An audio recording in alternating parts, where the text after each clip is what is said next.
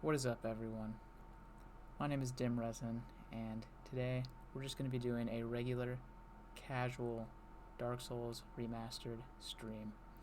Now, I'm not super familiar with streaming, not really used to talking to myself for extended periods of time, so I've actually been setting up this stream for a while, kind of thinking about how I was going to do it, but I decided I just need to jump into it, do whatever, talk about whatever, and see how it goes.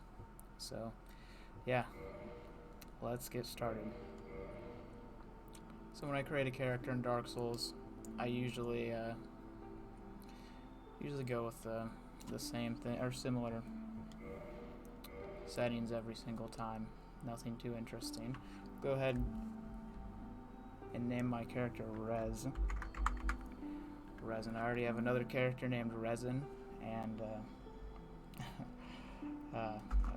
we'll go with a male character because in Dark Souls, females, you really can't make them look that good or that attractive, at least not in Dark Souls 1 especially. Dark Souls 1 really had the least detailed character creation suite.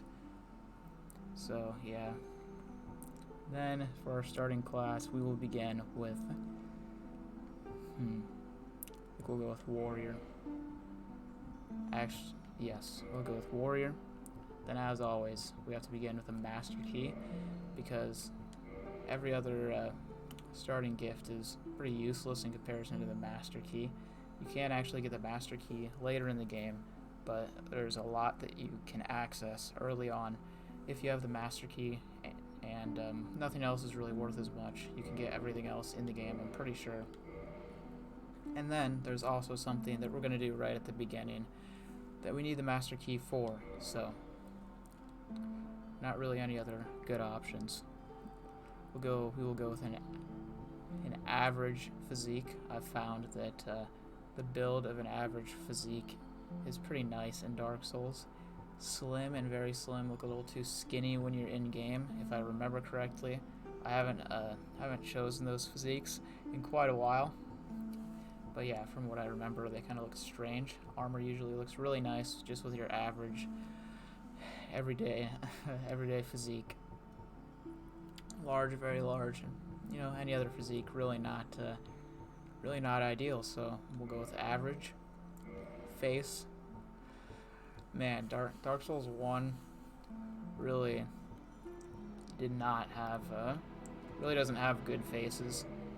I think I've made characters who are somewhat easy to look at in the past, but it took me such a long time. We're just not going to bother. We're just not going to bother with it. And for hair, well, so we're going to go with the, I don't know what this race is, but we're going to go with the really pale guy. As for his hair, I think we will go with the wild hair. Yeah, we'll go with the wild hair, then go ahead and make it white or silver. And yeah, I think that's what we're going to go with. Like I said, Dark Souls 1 didn't really have the best create a character system, so I usually don't really spend that much time with it. And quite honestly, none of the Dark Souls games really have that crazy of a character creation suite or something where you can really make it that good looking of a character unless you spend a crazy amount of time on it. So, yeah, anyway. This playthrough, we don't really have any specific goals in mind. We're just going to mess around, play the game casually. I've played so much Dark Souls in my life, and my most recent playthrough was on the PlayStation 5, and it is where I platinumed the game for the first time. Yeah, I'm not going to do any of that for this playthrough. Just going to mess around, do whatever, stream it for a long-ass time, and see where it goes. To start off, I usually remove all of my armor so that I can get the quick roll. Really prefer the quick roll, and I don't think, for the longest time, I never played this game without the quick roll. just because it's so snappy, fast, and responsive. Although in my most recent playthrough on the PS5, I did have a mid-roll because I was using Havel's armor. Yeah, I did get kind of used to that. But in order to platinum the game, I figured out that there was a glitch that works on consoles where you can duplicate souls. So I essentially got myself hundreds of millions of souls so that I could level up to an insane extent. And still I wasn't able to quick roll with Havel's armor. But I was able to breeze through the game pretty easily like that. I've beaten the game so many times that I didn't really feel the need to do it fairly. I just wanted to platinum the game, so yeah, that's what I did. And here I always love how you can look up, see the Asylum Demon right up there. Little bastard. I've always wanted to try beating him right away so you can get his hammer.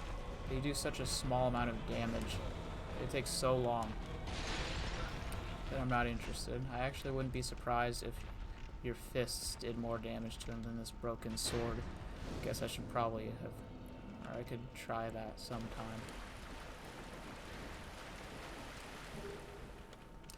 So, anyway, I'm gonna go ahead and equip a shield. Even though I don't really use shields in this game.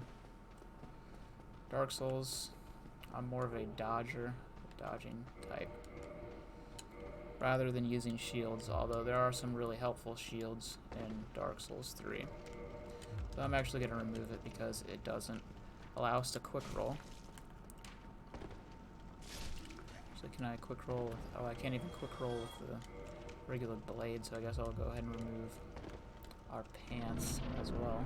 So actually I'm going to see if removing the gloves is enough. It is enough. Alright, perfect. So, yeah, we'll go shirtless and pants are gloveless.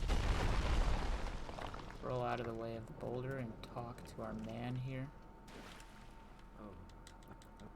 A lot of people just kill him right away on repeat playthroughs. But whenever I do that, I feel really bad. So we're not going to do that. I also always make sure to listen to his death sound. Actually, I wonder if you can see him. You can. It's pretty neat. Pretty neat.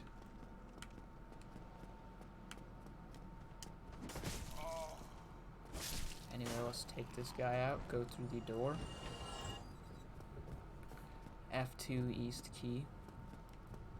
Wonder if that actually means anything, or if they just thought of an interesting sounding name. F2 East key.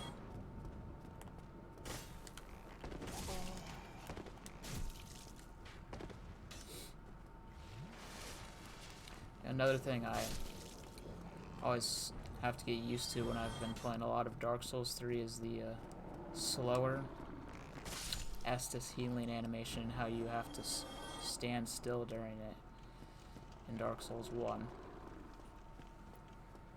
And when it really sucks when I go to Dark Souls 2, because Dark Souls 2 has the most ridiculously long Estus healing animation, and it goes up so slowly and gradually that yeah, I don't like it. Some people do like it and thinks that it adds to the challenge in Dark Souls 2, but yeah, I do not prefer how it works in that game.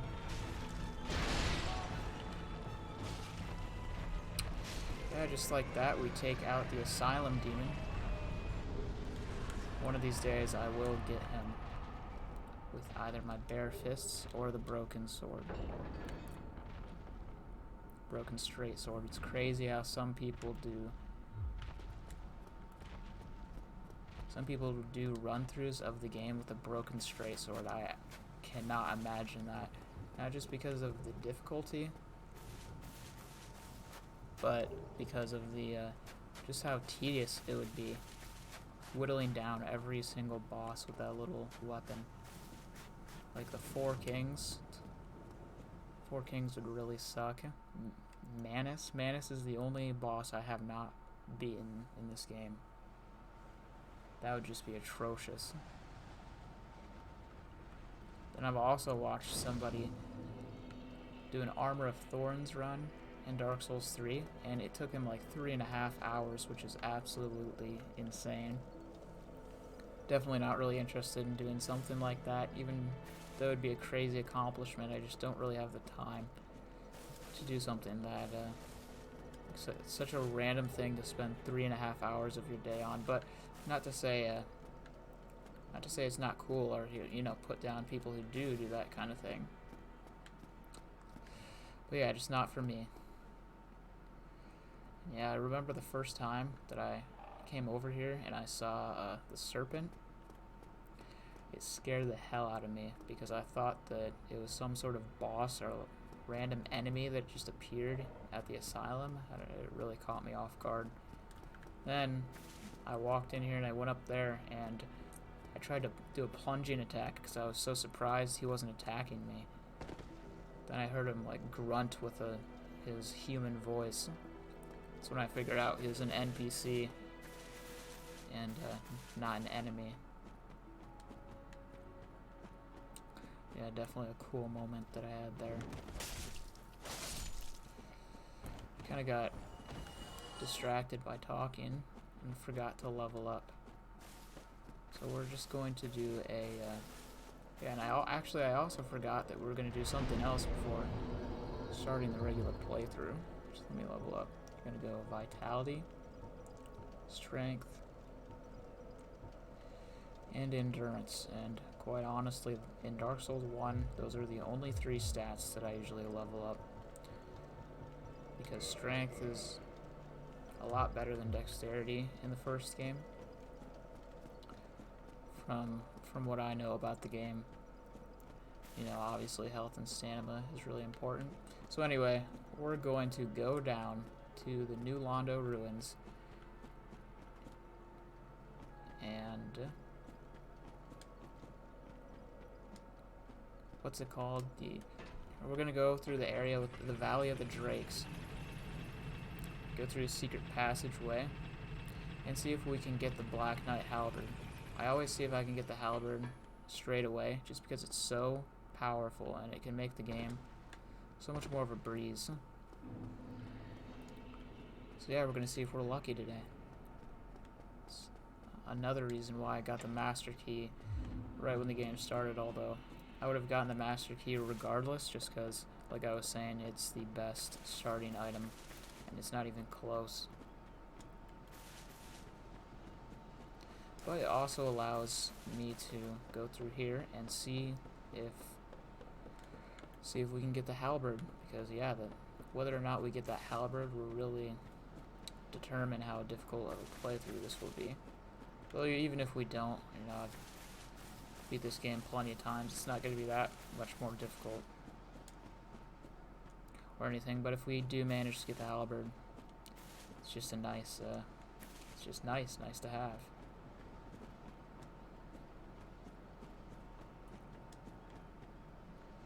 Yeah, when I was younger, I also thought that the Valley of the Drakes was a much larger and much larger and more detailed area than it actually is. Almost fell off the edge there. Yeah, it's just this little section. Kind of do wish it was a larger, more thought out area, but not everything in the game needs to be like that. Alright, so we're going to head up here.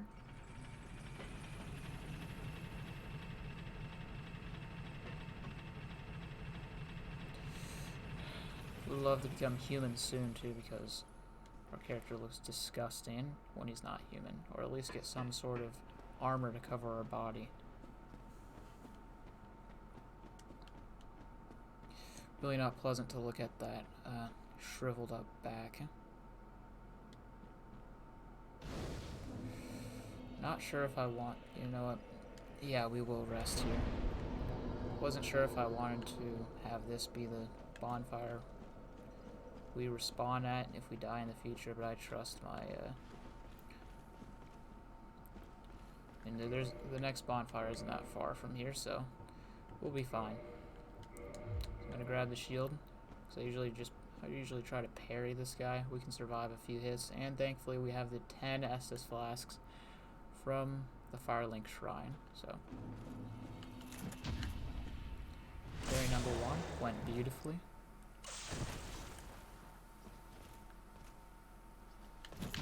Parry number 2 went beautifully. Parrying in Dark Souls 1 is also much easier than the later games, as a much larger frame. So actually, I did play Dark Souls 1 when it first came out, but I didn't actually beat the game first. I fully beat Dark Souls 3 first. And remember, parrying in Dark Souls 3 is so much more difficult than it is in Dark Souls 1. And I thought that they were the same. So I never tried parrying in Dark Souls 1 until that was close. I didn't try parrying in Dark Souls 1 until much later. Or until I fought Gwyn, because I heard how much I was getting my ass handed to me by Gwyn.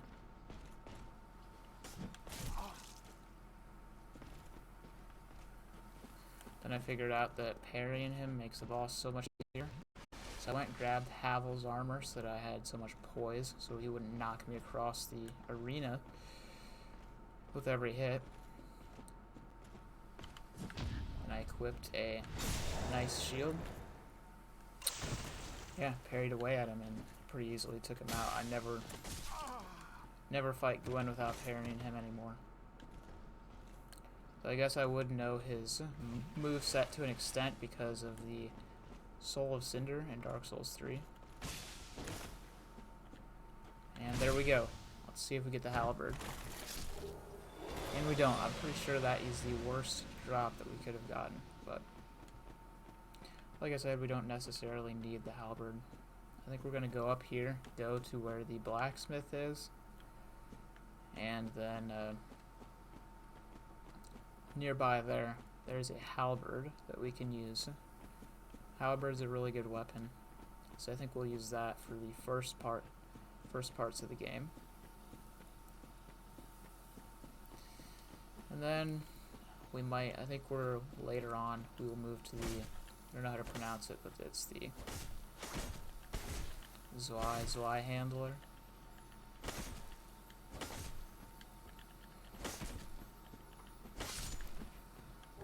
That's the weapon I used to beat the game the first couple of times, until I discovered the Black Knight Halberd. And when I did discover that, I discovered it because of PewDiePie's original Dark Souls playthrough. And I didn't know that it was a difficult drop. I thought that he always dropped it regardless. And the reason why I didn't know it was a difficult drop is because when I tried it myself, like the first 3 or 4 times that I tried it, so I tried it when I played the game, like when I beat it for the first time by myself. And then I tried it again when my brother watched me play the game, and I got the Black Knight Halberd again. And then Dark Souls Remastered came out on the Nintendo Switch. Just gonna top off our health here. I don't usually not hit by him when I'm this low of a level, so I don't know if he'd one-shot me or not. Pretty sure he doesn't, but just to be safe. Anyway, though. Yeah, so I got the Black Knight Halberd. My first time actually fully beating the game. Then I got it when I played with my brother. And then the Switch version of the game came out, and I got the Black Knight Halberd again, so I just thought that he dropped it every single time. Then later I found out that he does not, and I just got insanely lucky.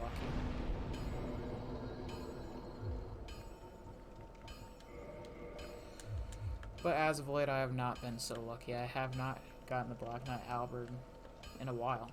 I actually streamed this game 10 months ago on this channel, and I did get that's the last time I got the Black Knight Halberd to drop, which is crazy because it's kind of like the all the most important playthroughs I get it to drop. For example, first time I beat it alone, then second time was when my brother was watching me, so I had another person watching me. Then Switch, I guess the Nintendo Switch wasn't necessarily that important of a playthrough, but it is like on a different console. It wasn't like I was just normally replaying the game again on the same console that I always do. And then I got it. The next time I got it was like the first time that I was streaming. Well, I never continued that stream. And now we're streaming again, but restarting. So, and I didn't get it, unfortunately, but not a big deal. Oh, this Black Knight in here, too. Funny story about him. So when this game first came out in 2011, this is where I got stuck here because for some reason I couldn't see the Black Knight's health bar on top of his head. Or I guess he's not a Black Knight, but he's a knight with black armor, so it's kind of a Black Knight. Anyway, I couldn't see the health bar on top of his head, so I hit him like 5 or 6 times. So I thought he was just this insanely powerful, unbeatable dude. And I got stuck there. And this was before I had an iPhone or any electronic. So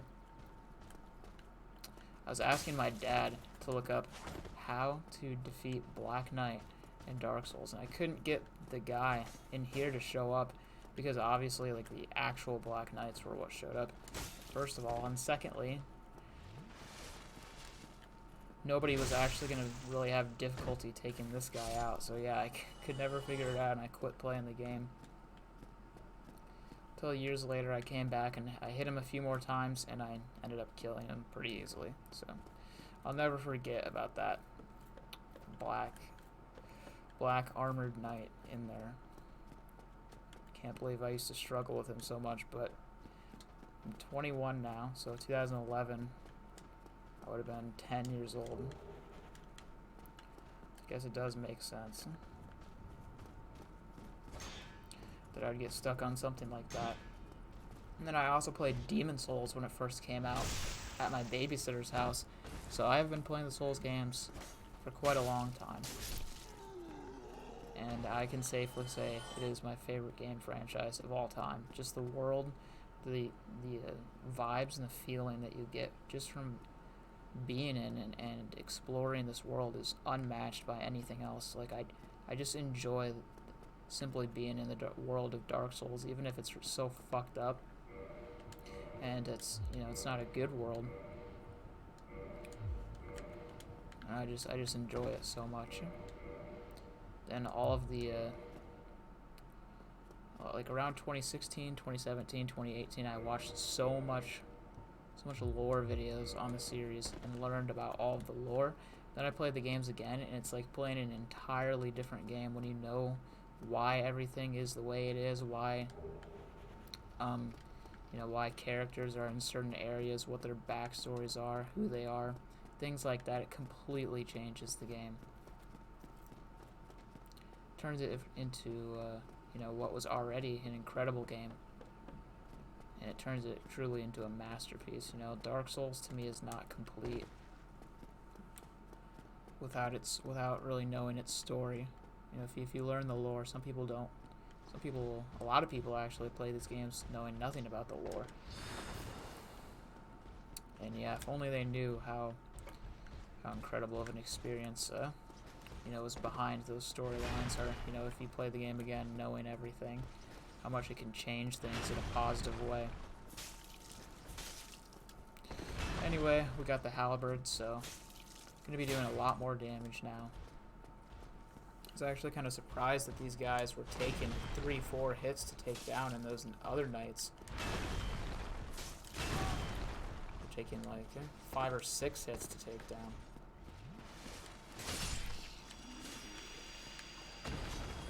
I thought I had fought them before with my starting weapon, but I guess not, because yeah, I definitely don't really remember them taking that many hits to take down.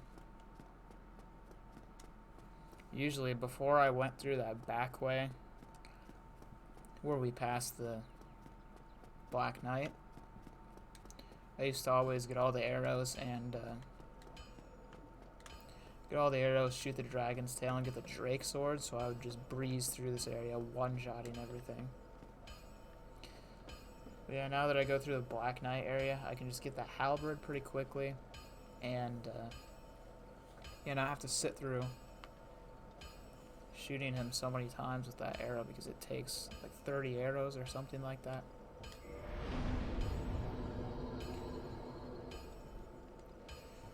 Definitely not an enjoyable experience.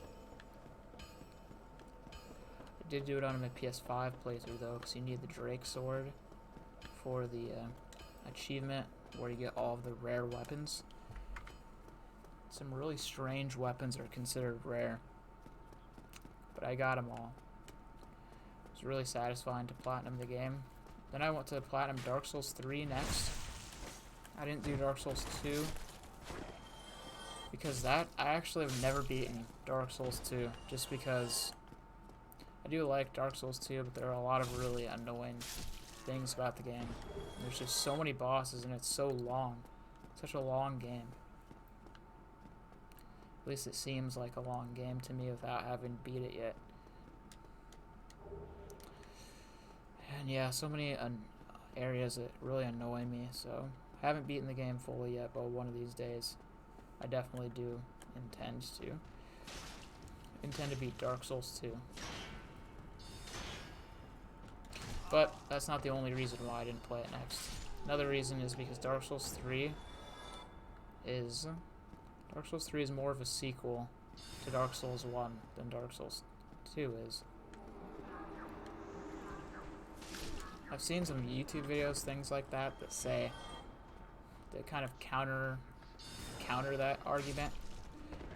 I've heard some people say, I don't know why everyone says that Dark Souls 3 is more of a sequel than Dark Souls 2 is. Dark Souls 2 has plenty to do with the first game.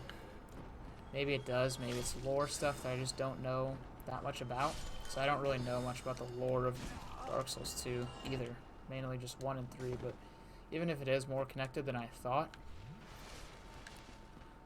just playing Dark Souls 3, there's so much more references to Dark Souls 1. It takes place in the same area as the first game, because you can find so many characters and things that... Hold on. Yeah, you can find, like, so many of the areas are just Dark Souls 1 areas, but thousands of years later. Really incredibly cool Easter eggs. Not even Easter eggs, just like what, I don't know what you want to call it, world building things that indicate that these areas are in fact the same place that you once traversed through in the first game. One of my favorites is when you fight the demon in pain and then another demon in the DLC of Dark Souls 3, and then you find out after defeating it that the boss arena was the original Firelink Shrine. That's one of the coolest things I've ever seen in a game. This gave me such I guess, gave me really weird vibes. Like I was just in such awe. Like this is what came of the Firelink Shrine. This is what happened to our former safe haven.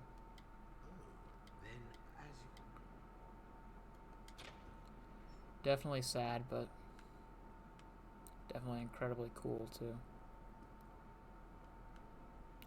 Also going to kill this guy in this playthrough. Thank you. I am Knight Atron. Not right now though. Yes, very spirited.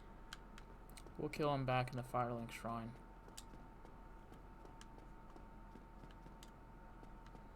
Could do a side quest, but for this playthrough, since we're going for more of a casual playthrough, I'm not really interested in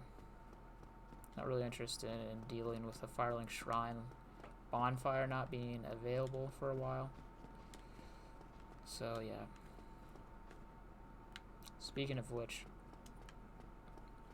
curious to know what would happen if you invade his world and you die.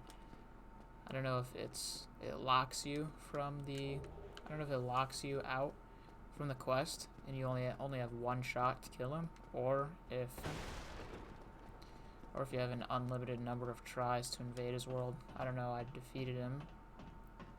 I've only done it once, only done the quest line once, and I defeated him.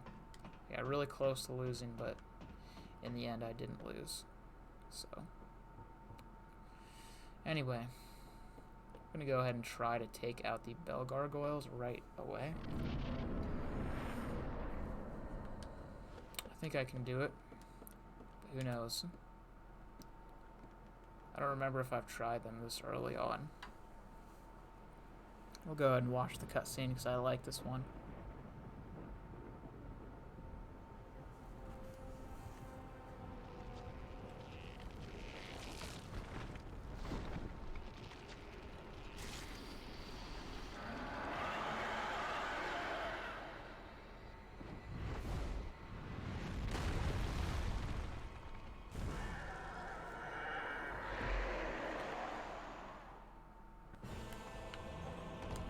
Alright.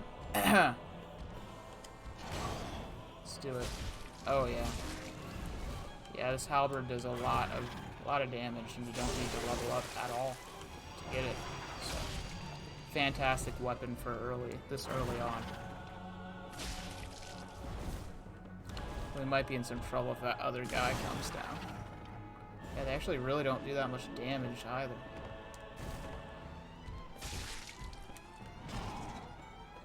This guy doesn't, at least.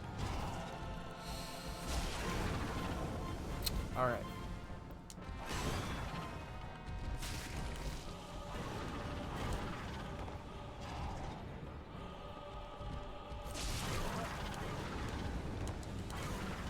Ooh, that was close. Heal up. Go around.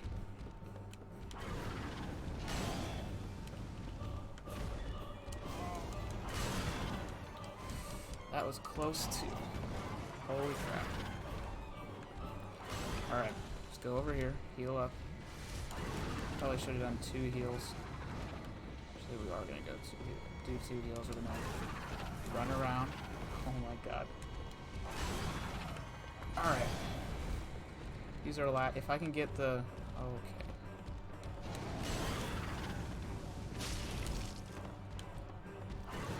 Hard to tell them apart because they're both doing the... Looks like they're both doing the fire attack. It's really not. Alright. Okay. In that case, we may either go get Solaire, or we may do a little bit of the other area so that we can come back here a lot stronger or with a lot more health. A lot of it also could have had to do with the fact that I have no armor on. But, oh well.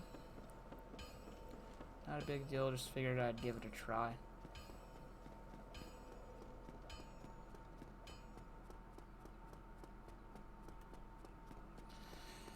Alright, so we're gonna swing through here.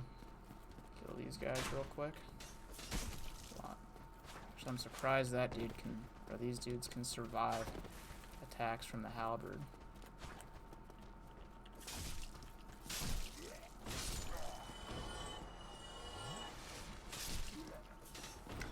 I also really prefer going this way because I always get poisoned by those little rats that are on the way here when you go the regular way. So if they hit you 2 times, you get poisoned, and then it pretty much drains the majority of your health when you're so early on in the game. Really pisses me off.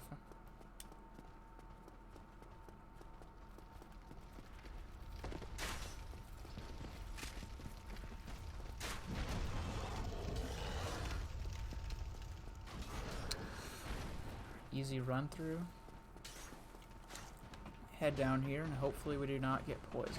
Well, even if we do, we're pretty close to the ladder, so I think we'll be just fine. bastard. Okay. Just gonna run away. This fucking guy. If this guy gets me killed, he's fucking gonna get me killed.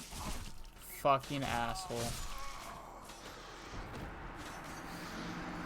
You son of a bitch. Alright.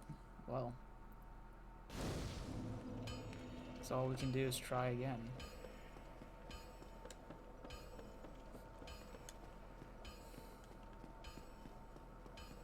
Okay, so we're gonna run through that area, and we're gonna wait for the little bastard who follows me. Kill him, go down. Either kill the mice. Yeah, we are gonna kill the mice because if we don't kill the mice, then we'll get stuck between them, and we'll get stuck between them and the dude who's on the edge.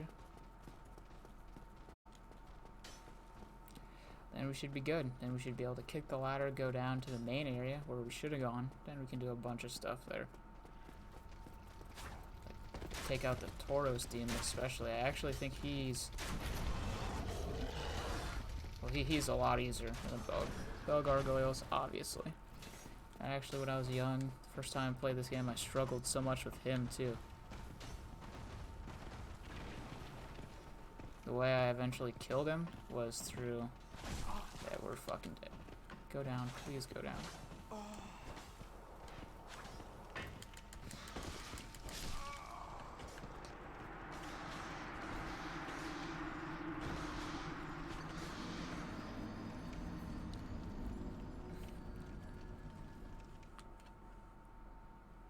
Alright, that's enough talk now. We're taking this run seriously.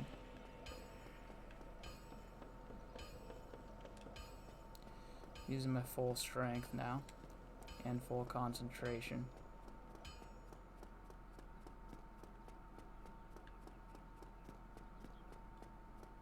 Those fucking mice.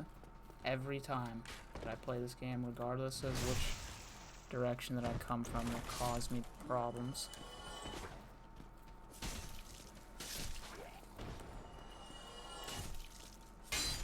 Funnily enough, Dark Souls it's at its most difficult when you're early in the game, because even if the later enemies are so much more powerful, you are also so much more powerful, so I don't know, it's just a lot easier.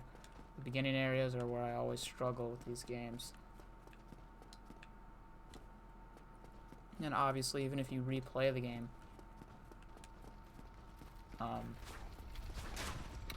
you start with all your weapons again,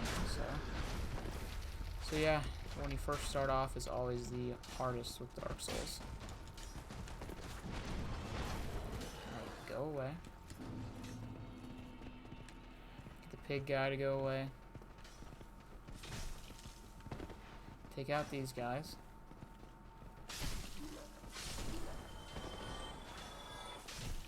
There we go, finally. Head on down. Now we can finally, hopefully, take out the mice.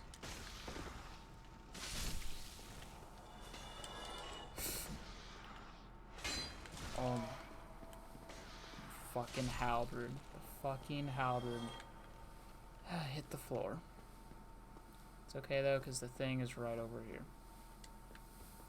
Just make sure we don't get ourselves killed by this guy. Not rolling. Oh my god. That guy would have killed me. Would have been disappointed. Just come over here, buddy. Yes, there you go.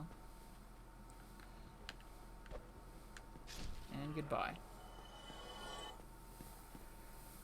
Okay. Not even gonna bother with him because I know I would end up getting myself killed. Just gonna kick the ladder. A couple of times before I've accidentally jumped off here. And it was not a good feeling. It's not a good feeling. Knowing how much time I'd wasted. Anyway, thankfully we are back. Earlier on in the area. These enemies are a lot simpler, a lot easier to deal with them. So yeah, we can level up, take out the Tauros demon. make ourselves a lot stronger for when we move on to the Bell Gargoyles. Take them out and ring that first bell. So I wonder where the trigger point for that dragon is, now that I think about it.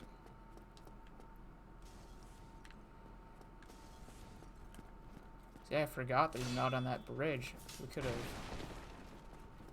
Right now, we could go up and get that other bonfire.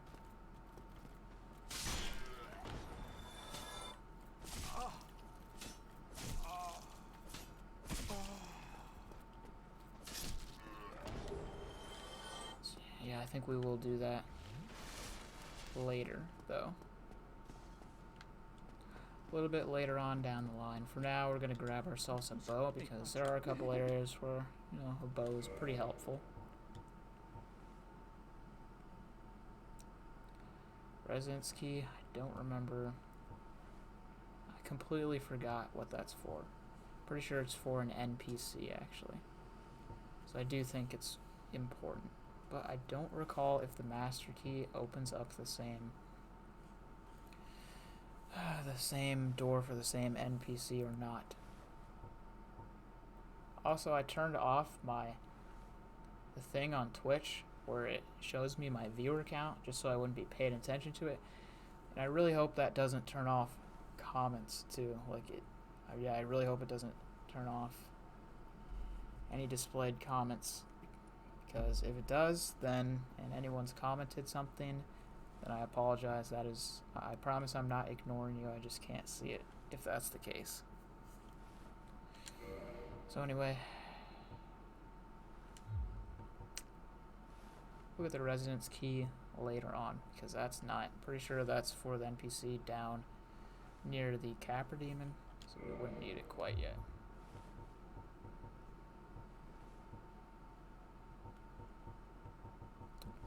Grab our bow. Grab a bunch of arrows. Can only get 11 arrows. Thank you, So I guess we'll be coming back here eventually.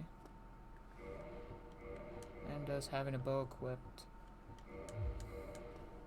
it does not make me slow roll. I guess the heater shield. No, the heater shield does make me slow roll. Or medium roll, actually.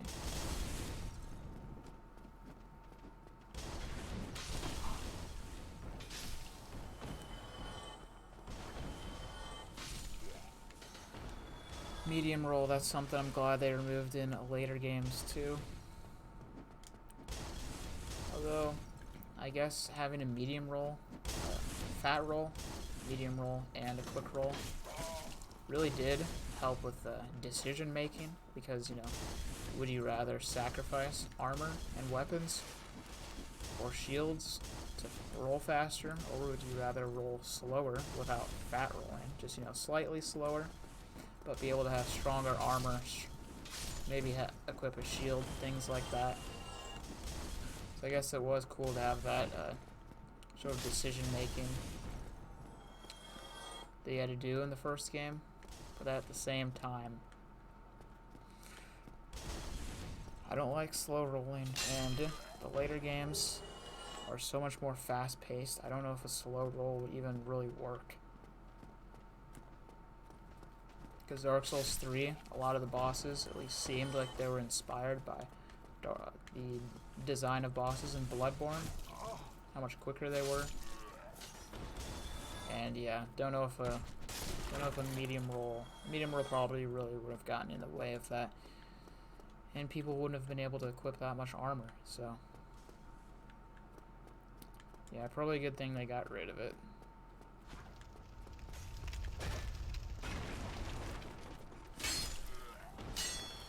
Thankfully though, if we can get Havel's armor, then we can pretty quickly get rid of the issue. We can put on a bunch of armor, things like that, without having to worry about medium rolling. Although, I'm gonna go ahead and take out the Taurus Demon first, because Havel definitely could kill me. I think I'm pretty solid at parrying him, but I also think that he would one-shot me at this point. I think. Not 100% certain on that, but probably. probably would. I love how Havel comes back in Dark Souls 3 too, because Dark Souls 3 he's a lot stronger in Dark Souls 3.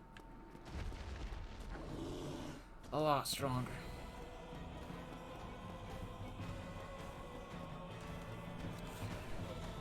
A lot stronger, a lot more powerful, and I'm curious if that is Havel in Dark Souls 3, or if it's some sort of descendant, or I don't know, or like a pretender. Someone who worships him, wants to mimic him, I guess, or honor his name. I don't know. You know,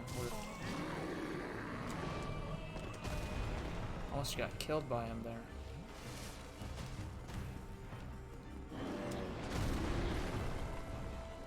Yeah, though I don't know if that's actually him or not, so I would have assumed that he was killed by well, he was either killed by the Chosen Undead in Dark Souls 1, or I think he was locked in that basement because he went insane. That's why he attacks you right away.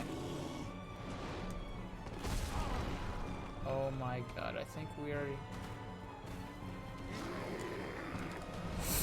Holy crap, that was close.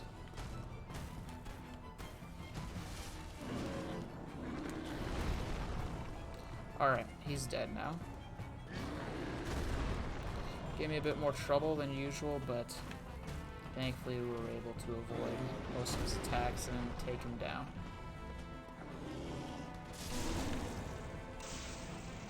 Can't believe I once fought this guy by buying a bunch of fire bombs and sitting up there and chucking them all at him, and then it scared the shit out of me when he jumped up there, which is a good design choice, because if they didn't do that, then yeah, that definitely could have been a good strategy to pretty much completely cheese him. You know, obviously if he can't go up there, he can't do anything against you.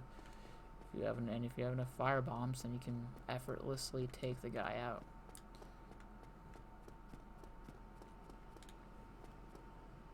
But he's not really difficult enough to go with that strategy, though. Hello. I am Solaris. Now that Talk to Solaris that he's in the later areas, and so we can get the soapstone. the way I see it is please. We are at the flood. There's no Perfect. use to stop handing, of course, but And we can freely go through this area because I'm pretty sure the dragon is not going to be here, because we didn't trigger him. Awesome detail with that. Gonna be a little careful though, because we really don't want to die at this point. Got a lot of souls. But even if we do, they'd be pretty close to the souls. Rest, rest, rest, please. Oh, that was close. It even hit me after I rested. 3, 4, 5. Can level up 4 times. Yeah, like I said, we're literally just gonna go with those 3 categories, and that's it. Because that is, yeah, my preferred style of play in this game. In the first game.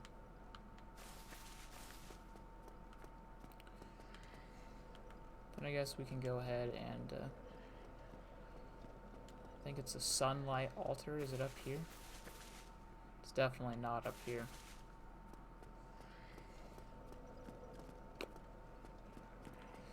Well, I'm not really going to use it. I just figured we could have unlocked that covenant.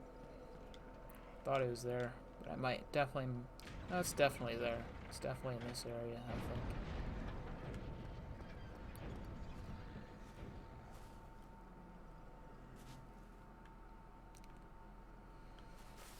Maybe there's a turn or something that I'm missing.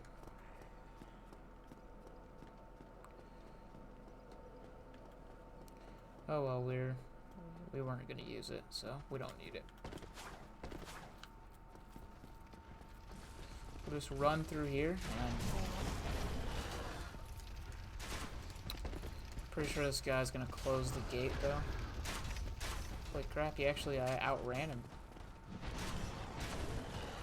Now that I see that, I'm curious if you would be able to outrun him. I've never seen this guy. Oh, this guy got locked in here. Wonder if the... Oh, shit. Run past this guy. I wonder if these guys would fight. Oh my god, he can... Oh no, he can't get in here. He almost can, though. Interesting. Well, never had that happen before. Yeah, I was gonna say, I wonder if I can run past that guy. You know. If I can run past that guy and get through the gate here. You know, even though I did go through that ass backwards way. I wouldn't think that that would affect the speed that the guy closes the gate, so I feel like you could actually probably run past him and get through the gate right away. Like if you went through the area normally. That would save you a lot of time.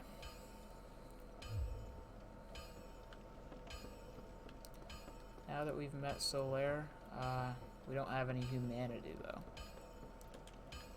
Guess we'll go ahead. You know what? Well, let me talk to the blacksmith first. Although I don't think we have any. Definitely don't have any Titanite shards. So we might just go ahead and try the Bell Gargoyles again, just for the hell of it.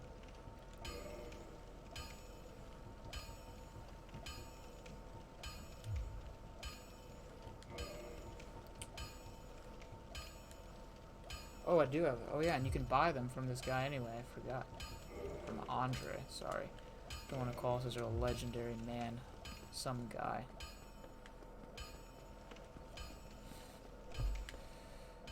Alright. I'm gonna go up here, kill a couple of guys really quick, so we can get to 200 souls. Actually, wonder if I have any souls. Yeah, I do, so. So in that case, I could probably level up this weapon a couple of times, and then, yeah, it should be shouldn't be too difficult, or at least should be a lot easier to fight the Bell Gargoyles.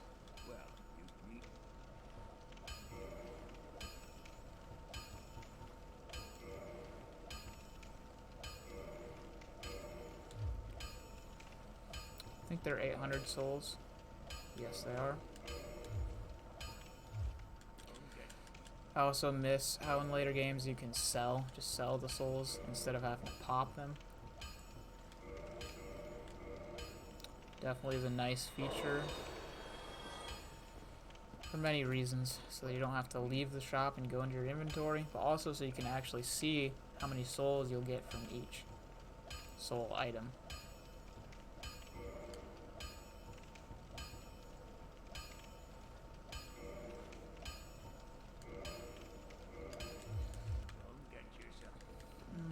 Alright, we could level it up again. But actually, yeah, I think we will level it up a few more times. To do that, we'll go ahead and kill all of these guys a few times, or however many times it takes. I think one or two times should be good.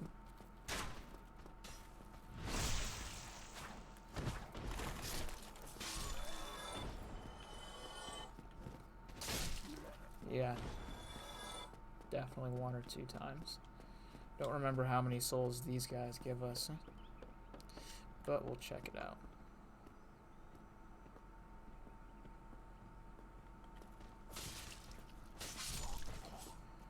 Did not get the backstab. Oh, and he dropped the Titanite shard. I definitely think, well, that's definitely a rare drop for them. So yeah, that just saved us 800 souls. Perfect. Perfect. Oh my holy shit. What? I did not know he would spawn past the gate if you fucking went past the gate. Are you kidding me? Dude, how many... Every time I play this game, I learn some brand new things about it. He fucking dropped the Titanite shard too? Holy shit. That just saved us 1.6k souls. Holy shit. Dude, I did not know this guy spawned back here if he got trapped back here. That is so interesting to me. I don't even want to kill him. Guess we probably should kill him though for the because we are farming souls. We also just saved 1.6k though. That was such a fantastic run. 2 Titanite shard drops and figured out that that guy can spawn behind the gate. I actually completely forgot to trigger this. I kind of wish I could have jumped back through quick enough. I don't know if it's possible to jump back through after you step on this, but if I don't step on it now, I will definitely forget to do it later. No doubt.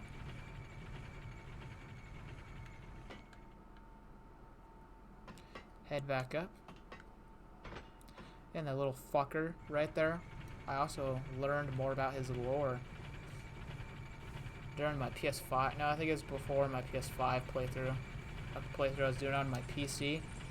Yeah, I figured out how much of a bastard he was, and that he, I learned that he's a piece of shit. So, I had this big Black Knight axe, and I had beaten almost the whole game. I just had almost the whole game. I don't remember. I had a couple bosses left, not just Gwyn. I was gonna say I just had Gwyn left, but I actually had a couple of bosses remaining, and yeah, I just went up to him with my Black Knight axe, freaking swung it with the heavy attack, and launched his ass into the air, killed him in a single hit. That's what he gets. Yeah, so yeah, I learned, pretty sure he kills the woman that he was sworn to protect. If you save her from the catacombs, she goes up right here, and then that guy will kill her. I don't know how long you have to wait because I wasn't going to find out. Anyway, though, go back down here, get those 2 shards, level up. Or we already have the 2 shards, actually. So we'll just level up our weapon. Then see how many shards it takes to level it up one more time. I don't remember if it's on +4 or +5 that it switches to the large Titanite shards. Or no, I think to get it +5, I don't know if you use Titanite shards. I don't remember. We'll find out.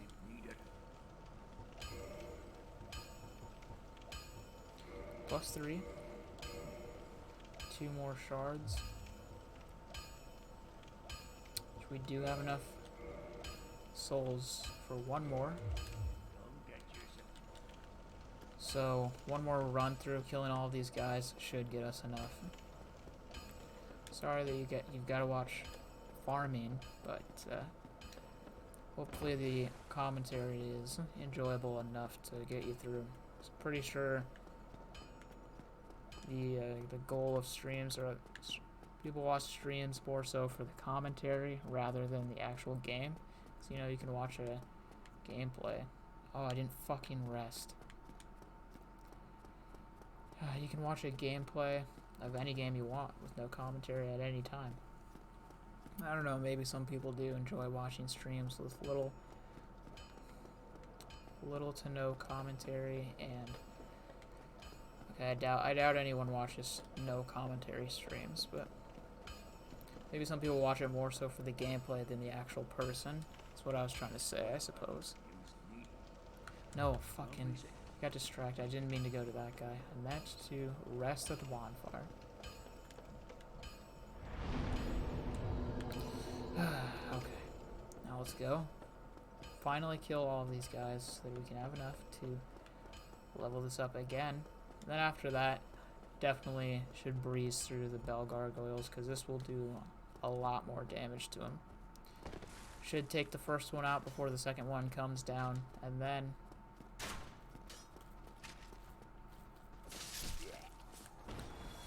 yeah, they'll be dead. They will be dead.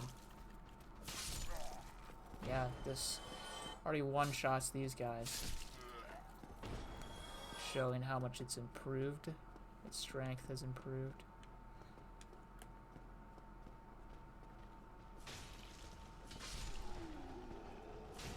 Yeah, way stronger against these guys too.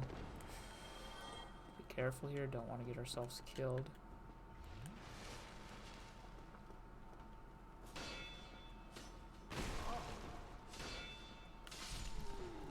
Bastard. See if this guy's still here. I don't know why he wouldn't be, but we're still gonna look. That caught me so off. He's in a different position this time though. Feel like he was facing more forward the other time.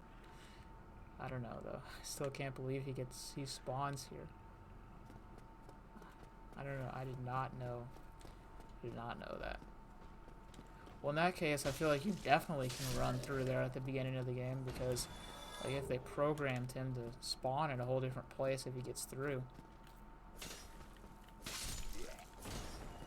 It's so strange though because he doesn't start behind the gate. Even if the gate, yeah, I was gonna say even if the gate closes, if he doesn't get through, he doesn't spawn behind there. So, yeah, I don't know why he does that, but cool nonetheless. So yeah, I definitely have enough to level this up again. Run over here, level it up one more time.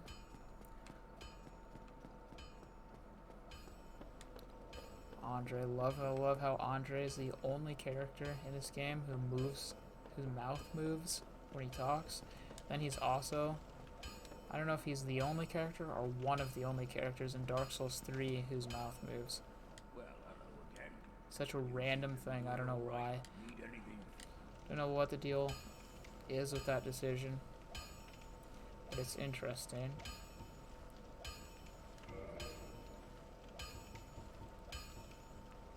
Oh yeah, forgot to actually buy the shard.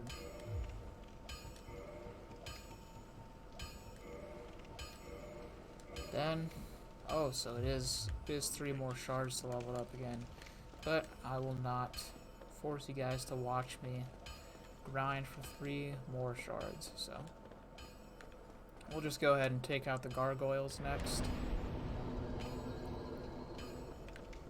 This should be plenty enough to take him down. We were close to taking him down that first time. Mainly failed because the weapon wasn't really strong enough to take him down before the second gargoyle came down. And with 2 of them at the same time, wasn't really able to manage them both. This time though, I definitely think we'll be able to take the first one out before, or at least almost before the second one. Second one jumps down. I really fucking hate these guys here.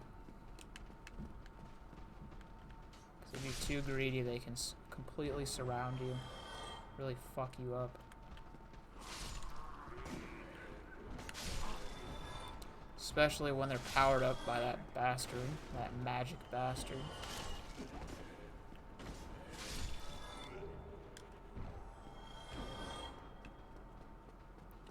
Alright, let's go ahead and take these guys down. Bell gargoyles. I love how in Dark Souls 2 they decided to reuse the gargoyles just with a boss fight with 8 of them. I don't remember if I fought that boss in I don't think I fought that boss in Dark Souls 2 yet. I did beat a... Alright, you know, I'm going to concentrate. We'll talk about the Dark Souls 2 gargoyles after this fight.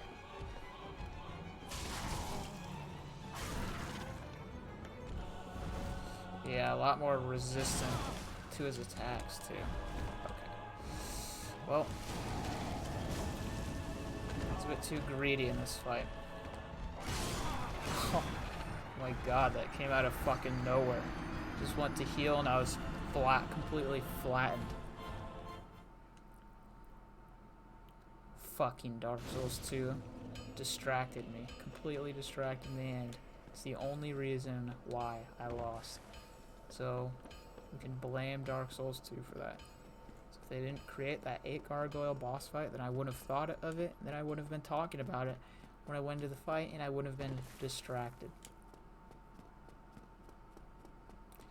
Now I have to kill these guys again, kill the knight up there again, kill all of those fucking weak ones. Come on.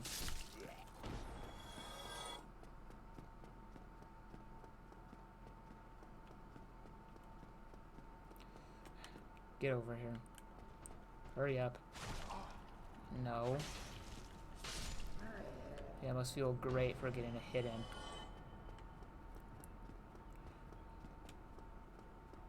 Alright, now kill these guys. I'm so tempted just to run past, run right over there every time, but then I have like 50 guys following me up that ladder, and then they also all swarm into the actual boss arena. Pretty sure they all swarm into the actual boss arena after you win. If you don't kill them. I don't remember if they do for sure, though. Pretty sure they do, though. Oh my. Alright. Finally all dead. Over here is that where the one Titanite shard?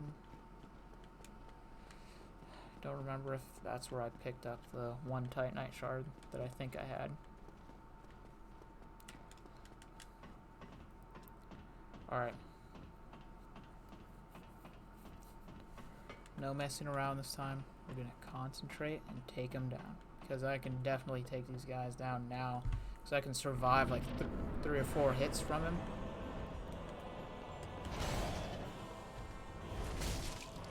And this does a lot of damage.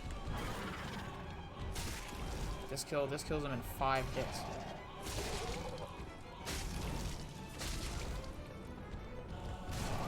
I fucking... Oh, you son of a bastard. Oh, please. Fucking asshole. You fucking asshole. Why are the bell gargoyles are giving me so much trouble?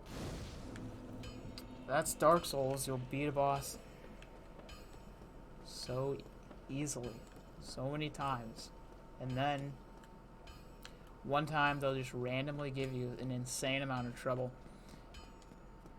Like one time I was playing Dark Souls 3, and the deacons, for some reason, the Deacons of the Deep killed me. Like not 30 times, but a lot of times. They killed me way too many times, like 3 or 4. It took me like 3 or 4 deaths before I finally took him out. And it only happened once. I don't know what their deal was.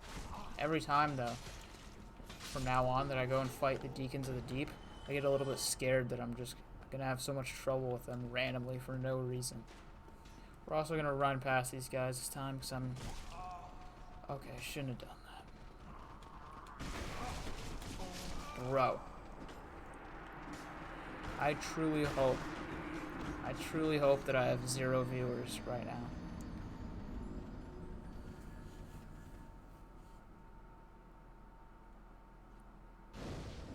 I'm getting embarrassed here. I'm getting completely exposed.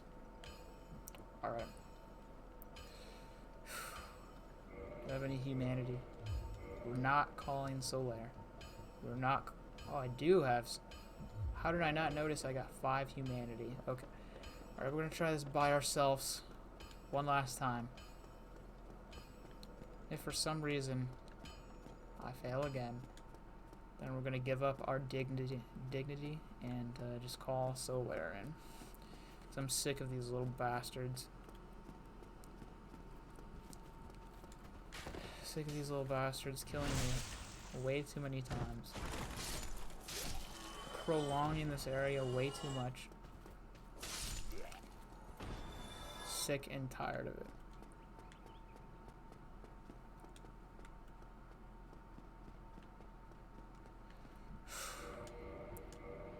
Switch this to this shield so we can parry this guy. Actually, does move me to... Oh yeah, I can't even use this weapon without two-handing it, so never mind.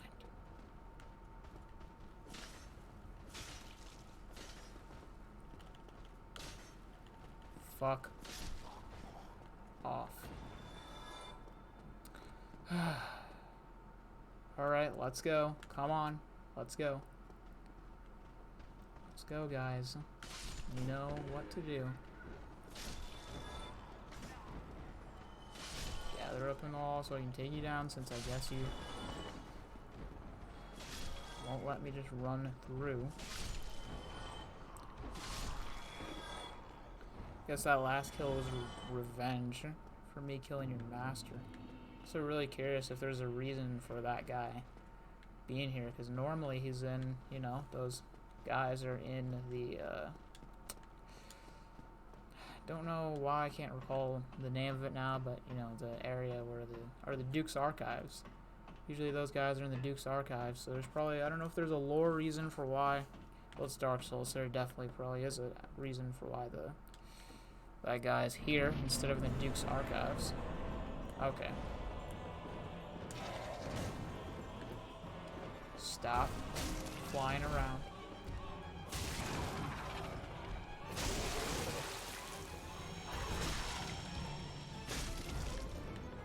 Shit. Alright, kill him. Alright. We won. As long as we get that first guy down. Okay, maybe not.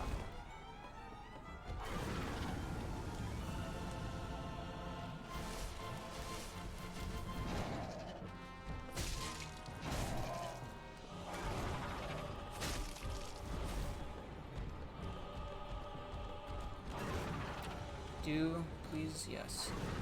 This attack makes this guy so much weaker. Good. Yes, do it again. Good night. Finally. There we go. That's what I like to see. Twin humanities. We're definitely going to go human after this, so I don't have to look at this guy's back. Freaking rotted back anymore. For the longest time, the NPC who appears here, I also could not remember if he appeared here. Like, it always tripped me up when he appeared here afterwards, because I couldn't remember if he was always there or if he only appeared after you beat the boss. And one time while I was actually thinking about it when I came up here, saw that he was not here, and then he appears after you ring the bell. Definitely a really helpful NPC too.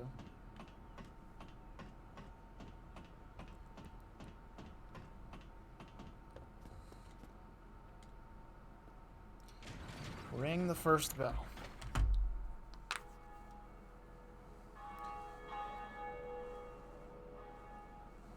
I had to stretch after those guys gave me so much trouble for absolutely no reason.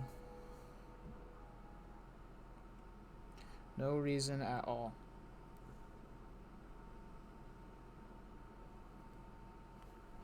Okay. Head back to the bonfire, become human. Level up with all of our souls.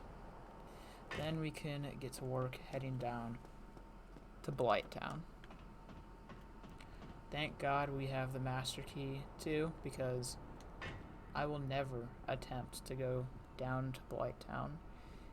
I actually for the longest time didn't even know how you got to Blighttown without the Master Key, until I discovered it's through the what's it called? The Depths. The Depths. It's through there. Greetings. Yeah, I didn't know that till pretty recently, actually, because I always go through the Master Key way. I'll buy a couple of Homeward Bones for the future.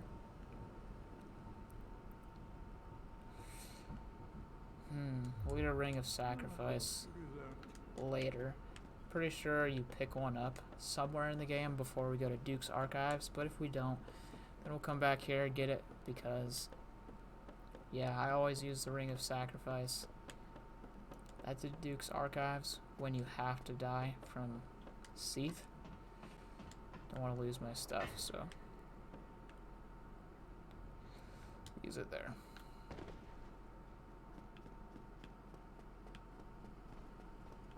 Yeah, anyway, I was saying about Blighttown for the longest time. I just didn't know how to get there without using the master key. And I'm pretty sure the way to get there without the master key is so much worse. I have no desire to go through it. The only time I've ever been there was when I had to 100, or when I wanted to 100% the game and platinum it on the PS5. And I think there's some sort of item that you had to, or something you had to do in the actual main Blighttown area, I think. But I didn't go all the way down. The only reason I think that I would be to, like, just, I guess, to play a Dark Souls level that I've never gone through before. Aside from that, though, yeah, no desire. No desire to go through there. Level up all of this. You know, now that I'm thinking about it, I really should not have used all of our shards on this, because I could have just gotten the Zwei handler. Really need to learn how to pronounce it. Pronounce things correctly too. Yeah, alright, we're gonna go get that weapon actually. I actually don't think we could, I'm not sure if we can use it with our current level of strength anyway. We might be able to though. Don't remember what its requirements are exactly. They're not insanely high though. We have 17 strength right now. Yes.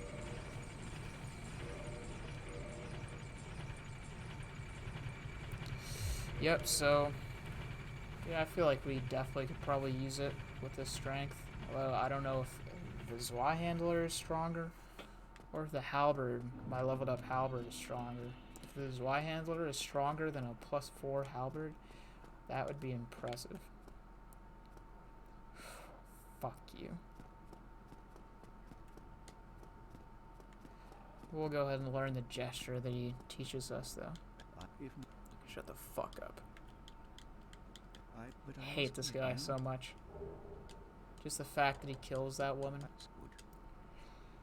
Don't know why he does it, but I don't really care why he does it. Very well. You know, fuck that. We're not joining his covenant. So do I have to join his? Yes, I do. Well, yeah, I've already 100% of this game. So I don't need his gesture. We'll save the woman that he's with, then kill him. This guy's always stunned that we rung the bell. Why, what a surprise. I didn't expect you to make it. Oh, somebody rang the bell. Wait, was it you? Yes, it was. You never give up, do you? Well, don't stop now. Going to be suicide, I think. I've killed Quelaag first. I don't remember if he has the, Don't you? yeah, I don't remember if he has the same dialogue or not, saying that it's going to be suicide. Because if you did the more difficult bell first, then I would have assumed he would have had different dialogue. But I don't remember for sure if he does or not. But yeah, and having the Ring of Favor and Protection is definitely helpful. Can go ahead. All right. So, okay. Let's slow down. So first we're going to go and get the Zwei handler. Then second we will come back and kill Lautrec, and then after that we will go and attempt to kill Havel and get his ring.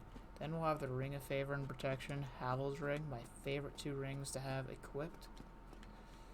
And yeah, we'll be pretty strong moving forward. Definitely prepared to move down, fight Quelaag. Actually, another reason why we need the Zwei handler is because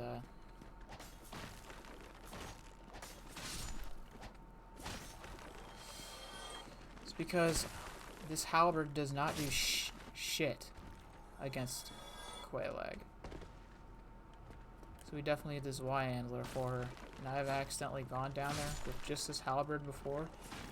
And yeah, it's not fun. It's not a fun fight. I had to rely on Um, don't remember the character's name, but the Man-Eater. Mildred, is it Mildred? I don't know, but yeah, I had to rely on the NPC who helps you out in order to beat the boss, and I essentially had to have her complete a majority of the fight because I could barely do any damage. I would just get Quelaag's attention every once in a while, so that, you know, the Man-Eater wasn't just getting completely mauled, utterly mauled the whole time. Curious though if she'd be able to actually win the fight completely on her own. She's pretty strong actually. The AI is a little weird. It might be intentional though, because otherwise, if they were just hacking away at Quelaag, they'd probably defeat her pretty easily.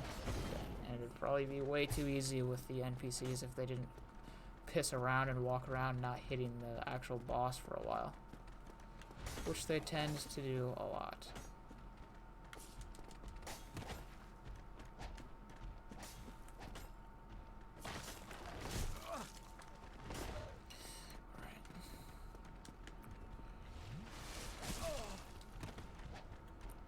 Lure these guys over here, take our time. My god.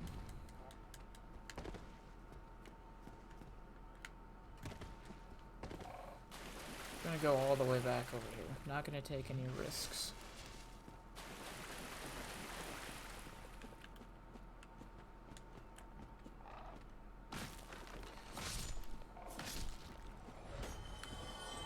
Good, good. Motherfucker. Taking these guys on too early. Well, we're out of heals, so gonna have to be a lot more careful now. Or I guess I could actually just run past this guy and grab it right now. That's what we're gonna do. Then we're probably gonna have to... Hey, did he fall off the cliff? He did. That's what I like to see. How did he fall off the cliff when he was up there? I don't think this is a Zweihandler though. Oh, it is. Okay. Pretty sure there's... Yeah, another item right here. Is it worth getting? I guess we'll find out. Winged Spear, not really worth getting, but... Didn't cause us any problems to get either, so might as well. I think I might take these guys out one more time too, because we're gonna have to farm in order to get enough souls so that we can get some shards so that we can level up the Zweihandler. Although, no, we're not gonna farm actually, because when we take out Havel and Lautrec, we should get a good chunk of souls from that, I think.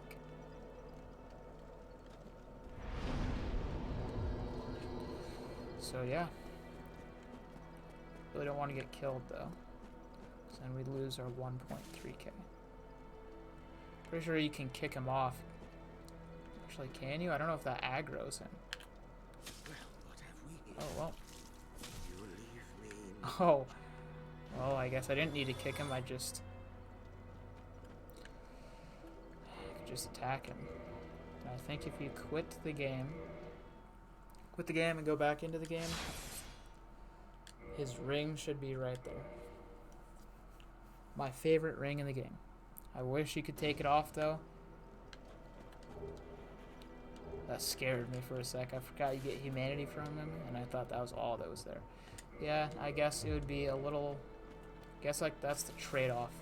Trade-off you make for having such a strong ring is that you can never take it off.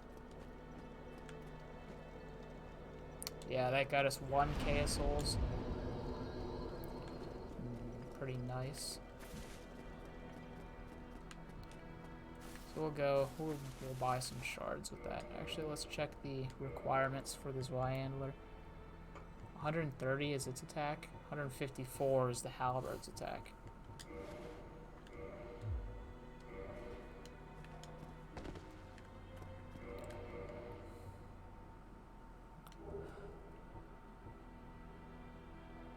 Yeah, it's pretty close to the halberd's strength, even when it's unleveled up. So if we do level it up a bunch, then yeah, we'll be pretty powerful.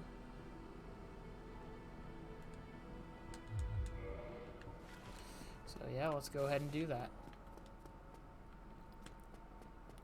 So hard not to kill him right now. Guess I don't really care about that quest line for this playthrough, but on the other hand, just might as well save her, because it's you don't have to do much, actually really anything at all to save her, because you know his buddies and the woman that's with them eventually appear there. Then eventually they go down to the catacombs, and then if you get kicked off by Patches, you pass right by her and have to kill her friends regardless. So yeah, you really don't have to do anything for that quest line except for, I think, speak to her there and kill those other guys, and then speak to her again. Then she'll be up here. Then all we'll have to do is finally kill that guy. So yeah, might as well complete that quest. Quest line I haven't done though is Sigmire. I don't remember if it's Sigmire or Sigward in the first game. I think it's Sigmire. I have not ever completed his quest line, though I have gotten all the way to the part where he's in Anor Londo. I know that I think you can get a Titanite slab. No, actually I know you can get a Titanite slab from completing his quest line, and you can get a Titanite slab from going back to the first area in the game, the Undead Asylum. Aside from that though, I don't remember if there are any other slabs in the game, and if there are, I don't know of them. Actually, yeah, there's one more, and it's in the DLC, pretty sure. And that's it. Whereas in Dark Souls 3, there's a bunch of slabs in each playthrough. Get a bunch of shards. Actually, I just realized I don't have to do... Actually, I could just sell the boss soul, because I'm not going to use it for any boss weapons. So yeah, I don't really need the gargoyle's soul. Level up to 800 are required. I guess it makes sense with how much stronger of a weapon it is. Yeah, I think we'll probably... Gargoyles do drop a soul, right? Do they not drop a soul?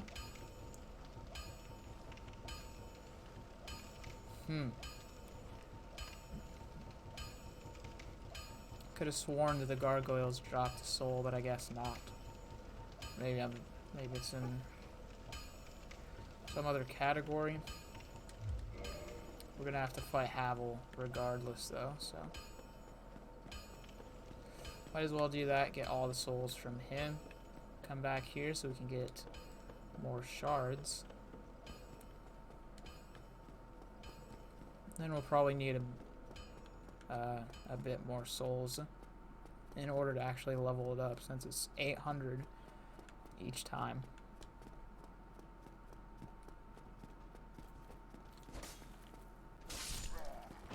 Thankfully we get to see this guy's shredded back instead of his bony back.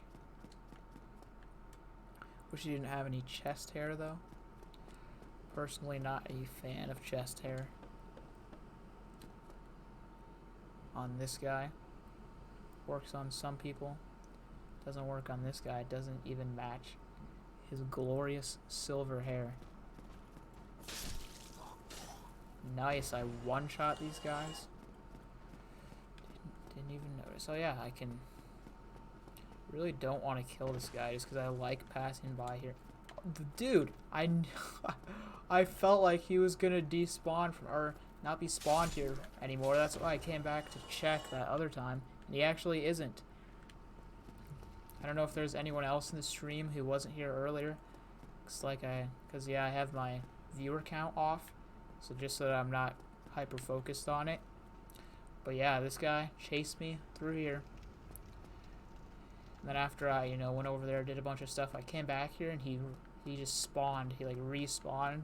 Cause you rested a bonfire and all the enemies respawn. He respawned right here. And then I did a bunch of other stuff. Got myself, don't remember if I got myself killed or I think I just rested again. And he was still here. Maybe it's because maybe that must have been a glitch. Maybe he reset when I died. But I don't remember if the second time I came over here to look at him was after I died, or if it was after I just reset the area again. Regardless, though, we've got to go this way.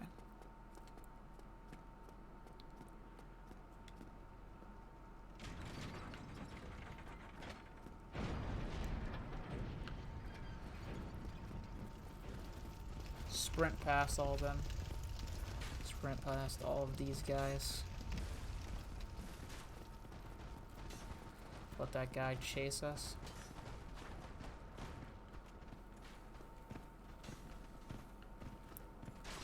Oh my god. Kill his lackeys. Oh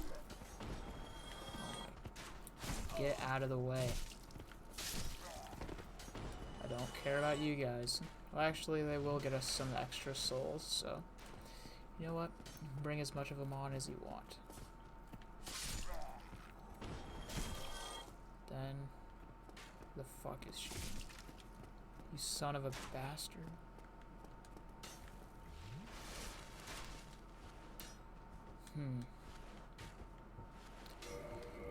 Forgot that you can't... Or if you can, equip that when it's in your left hand. Yeah, actually, I think you can. I think you can. Hold on. Yeah. Alright.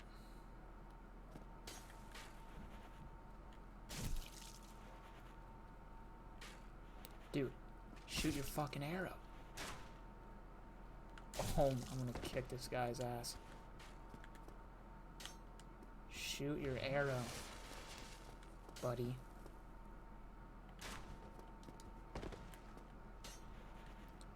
Oh, I forgot to equip the arrows.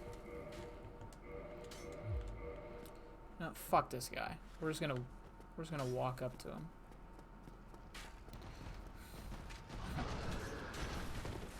Just noticed the cool detail that he actually does move out of the way. Like he doesn't just ram into his friends. It's a nice detail, so this guy must have some level of intelligence. I don't know any lore about this guy. Oh! Satisfying. I usually don't get the backstabs on him. And fuck you. Alright. Yeah, I don't know the lore about those guys. Yeah, it seems like they have must have some level of intelligence. If they avoid running into their guys, into their friends. Alright, move. Claymore. Every time I see the weapon Claymore, I always think of the anime and manga Claymore. I actually have a huge Claymore tattoo. One of my favorite manga ever written.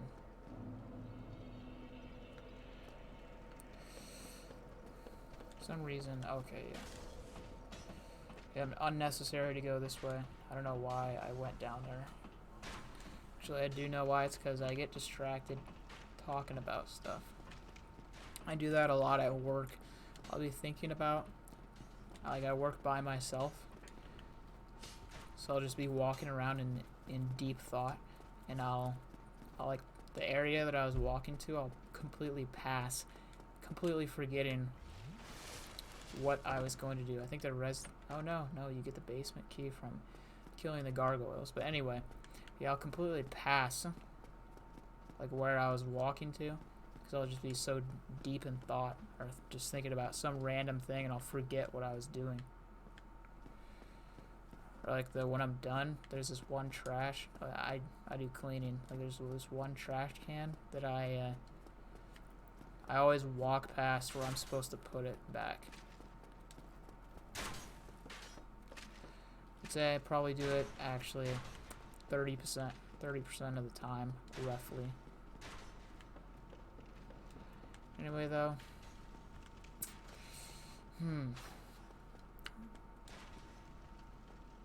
I actually probably should not have come over here because we have 2,000 souls and that would get us enough. Pretty sure that would get us enough or close to enough shards. So now if we get killed here, it's gonna be bad. Really hope that's... Oh, fucking shit. Oh my... That scared the fuck out of me. How fucking far did you follow me? Oh, fuck! Fucking bitch. Are you fucking kidding? I'm glad that was caught on stream. That was a perfect sequence of events. I'm not even angry about that death. That was fucking great. That was fucking... Oh yeah, all the way back at the fucking shrine. What are you fucking looking at? That's why I wouldn't... I'm not even gonna say anything to that guy. Oh, we're back as our bony-backed selves. Not even mad about that death just because of how perfect that was. The guy came from behind me, scared the fucking shit out of me. I actually jumped in my seat. Then I turned around, killed him, and then Havel was just there, fucking slammed me into a pancake.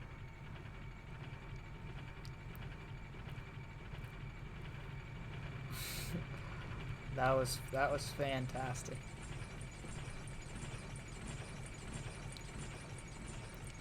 The long walk back. Dude, how far did that guy follow me? Which guy was that?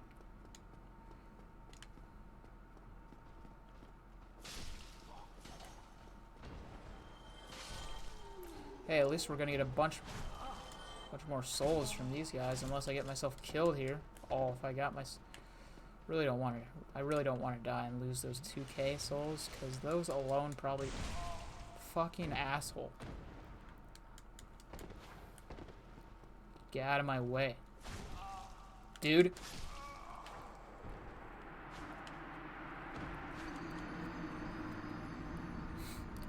Oh my god, I've died like 30 fucking times. That fucking asshole. Awesome, we lost all of our souls from the pig guy. Pretty sure that's where most of them were from. Oh my god, and we're all the way back at the shrine again. I have to walk past this asshole every time.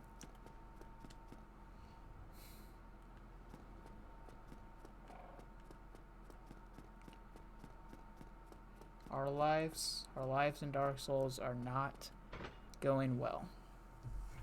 Not going well, but it's probably your typical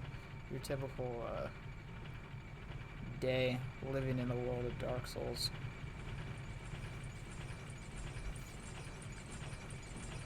Just getting your ass handed to you on a constant basis. Yeah, get this for what? Any souls? 320. Okay. Gonna have to take things slowly.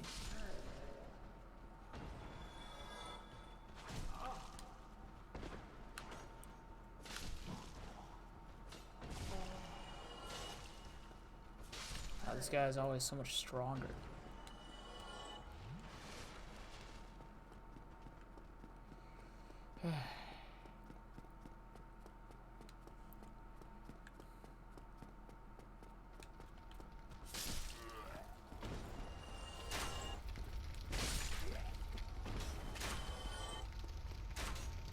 Yeah, we've already got 1,000, so definitely we'll have enough if we kill Havel. Really don't want to trigger that bonfire, just in case that guy closes the gate again. I'm pretty sure he does still close the gate. Let's go over here. Was it one of these guys who followed me all that way?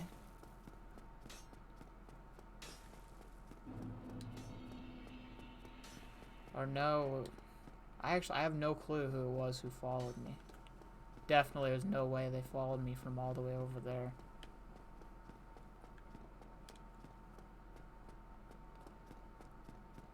Definitely wasn't them because they wouldn't have gone down the ladder. Did this guy follow me? If this guy aggroes when we walk past here, then it's definitely him.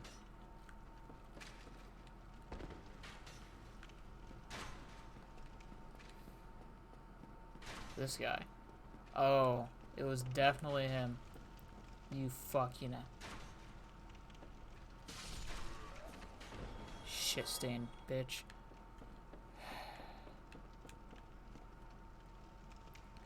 Now I've lost all my confidence that we're gonna win this now.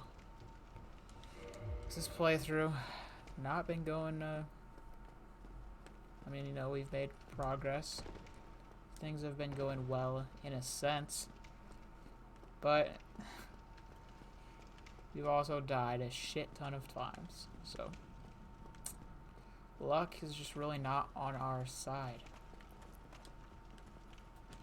for this playthrough. I don't know if I can. Alright, concentrate. Fucking asshole. Dude, this gets scary. Beautiful. Yeah, I'm gonna top my health. Oh, fuck! Okay, okay, alright. Run. Run. Alright.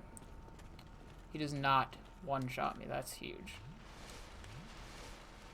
Fucking bitch. I don't know if he does with the two-hand, though. Fuck! He does not. Oh, it's good I freaking topped off my health that one time, though. This is scary. This is a scary fight. Heal. Okay. No! Dude. We're not fucking parrying him. We're not parrying him.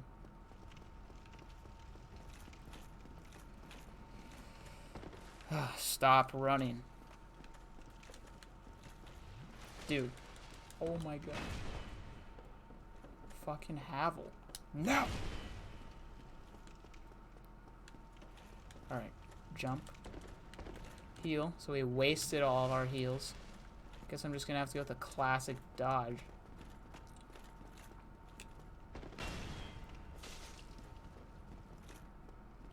Oh, yes. You know, actually, now that I'm here fighting him, it is not that hard to backstab him. Oh, yeah. Yeah, that is the strategy right there. That is the perfect... He's dead. He is dead. Fucking... Oh... Beautiful. That's what I like to see. Wow, 3K. That is definitely enough. That is... Alright, now we can use a homeward bone.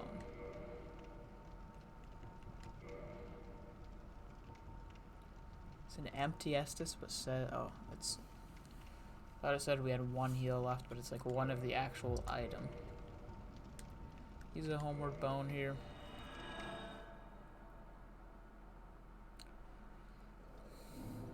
Probably should have rested at the other bonfire.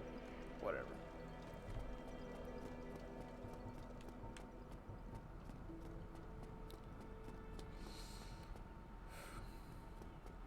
Didn't mean to go that way.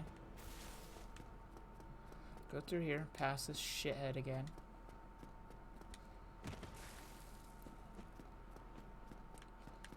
Yeah, definitely think this will be enough to...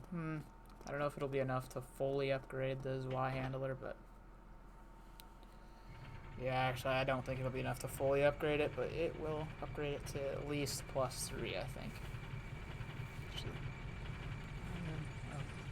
okay, maybe not +3. I don't know. We will find out. I do not feel like doing the math in my head because we're going to be there in just a minute.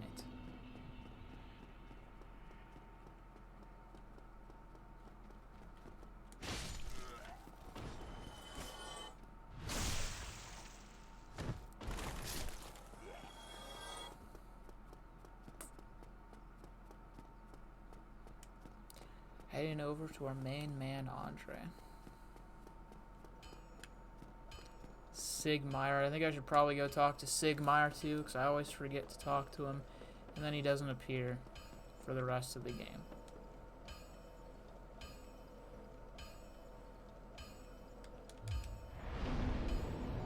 That was stupid. Actually, no, it wasn't. I was gonna say because then I'll respawn at that one, even though I need to go to the Blight Town, but I'm not gonna waste a homeward bone going back, so we're just gonna walk back regardless.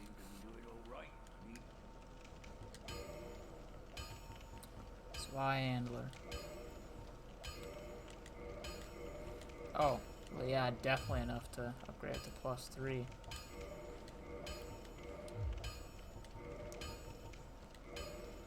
Yes.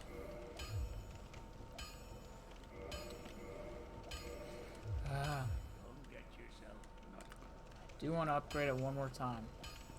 We need 1.6k for that. We can definitely switch over to it now, though. +3, it's stronger than a +4. At +3, it is stronger than a +4 halberd. So this is absolutely my favorite weapon in the game. It's kind of sad. I never really used it in Dark Souls 3. So I guess I don't know for sure, but I don't think it's really that useful in Dark Souls 3. Because there's so many strength weapons that are a lot stronger in Dark Souls 3. And yeah, it just does not go well with Dark Souls 3's gameplay. Faster paced gameplay. But I haven't actually really used it, so guess I can't really say for certain. Can't say if I'm certain of that. And that attack right there is a pretty overpowered attack in this game. The overhand, over to the head sweep.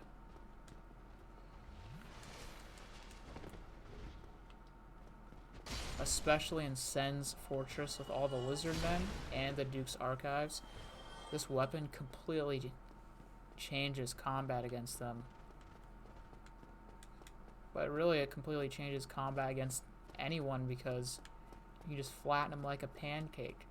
And they can't really do that much, especially if you're in a one-on-one scenario.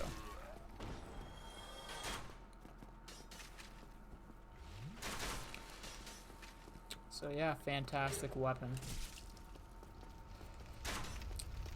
Fantastic weapon to use.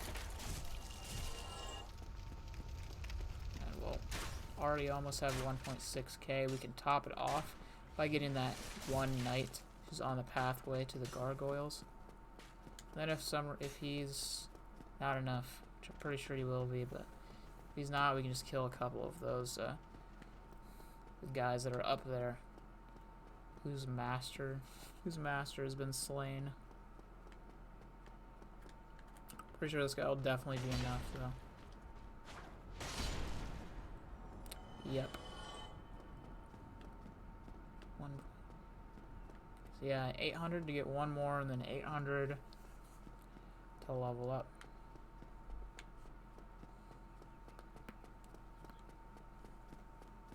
Then we'll go ahead and head on down to Blight Town. My least favorite part of Blight Town is having to come all the way back up the way we came. I was thinking though, so, oh, I shouldn't have done that. Now everybody's gonna be respawned. Oh well. Yeah, so we're in Blight Town. Didn't know where to go. And so you went the regular pathway back down, or you used the normal path to Blight Town, not the Master Key one. Then you went back up though, through the one that brings you through the Valley of the Drakes, but you went the wrong way. And you went through the Valley of the Drakes, and then I don't know, that could definitely be confusing.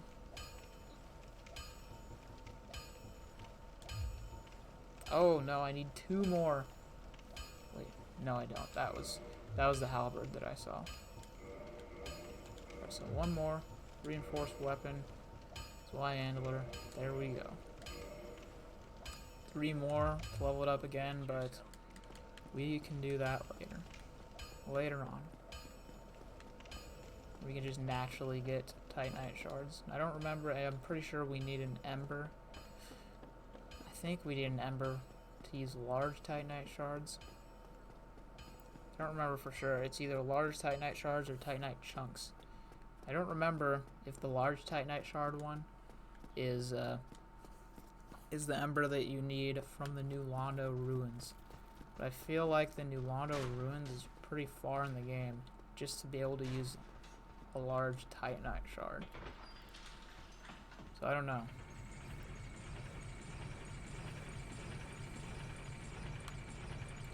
Don't have to worry about that right now though, because +4 and definitely +5 is plenty to honestly make it through Anor Londo probably. For Anor Londo, I think we will also really want to get the assistance of Solaire for Ornstein and Smog. Ornstein and Smog. However you want to pronounce it. Because, yeah, they are hard. They are hard still to this day. They're a hard boss. When I first played the game, they took me, no joke, 30 times to beat.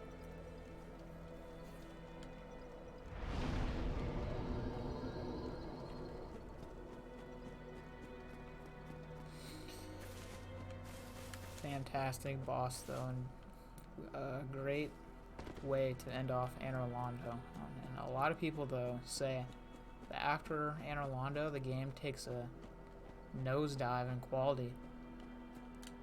Quite honestly though, I disagree with that. There are a lot of areas that I really enjoy in the second half of Dark Souls, and some of my favorite areas are actually in the second half of Dark Souls. A lot of people's least favorite area is the lava area. I know what it's called. For some reason I can't think of the name right now. Yeah, so the lava area is actually one of my favorite, if not my favorite area in the game. The catacombs though, and fucking the pitch black area after the catacombs, that is my least favorite area in the game. I absolutely hate that area. And when I was young, no, not when I was, well I guess I was kind of young, but it wasn't when Dark Souls first came out, but it was the first time that I actually fully beat Dark Souls 1, which was years ago. When I got to the pitch black area, I don't know why I can't think of its name right now, but yeah, when I got to the pitch black area, I had no clue. I had no clue how to get through that area. I couldn't remember. I had no clue where to get the lanterns for it. So yeah, I was pretty much fucked. And honestly, sometimes nowadays, I don't get the lantern when I arrive there. Although, thankfully, I have figured out the route. Figured out the route to get to the first bonfire without a lantern. Then you can talk to Patches, get kicked off the balcony. Then there's a lantern down there, and you're good the rest of the time. Yeah, having a lantern, not having a lantern down there, really messed me up in the past. No. Alright, good.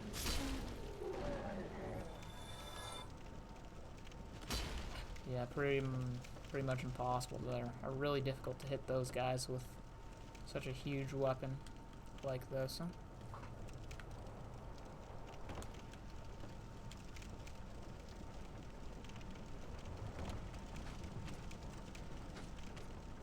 And those guys. Those fucking guys. If you get hit with Toxic, you're screwed. I hate Toxic.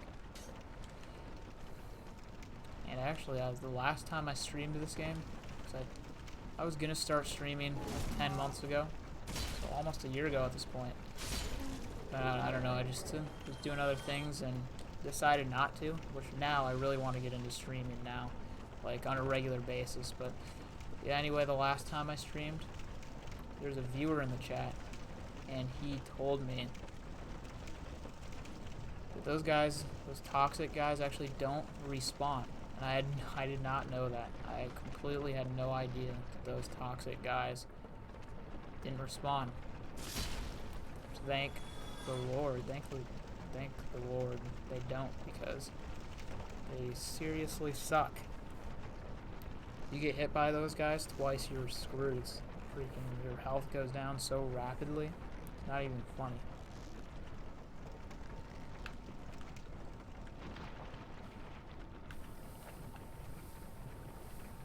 I also discovered in my platinum playthrough about the guy who you can go into Sif's area, kind of the area you fight Sif in, and join the like Forest Hunters Covenant, I think it's called, and then that NPC will be down here.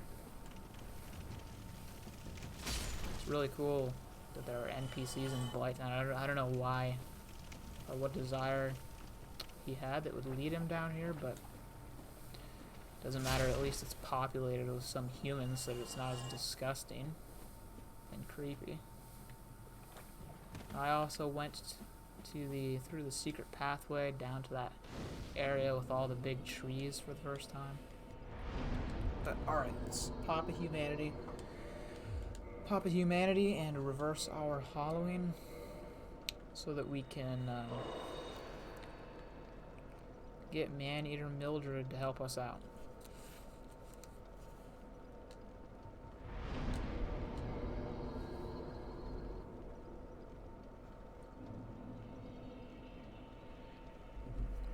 Okay. Head out here and she should appear pretty quick. Kill this guy.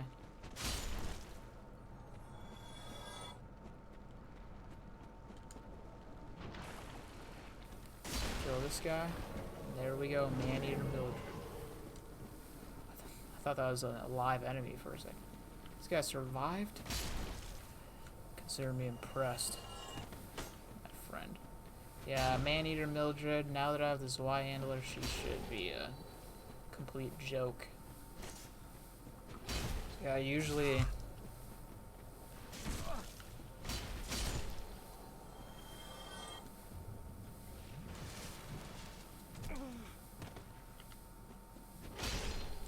I don't come down here with the Zweihandler. I always forget that the,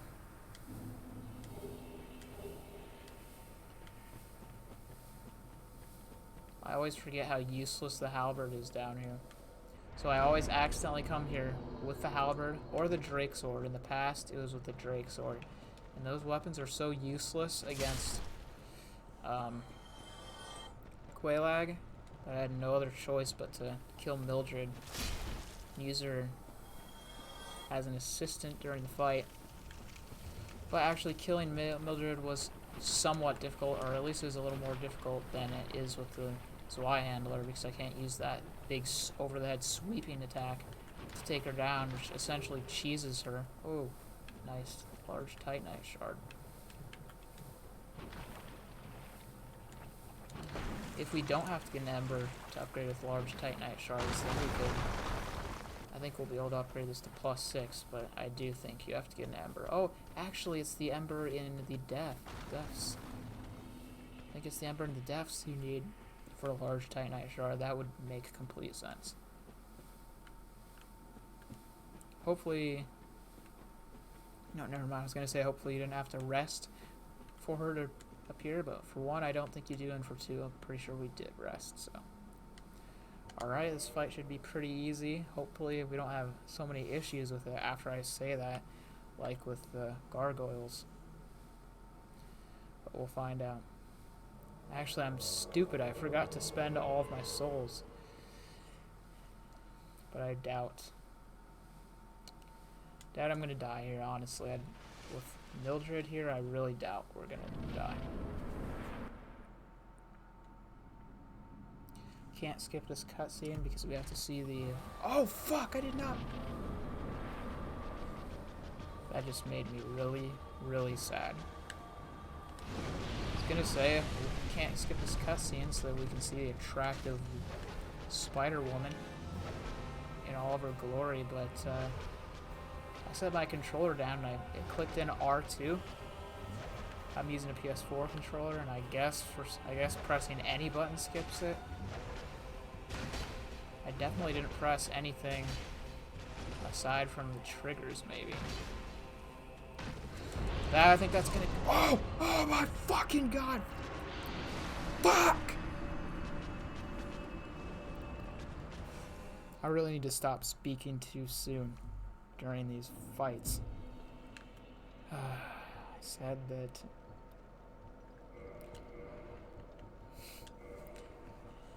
Said this fight was gonna be a breeze. Oh crap! We definitely can't die this next time because then we'll lose 9k souls.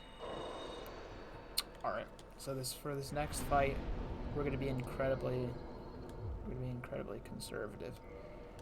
Because we cannot lose those 9k. Although I guess I'll go into the fight and grab the souls, so then I could die again.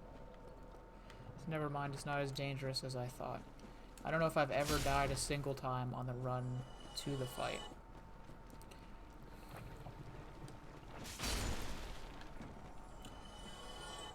But who knows, maybe I'd be lucky and it would happen for the first time during this stream.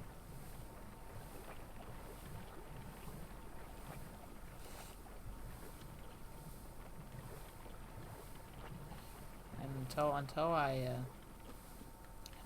platinumed the game, I had no clue that there was an NPC who spawns, I believe, right there. Didn't know they existed.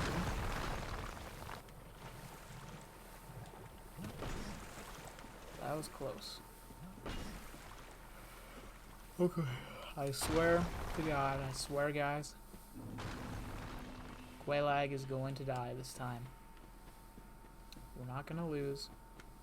We're going to summon Mildred, lay back, hit her a few times on our own, but mostly let Mildred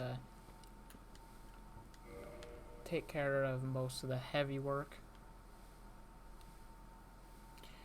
And yeah, both bells will be ringing and we will make our way to Sen's Fortress.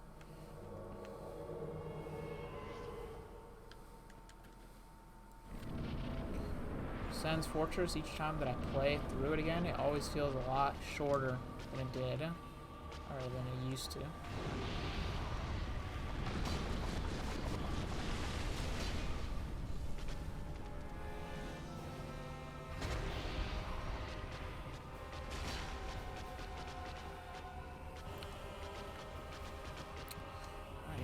Mildred, come over here. Oh man, are you kidding me, Mildred? That is Dark Souls AI at its finest right there. Alright, I guess I'll come over to you. Ooh.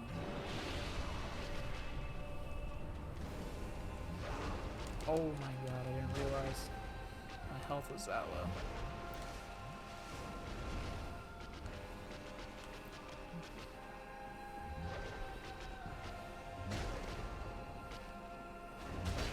Yeah, the attack that always takes me out is this one right here. Okay, I guess she's not going to use it, but it's the one where she explodes her butt. Or she does that AoE attack. Pretty sure that takes out so much health. I think even right now that might one-shot me. Yeah, always scared of that attack.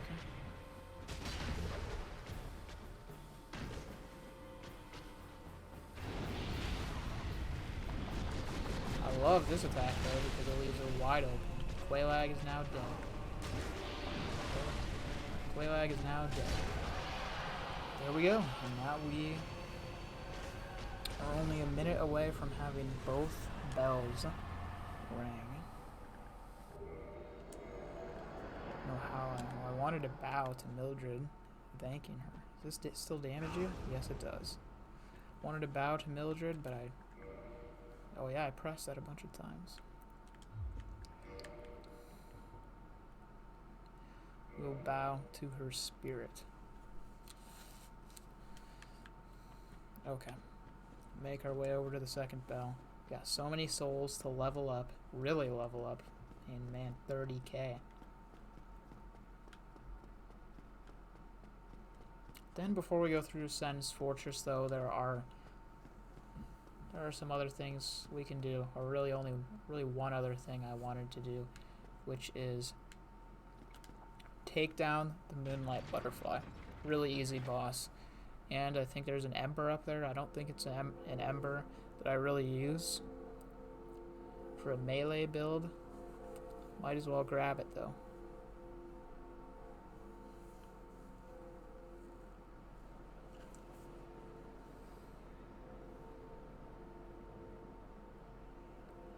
The Iron Giant.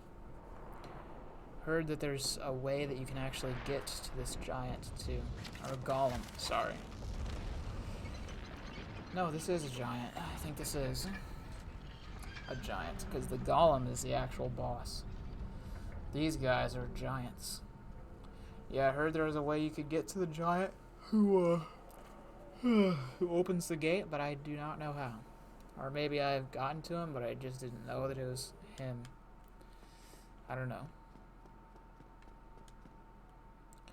I'm not going to use the Homeward Bone because I'm going to light the bonfire that's over here, or down here in this area, so that once we unlock fast travel, we don't have to come all the way back down here again. We can just fast travel to the lava area, which I really cannot remember its name, so I need to go into the area and see what its name is, because it's such a... I know it so well, but I just forgot the name of every single area for some reason on this specific day. So let's go check it out. You know what? I want to try to think of it before it tells me. Give me a second.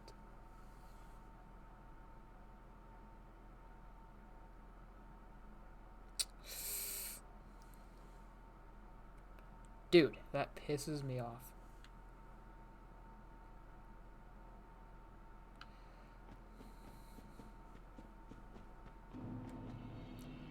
Demon Ruins, it's not what I was... Izalith. Lost Izalith. Of course, alright, thankfully it didn't show me it here.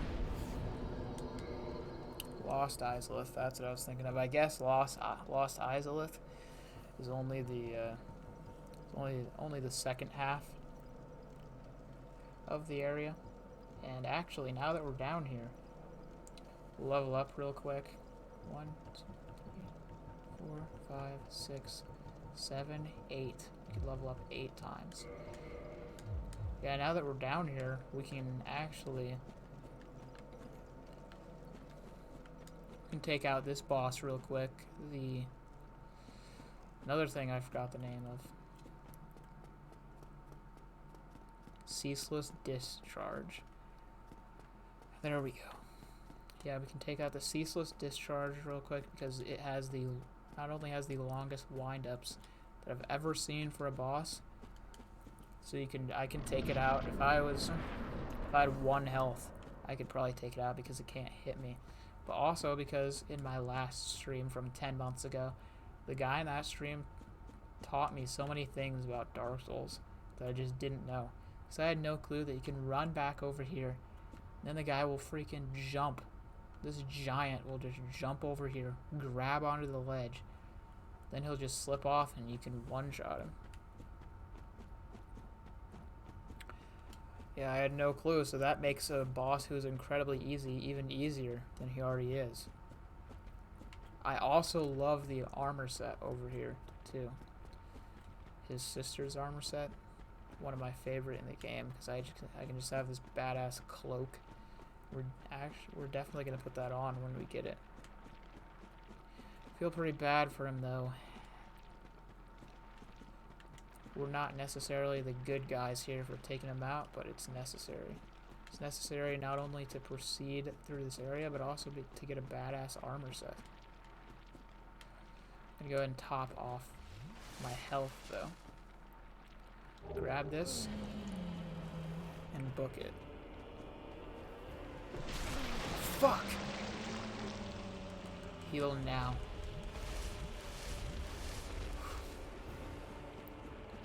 Run. Alright, perfect. do remember though that he freaking launches that massive attack that like sweeps over the entire area. I actually think I'm too far away from him to use that now, so yeah, I'm past the stairs, so he cannot hit me with that now. He's pretty much dead at this point.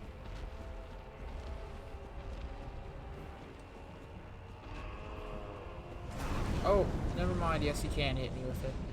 Did a lot less damage than I thought, though. Let's go, buddy. Jump. Oh, he did it again? Am I not far enough? Oh, that's my last heal. Although I can use humanities, I guess. We have a pretty good amount of them, so. Oh my god! That is actually such a far leap for someone his size. That's crazy athleticism. He doesn't use it in the fight.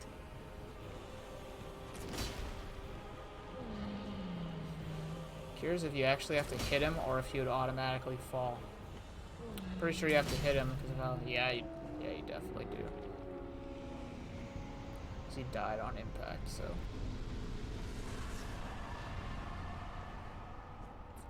Alright. Yes, there we go. The lava seeps away.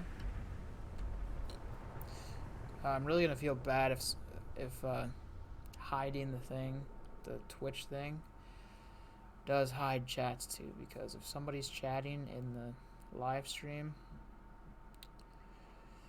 yeah, I'm gonna feel bad that I ignored them or wasn't able to interact with them. Oh man, he gives us 20k. Yeah, that's a bunch of levels too. So yeah, awesome. Got a badass armor set, got a bunch more levels. Now we can head upstairs, take out the Moonlight Butterfly, and then proceed to Sen's Fortress. Put on this cloak armor.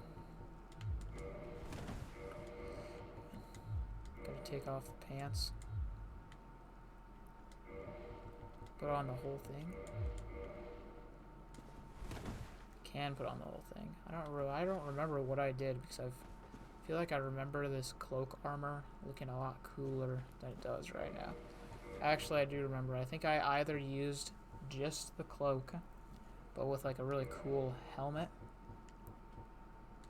or I used just the hood with a really cool armor.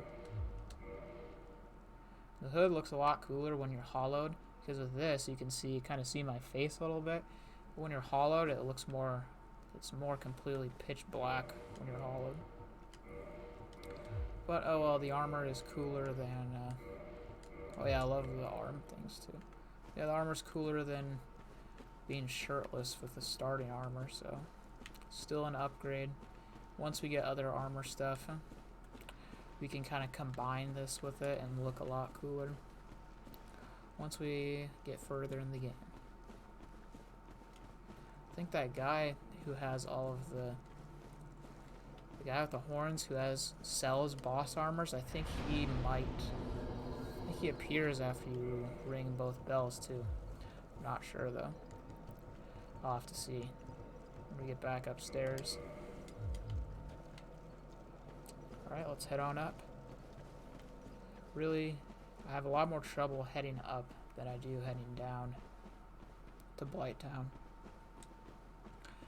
Definitely don't like backtracking up here.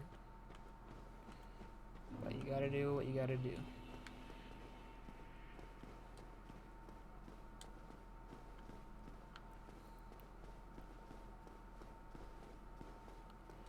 It must really suck for this guy, just running with bare feet.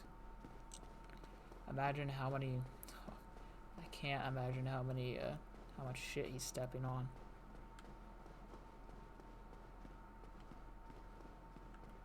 He's running full speed on concrete with bare feet. It's crazy. Probably is the least of his worries though, considering he lives here. Plus, he's undead, So regardless of what happens, he's gonna revive. Curious if undead can actually feel pain, but I think they can, because your character, when he gets hit, he groans and stuff. He goes, ah! Or more so in Dark Souls, they more so give off a moan. Give off a moan when they get hit.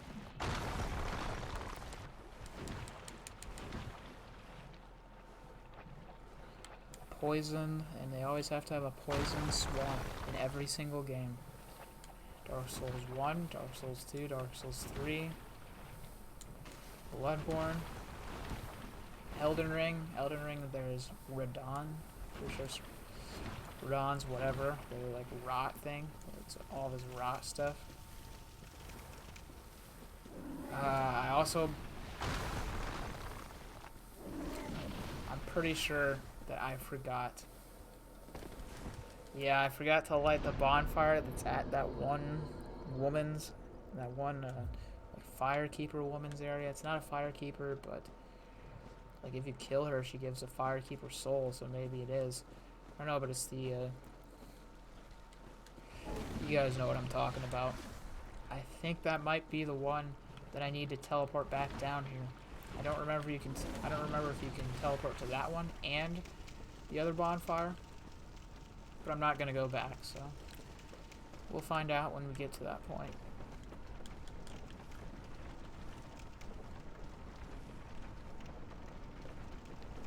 We will find out. Even if it is that bonfire, we have to go all the way back down since we didn't get it. It should be pretty easy at that point. It's pretty easy to go down regardless, even at this stage. But after Anor Londo, yeah, should be a breeze to go down here. Complete breeze. A really nice armor set close to here too.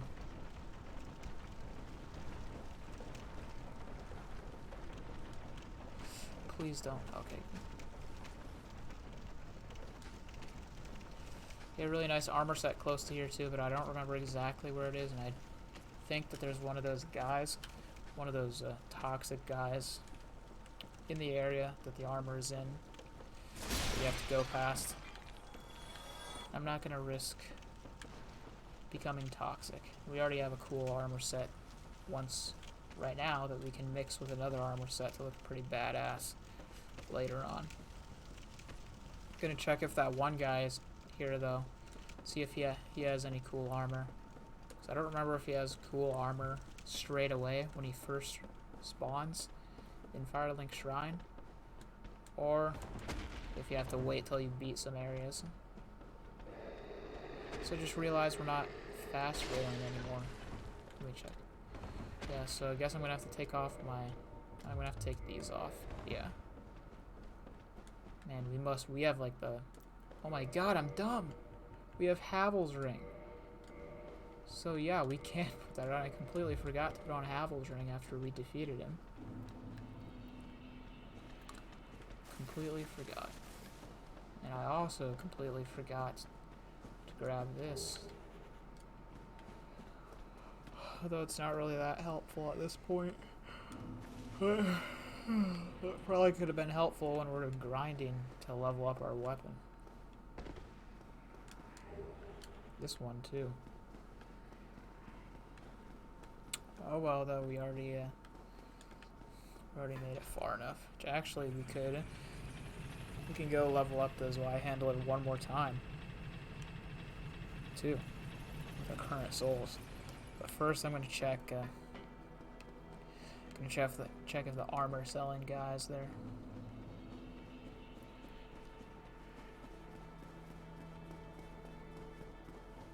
Take a peek. Oh yeah, and level up our Estus here.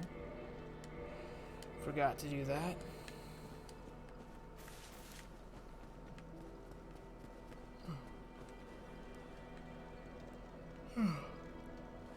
It's always so sad how this guy passes on after this part of the game. maybe it's time I do something about it. That is incredible. This is not. That's what he always says. Maybe it's time I do something about it. Such an eerie, like, knowing what happens to him, that's such an eerie, it's always eerie when I hear him say that. Maybe it's time I do something about it. So sad. This guy, the first time I played Dark Souls, he was like the only guy. This guy and the other guy were the only two people I really knew, because it took me so long to progress, like just progress a bit in the game.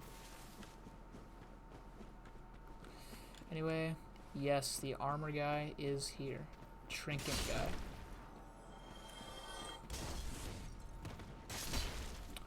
Let's go check him out.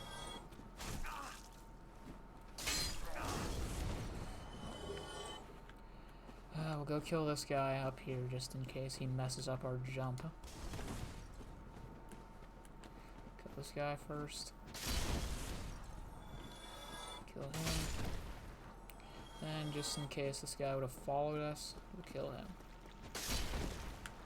And we will also grab this because I don't remember what this was. Soul of the Lost Undead. Yeah. Not too useful anymore.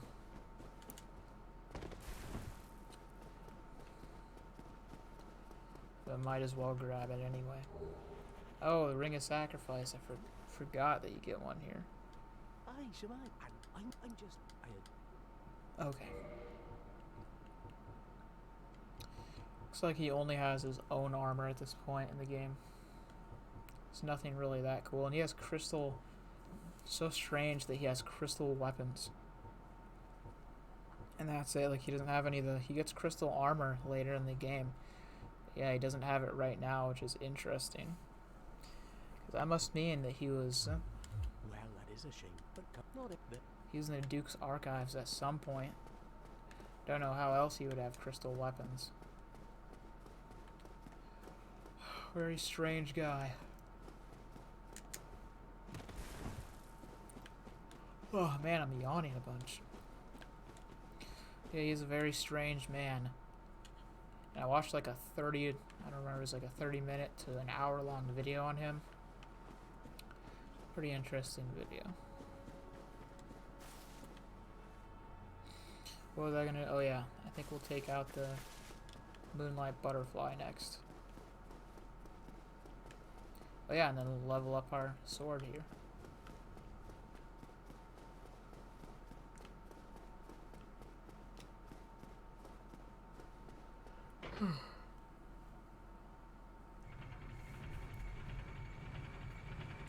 Level up our blade. Then we'll be good for the next while, because that's going to make it pretty strong. Hopefully we can get a bunch of Titanite shards too, our large Titanite shards. So that by the time we get to the large ember, or when we get the large ember, I think it's large ember, but the ember that allows us to use large Titanite shards. Hopefully we can have enough to upgrade the weapon a couple more times. So the one in the New Londo Ruins must be for to get it to plus 15 then, which makes a lot more sense with how far that is into the game. Yeah, we will need this. Level this up.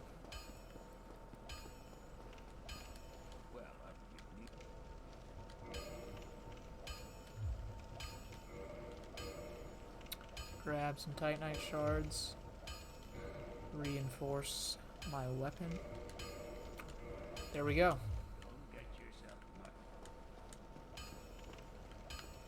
Alright. Head through here, avoid this guy. Don't really need his demon Titanite.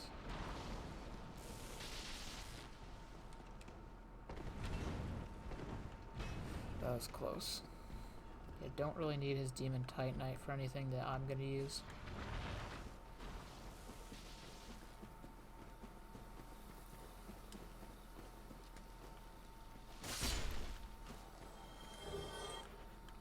Yeah, Moonlight Butterfly should be pretty much be an absolute joke to take down.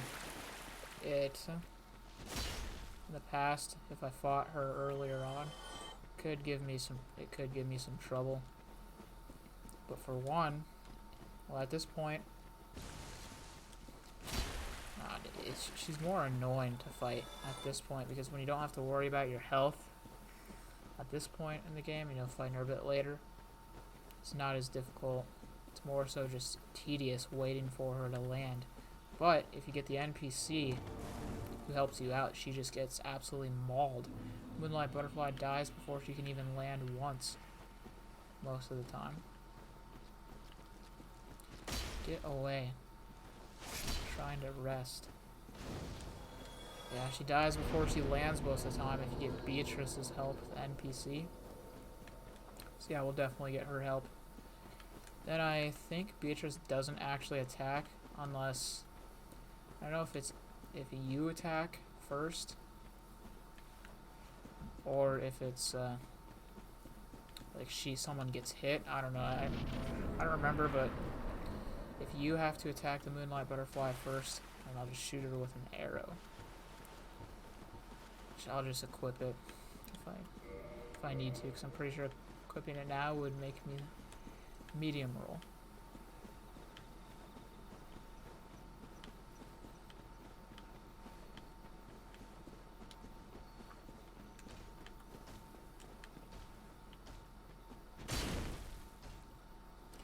Take this guy down. Pretty much child's play at this point. Glad that these guys ragdoll. Such a large enemy to ragdoll. Would have thought they'd be one that disappears. Kind of like the Black Knights. The Black Knights and the Silver Knights all disappear when you kill them. They don't ragdoll. Don't know why. Maybe that's some sort of symbolism or something. Because they're like important enemies. They're pretty powerful enemies too. Anyway, alright, let's go Beatrice. Both cloaked warriors. She's more of a not a wizard, but a I don't know what you call it, but some sort of wizard, magic user. Alright, let's find out if yeah, either we have to get hit or I have to hit the Moonlight Butterfly first. Yeah, alright. Gotta hit in. So Beatrice should take care of the rest. Like, that's such insane damage. That's fucking crazy. Why is this NPC an option to help? That's not even a boss. It dies in 4 hits.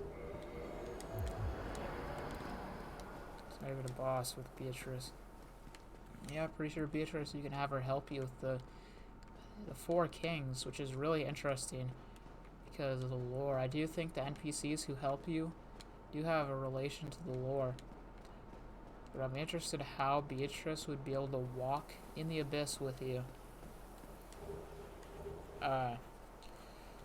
If she doesn't have a ring of the abyss. Like, does she have some sort of ring of the abyss? I doubt she does, because it seems like there's only one, because you have to go to fight Sif to get it, and Sif is guarding the grave of Artorias. Artorias, pretty sure he was either I think he was the only one who had that ring. So maybe Beatrice helping you with the 4 kings is just it. Maybe it just ignored the lore, but I don't know. I really don't think From Software would do that. Usually, when they help you fight a boss, or when an NPC helps you fight a boss, usually does have some sort of significance to their character, or like it is canon to them, I guess you could say. Anyway, though, let's head back and get started on Sen's Fortress.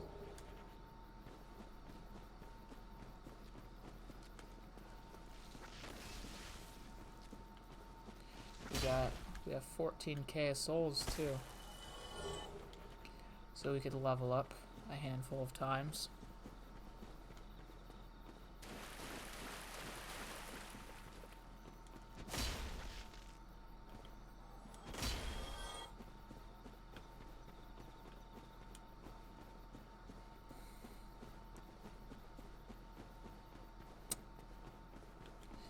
Head back through here. I'm not gonna try to fight this guy with all these souls. I might hit him though, just to see how much damage I do. Yeah, I'm not gonna take the risk. Because if I did die, I'd have to go all the way back through the darker garden area. Guess that's not really the area. That's like just a little small section of the area. Still would be an annoying run back, nonetheless. So. You can kill that guy later. Level 32, pretty good. I wonder what the recommended level for Sen's Fortune. Oh fuck! We forgot to talk to Sigmire. Definitely disappointing, but we don't need him either. This is just a casual playthrough. We're not gonna really do any of the NPC quest lines. Still would have been nice to have his presence, though.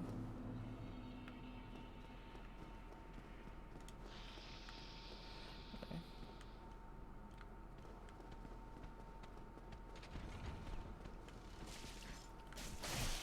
Oh, motherfucker. Hitting me through the wall. Good night. Yeah, this weapon, this Y-handler is best for this area. It's really good. Actually fantastic. Like, this weapon takes me through the whole game. But especially when you get to this area is when it's most important. I guess it's really important for Quelaag too, because the halberd doesn't really do anything and the Drake sword doesn't really do anything against her either. But you can summon Mildred for that and she can actually take down most of the boss. But yeah, for this area, incredibly helpful to have this weapon just slam down these lizard enemies. So if you didn't have this weapon, yeah, they would be a lot more difficult to deal with. Because pretty sure they would poise their way through your attacks and be able to. You'd have to focus a lot more on dodging. But if you're in a one-on-one scenario with these guys, with the Zwei handler, and you don't have to worry about dodging at all.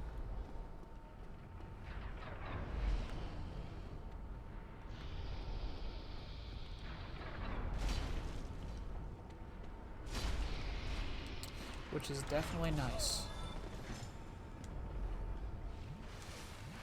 Grab this. Oh, 2 large Titanite shards. Did not remember that they were there either. So yeah, when we get that next Ember, we'll definitely be able to upgrade this a couple of times.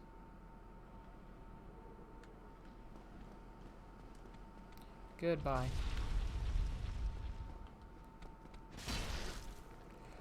So I don't know why I went to attack him again, because that thing is going to come down again. Damn, I really wanted it to kill him. I've never seen that thing actually kill him. And that... Oh, he is still there. Sigmire is still there if you don't... That's actually interesting. Hold on. I want to see what he says to you if you meet him for the first time here.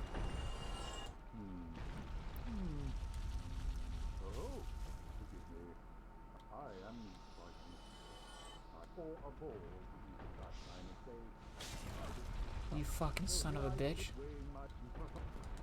Dude, Sigmire, you...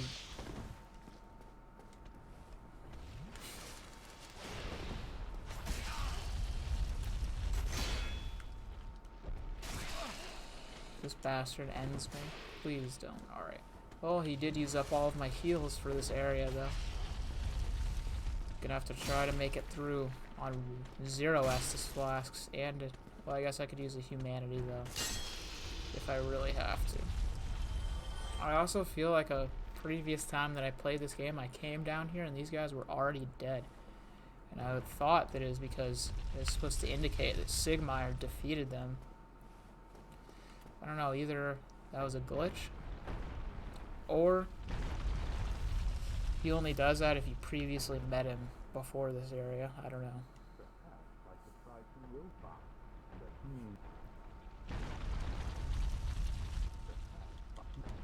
Yeah, I definitely did not know, though, that if you didn't talk to him at the gate, that he still appeared here.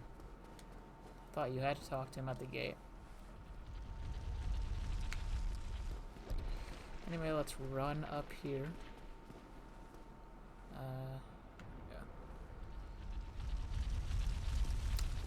Run up here again.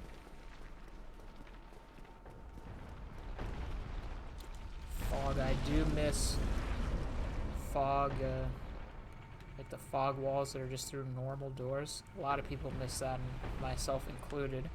Really did add some suspense, like, as to why it was here, like if it had some sort of significance to the game. If this was some sort of important area, but interesting, this is not like that. That wall is really there for absolutely no reason. This area just regularly continues the level.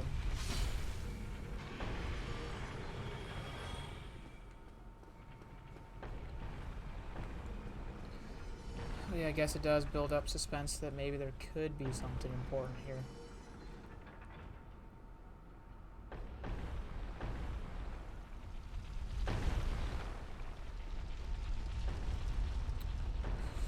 Run down here. I think there's a ring or something. Yes, there is a ring past here. When it smashes, when they build up, and then it smashes through the wall. We already have our 2 main rings, though. So, kill this guy. Well, that's an indication to how this fight's gonna go. I'm a little bit worried. Also considering how we don't have much health. Okay, I think we might be dead. We have 13 humanity, and that's actually a lot. We saved up a lot. There we go. Yeah, I forgot the sweeping attack works on these guys too, which is crazy. These guys are they're difficult to a degree, if you can't use that sweeping attack. Dark Souls 3, though, when you can't use the sweeping attack, yeah, they're really difficult. I don't know if I want to say they're really difficult, because I usually almost never die to them in Dark Souls 3. I don't know, I guess just the way they move makes them seem more difficult than they actually are in Dark Souls 3. I guess maybe I was so used to just being able to spam the overhead sweeping attack so much that it is weird to actually have to fight them in Dark Souls 3. I don't know.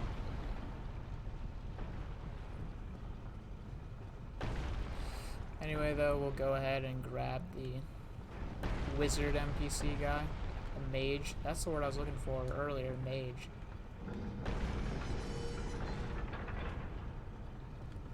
I think it's this way, right?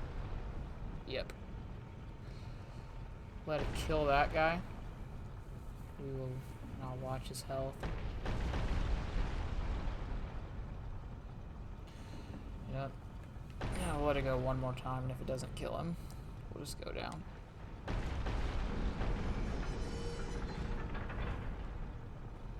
Probably could have turned this a different way, but it turns by itself regardless. I actually thought that was a myth, that it turned by itself, but it's not. It does turn by itself. The boulder thing. Grab this guy, which you need the master key for too. Even though I'm not even gonna use this guy at all. Probably was kind of a waste of time to get him. But I guess it's just nice. Just nice to have him in the shrine, you know. Soul of a Hero, that's a fantastic pickup.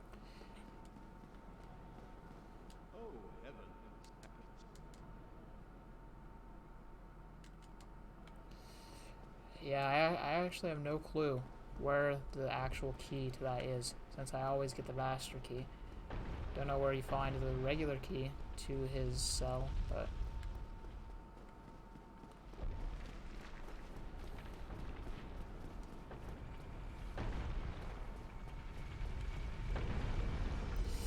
Okay, so we're gonna head back. Hopefully I didn't go too early.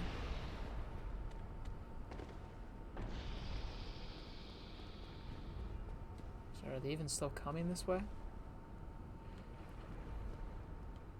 I don't know. I don't know.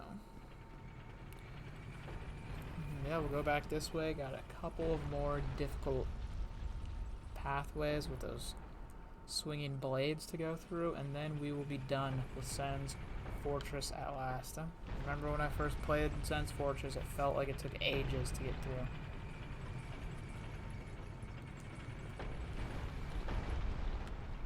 Not anymore, though.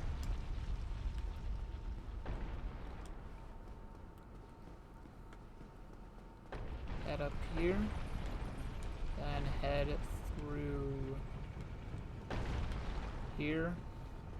Sometimes I accidentally get hit by this trap because I'm usually running so quick.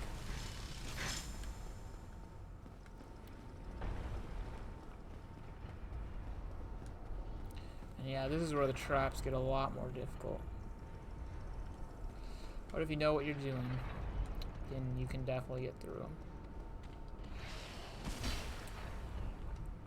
And just have some one-on-one fights against these lizard guys, which is not too difficult with this Y-handler. I actually have fallen in there a couple of times, so I always think that there's, I haven't in a long time, but I used to always think that there's an item in there, or down there, or something. Holy crap. And I actually don't think I've ever walked over here, though, funnily enough. I have never walked, yeah, I have never walked over here, for some reason.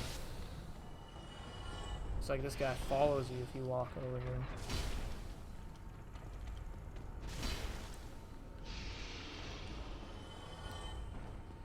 Let's see what this is.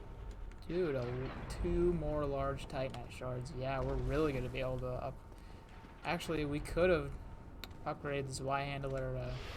Damn, I actually really probably should have upgraded it. Like, gone to the depths, gotten the Ember.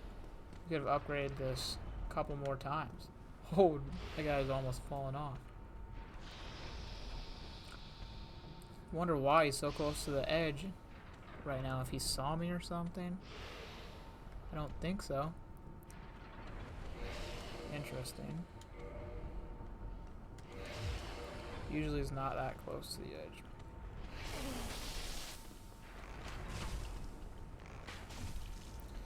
Oh.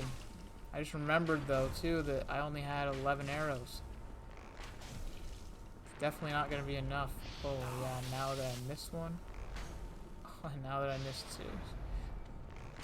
2. Oh, my God. Alright. Well. If we end up... this is the last one, too. Oh, no. Alright. So we'll just have to give it a shot. I don't remember the last time I attempted this, like, while there's a dude there. Usually always... Okay, that was actually incredibly easy. That was far easier than I thought. In the bonfire. Okay, and then I don't remember what item is down here, and if it's important or not. But I always go down here, so might as well do it again this time.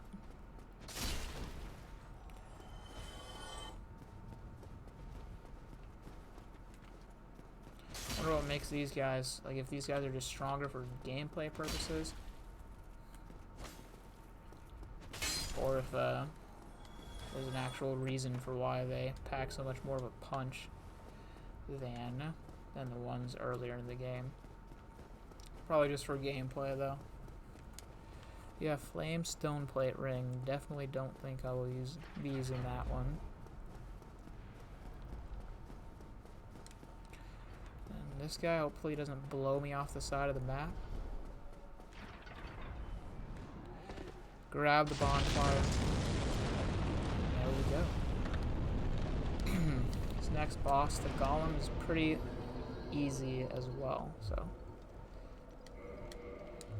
should not be much of a challenge, especially at level 33. I kind of want to look up and see what the recommended level for Sen's Fortress is, because we might actually be really pretty over leveled for this area.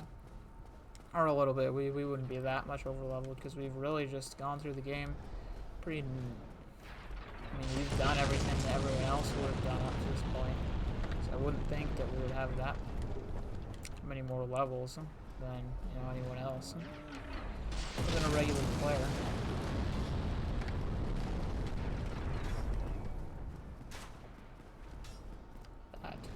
Pretty sure that's the guy who. I think that's the guy who lifted the gate, but I don't know for sure. Might not be. And we could use an NPC for this fight, but we'll see how the fight goes. We'll try it by ourselves first.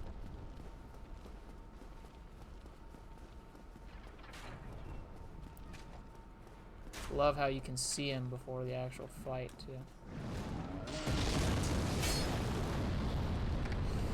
Alright, well, first things first, gotta take this guy out. First time I played this game, I watched a tutorial. I watched a walkthrough thing. My god. Never seen him use that attack so fast.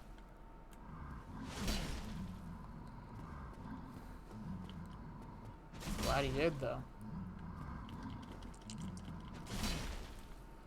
Man, how much health does he have?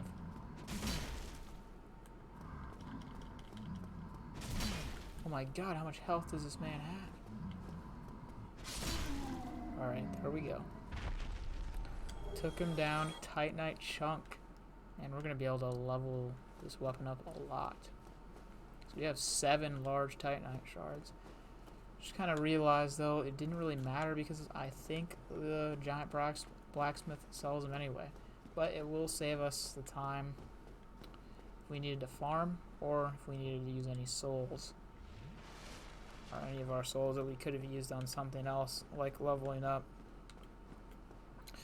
Alright, let's take this guy down. Really don't have that much trouble with this guy when I fight him. But you never know. I never have trouble with the gargoyles either. I did this time.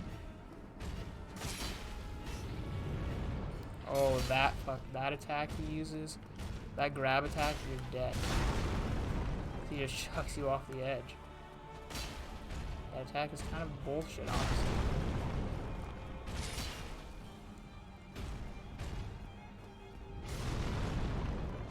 Oh my god, I missed him so many times. I'm gonna use this, actually. I don't know why I wasn't using this.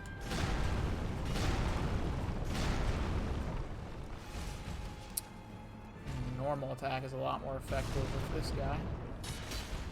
This is, you know, far easier to hit his feet. And thank God he missed that grab attack too, because I was not prepared for it at all.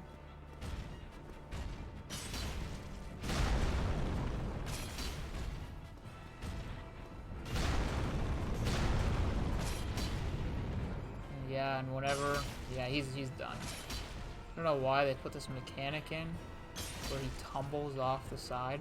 And I don't know what triggers it either, if you just do so much damage to him so quickly, or if like you have a heavier weapon. I have no idea what triggers this, but... Oh, looks like he's not falling off. Oh, fuck. Looks like I'm falling off. Fucking asshole. My character started to get up. You fucking asshole. That's such a bold... That's a one-shot move. Alright, bastard. Looks like we're getting some help in that case. Yeah, usually when he starts to wobble around like that, usually I hit him a few more times and he falls off the edge of the stage, but I think my weapon might not be strong enough for that quite yet. Because honestly, my weapon was not doing that much damage to him. Probably because I usually go down to the deaths and get the next, and well, I usually get the next ember, but I suppose I wouldn't really have any large Titanite shards at that point anyway to use to level up anyway. So yeah, this is usually the weapon I have. Although actually, I guess a lot of the time I had the Black Knight Halberd, which would absolutely shred this guy. So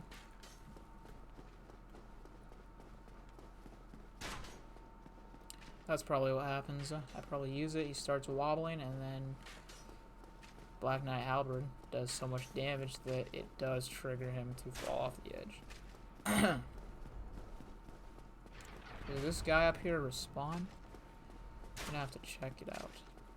I think he does. Oh, actually, I'm 50-50 on it. I don't know. Go up, check on this guy, then go get the NPC. No, he doesn't. Go grab the NPC. Wonder if the NPC can be thrown off the edge. I actually don't know. Normal Titanite shard, unfortunately, isn't not very useful anymore. Guess that's why the grunts drop it. Okay, Iron Tarkus. I've never seen this guy as an actual character in the game, so I don't know what his significance is to either the lore or to something else.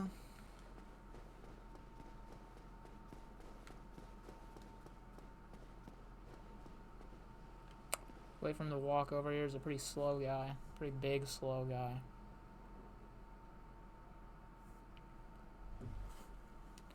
Yeah.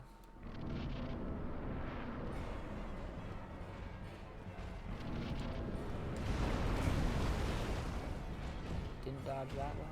I'm gonna go grab our souls. Iron Tarkus can take care of this guy. This is actually an insanely easy boss. Even though he killed me, he doesn't make him hard. Oh, well, I guess we'll find out if he can get thrown off the edge. No, he can't. He just gets thrown straight to the ground. It's a little unfair, if you ask me. I don't know how much I should attack this guy though, because if he hits me with that grab attack, I'm done. I'll just be really cautious.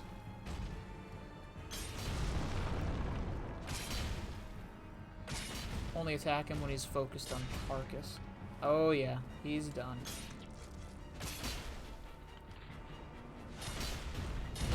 Good night, buddy. Appreciate your help, Iron Tarkus. Wish I could do an emote, but I press it 50 times. I have to press it so many times. 40k soul is definitely a huge for leveling up too. There we go. Bow to his spirit. And it's a little dangerous to go here without a leveled up, without leveling our Zwei handler up a bit more. But we'll be fine. I am not going to go all the way back through Sen's Fortress. No chance. Just so I can level it up a couple more times. We'll be fine. We'll be fine to the +5 one. +5 weapon.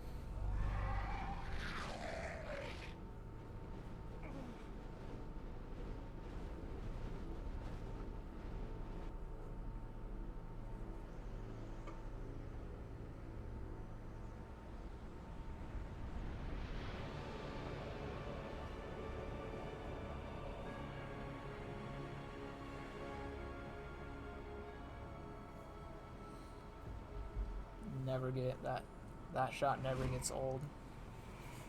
Never gets old at all.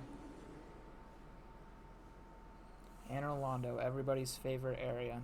While I would not say Anor Londo is my favorite area in the game, it's definitely up there as a fantastic one. Absolutely. Definitely top 5. I don't know if I'd say top 3. I really like I was gonna say I really like the Painted World, though the Painted World does have some pretty annoying things in it.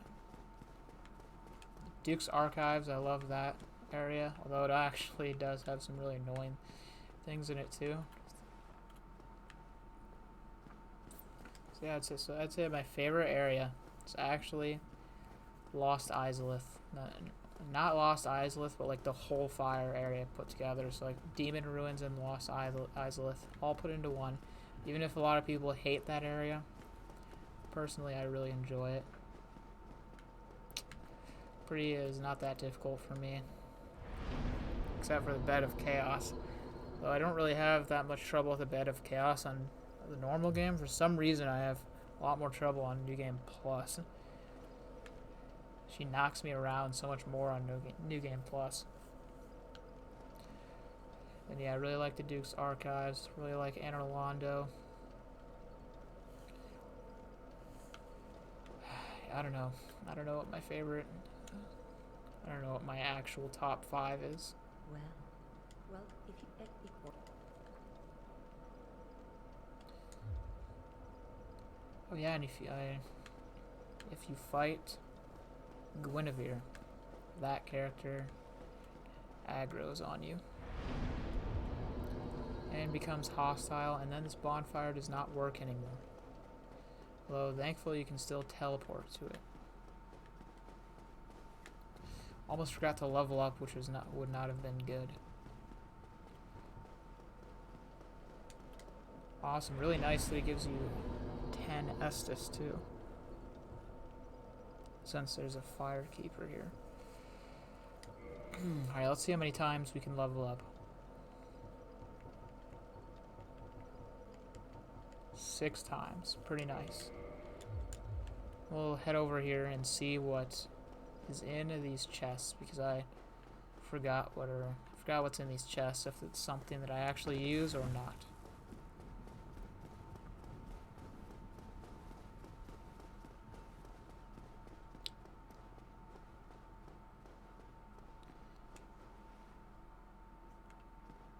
I was gonna shoot one with an arrow to get its attention, but I forgot we used all of our arrows. Usually I have like 1,000 at, or like 999 or over 900, 800.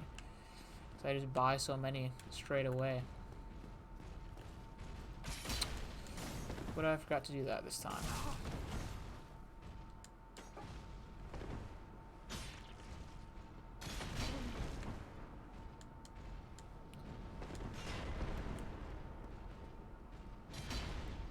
Hit him, yes.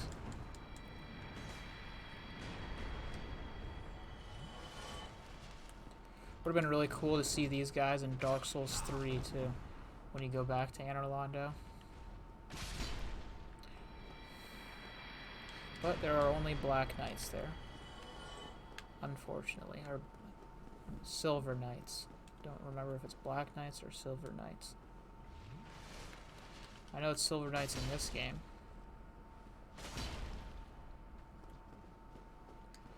Kind of makes me think, though. I'm curious what the Black Knights are doing, like in such random areas earlier in the game. Oh my god. One down. What does he have? Crystal Halberd. That would actually be such a fantastic weapon if it didn't, like if you could repair it. Really hate that feature how you can't repair crystal weapons. Because they could have some really cool weapons, but you're always knowing that you can never repair it makes you really want to conserve the weapon. Yeah, I actually think that weapon's stronger than a +5 Zweihandler.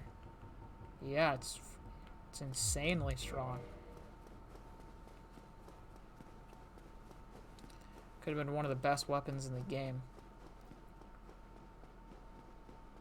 Might use that for Ornstein and Smo, actually, though. I think I'll just walk past these guys to get this chest. Don't really feel like fighting them both. Demon Titanite.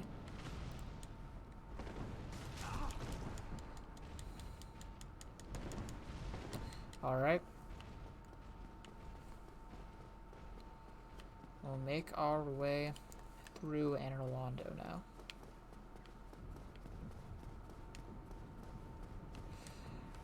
I can never look at this below, or yeah, this city below, the same way again anymore either, now that I've played Dark Souls 3, because I always think of the Boreal Valley, although it probably was not the same kind of place in Dark Souls 1. I probably should have rested the bonfire, but we'll be good. But anyway, yeah, it's probably was quite different during the times of Dark Souls 1, just because Dark Souls 1 took place such a long time ago. We'll never know, though, I guess. I forgot about this guy.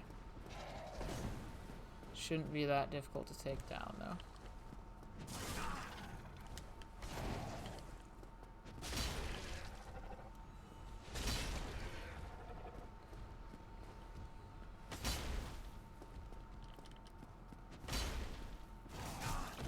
Yeah, it really doesn't do that much damage. Can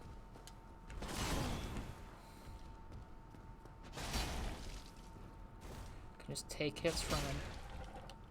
Alright, one more and he's done. Good night.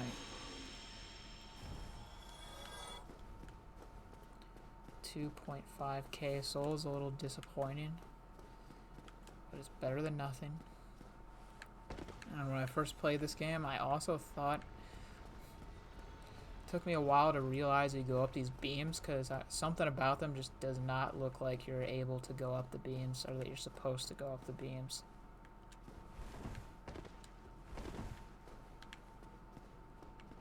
Let's go, buddy.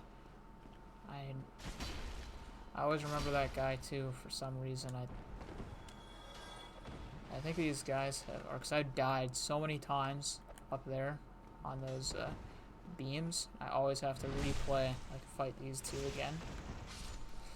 I've done it so many times that I mean, it's not that complex, it's just two guys, but yeah, I just have it down to a T, just because I've had to go past them so many times, and I always remember that dude who appears behind you. This is going to be a little difficult, though, because we have no arrows. Well, maybe not. Maybe not. He survived that? I didn't get any souls. He, like, disappeared from existence.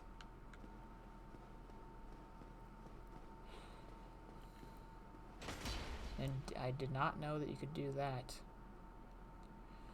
Until I did my platinum playthrough on PS5. And I needed to go to the... I think I needed to go to the Painted World for that, actually. I had not been to the Painted World ever. I actually thought that was a DLC area for a while. Just because the Painted area of Ariandel is a DLC area in Dark Souls 3. Fucking Please don't. Oh my fucking god, you son of a bastard. So fucking close.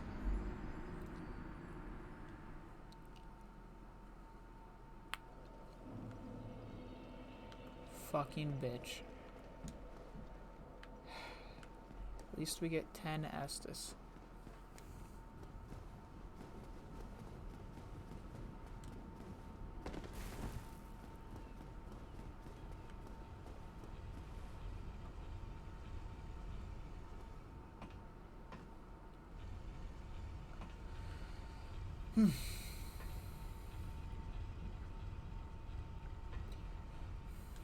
Yeah, that area, I will say, is definitely a prime place where many of my deaths occur.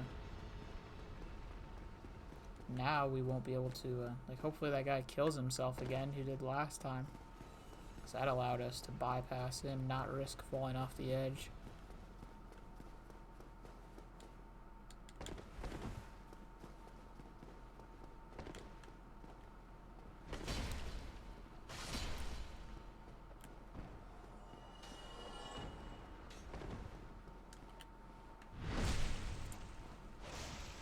I think these guys don't appear in Dark Souls 3, but their armor set does, which is really cool. It's also really strange to see them in Dark Souls 3, but I love how many references are in the game. A lot of people, or some people say that they think Dark Souls 3 relies, quote-unquote, too much on references or, like, fan service, but it's a sequel. Like, that's not fan service, it's expanding on the world of the game. Alright, we're gonna go back this. I hate you. I hate you. I fucking hate these painted shits. I don't even have a strategy. I just have to get lucky going through that area. Anyway, though, as I was saying, yeah, they're not giving you fan service with Dark Souls 3. It's a sequel that takes place in the same land as Dark Souls 1. just thousands of years later. I don't know why I'm going that way. Yeah, so it's not fan service. It's expanding on the world. And like showing that this is the same world. And like giving you subtle hints that these are the same areas. Things you might not even notice your first time playing. Or even ever. Like there are some things that showed, or that proved an area was the same area from Dark Souls 1, just completely changed, and I didn't even know anything about them until I watched a video. On like all callbacks to Dark Souls 1 that are in Dark Souls 3. You know, there are your more obvious ones, like when you go to Anor Londo. But again, it's a sequel. It's not mindless fan service. It's expanding. It's showing you it's the same world. So yeah, I really do disagree with people who have complaints about Dark Souls 3 relying on too much on Dark Souls 1, because it also greatly expands the lore and has so many new gameplay mechanics and different things. So yeah, definitely does not rely on the first game.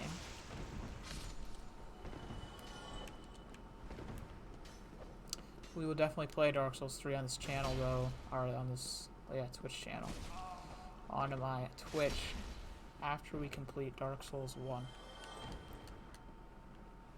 Dark Souls 3 I've played more. That's like my most played, probably a second most played game of all time. My most played game is a game called Spore, if you've heard of that. It's like, I think I'll actually stream that sometime. It's basically a game where you, hold on, I actually gotta concentrate here. Fucking bitch! This is gonna take a while. So yeah, Spore, it's basically a game where you start as a little microscopic cell creature, then your creature slowly evolves. He like grows legs, goes on land, and then learn more, become more intelligent till they like reach the tribal stage. Then you become intelligent enough to start building cars and more advanced buildings, while kind of like then you advance to modern day. Then you eventually, your creature becomes intelligent enough to build a ship. Then you can go into space, go to different planets, things like that. That's, without question, my most played game of all time. Dark Souls 3, though, is number 2. And Dark Souls 1 is number 3. I've played a ton of Dark Souls 1.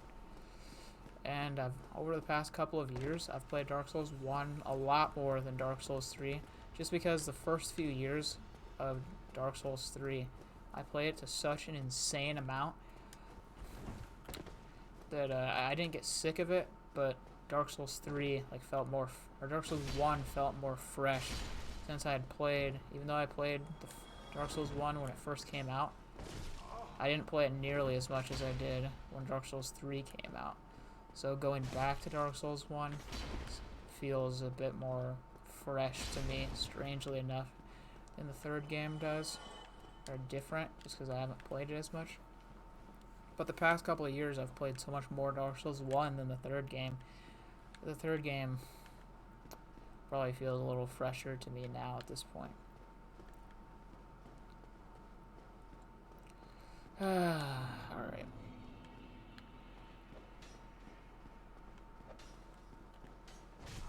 Please don't. Fucking out. How many times in a row can this man hit?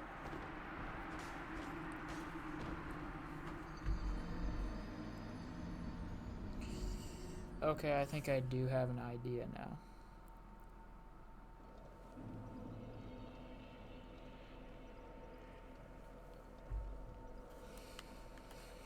Probably should equip a shield. Does this have 100% physical?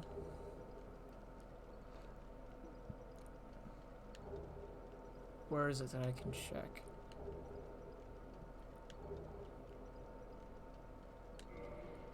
It's right here. Right here. Yes, it does have 100% physical. So yeah, I think we need to use a shield. Use a shield. And I can't really attack with my Zwei handler, so I'm gonna have to use a shield, block his attacks, quickly switch back to the Zwei handler, and try to hit him. Really would be helpful if I had arrows, because usually I shoot him with an arrow and then I run all the way back. At least the first guy I do. Shoot him with an arrow, I run back to the regular platform and I fight him on there. Then I go to the second guy, kind of have to get lucky with the second guy. And you have to kind of get lucky with the third guy, I guess. But I usually can do a bit of damage with them with the arrows and sometimes knock them off the edge. I guess so I could still lead the other guy back to the starting spot. Oh shit, I forgot. I have to two-hand it. Really? I didn't even know they could heal. Alright. Kill this guy.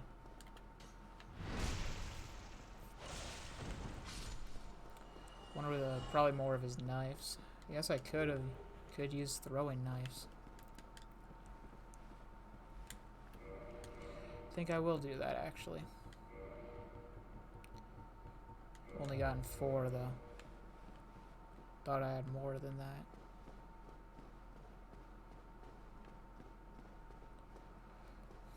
I don't know if I really need it, honestly.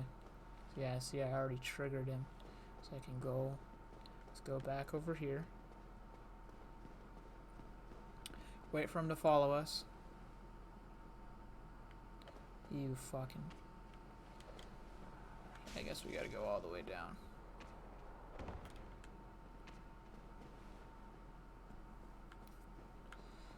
Let's go, buddy. Comes down here. Don't remember you can... Oh my god. Oh my god! This is just sad. This is just sad at this point. Well. Alright. We're beating it this time, no matter what. I'm taking this extremely seriously now. Acting as if this is a life or death situation in real life.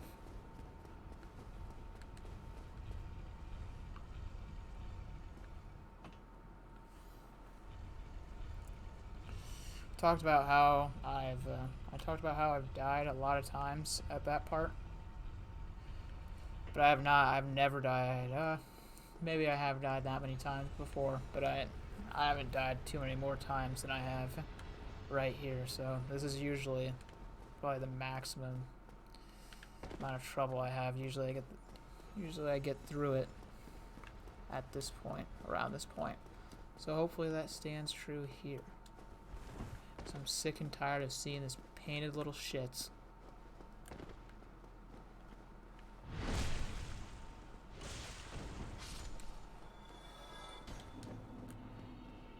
Get this guy.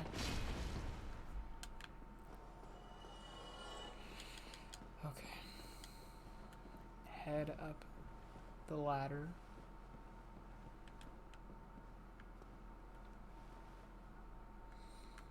Alright, you know what? I take that back. I'm not very confident.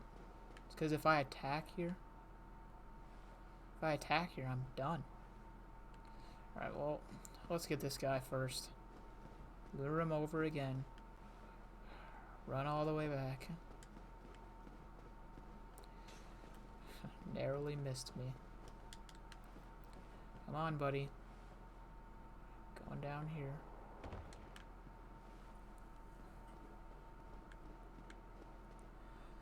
Want to see if he can be killed while he's on the ladder. Definitely can do that in Dark Souls 3, but oh my god, he always hits me with his foot, so I can't. Alright. Actually, last couple of playthroughs that sometimes I'll play this game with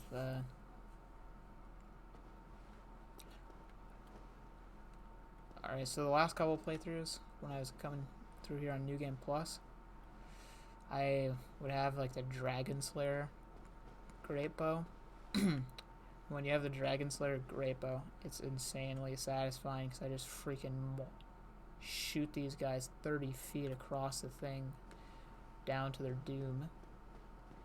A lot easier to use that here, but you cannot get that until you pass this area, so.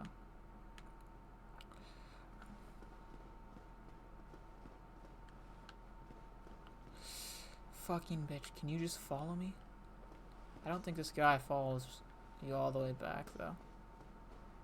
He definitely doesn't. Oh my god, asshole. Really don't want to die here again. So let's see if he does. Oh, maybe he does. He does. Like, at least gets close. Either disappearing into the void instead of actually dying. I completely forgot I had my shield too. Anyway, though, yeah, you can't get the Dragon Slayer Great Bow till after this. Originally, I was gonna say, sometimes I'll play this game with cheats on, mods on, just 'cause I've beat it normally so many times. Sometimes it can be fun just to be super powerful, a bunch of weapons when you first start, not even on New Game Plus. So I guess you can kind of live out that fantasy on New Game Plus. Dude, you know what? Fuck. I'm not gonna risk dying here.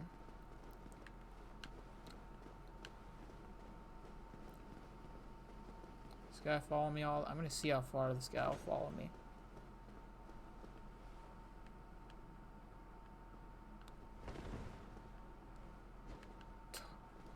Dude, you're jumping. Do his jumping thing. Did he? He fucking did, and he actually died.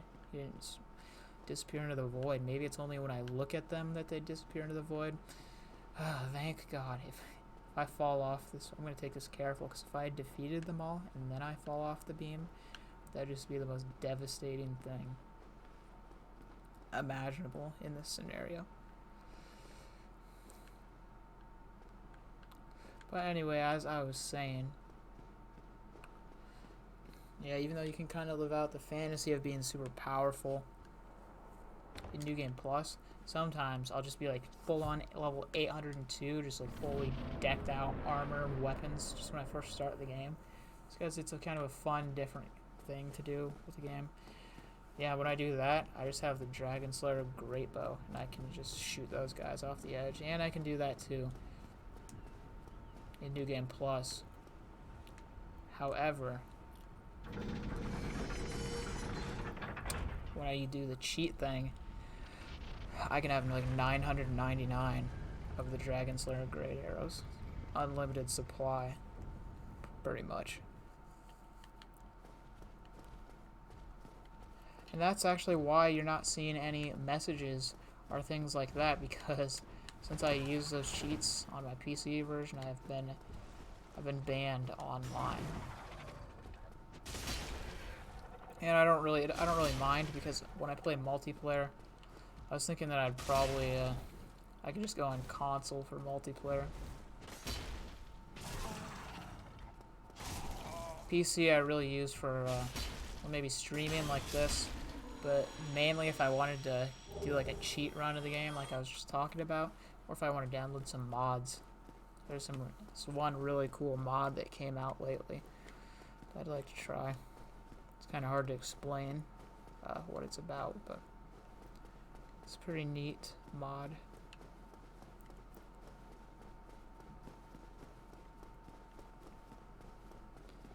Haven't played any Dark Souls 1 mods yet, though. However, I have played some Dark Souls 3 mods.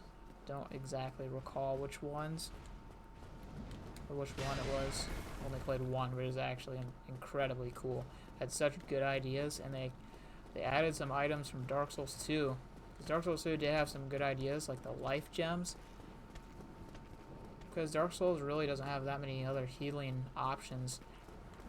They don't have any other healing options that are really plentiful, because they have the Divine Blessing. Shit, am I gonna die now? Oof. Yeah, they have the Divine Blessing, maybe some other things, but that's really just about it. They're pretty rare. Dark Souls 2, though, introduced like a finite healing item.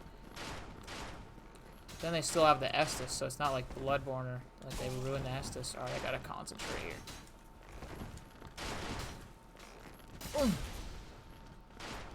Please. Go.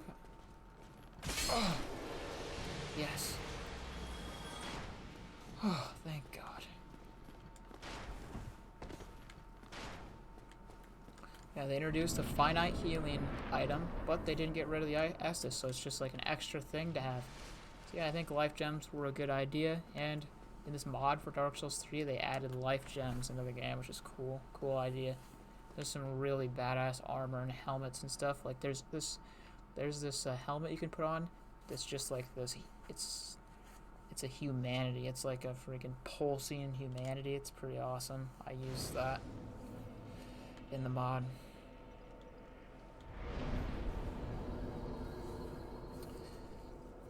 But I got banned from Dark Souls 3 for that.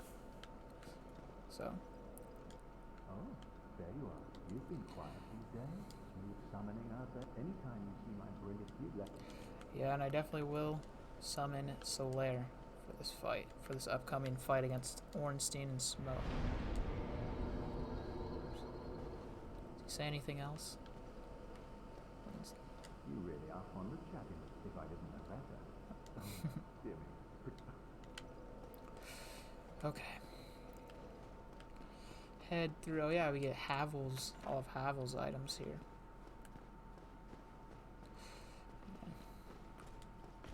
The most difficult item to get in the 100% on the platinum playthrough of Dark Souls was the Black Knight shield. I had to, well, to get all 3 of their weapons, I had to go through this area and kill every one of them. Literally, probably like over 50 times, until I finally got them to drop. Though they dropped the other 2 fairly quickly.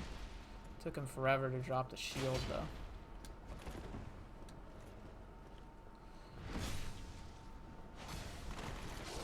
Or Silver Knight. I don't remember if I called him Black Knight a second ago, but I meant to say Silver Knight. Go through this illusionary wall to grab Havel's items. Probably won't be able to use any of them, but they're definitely I mean, it's the strongest armor in the game. Only thing is, you can't really wear it unless you want a fat roll.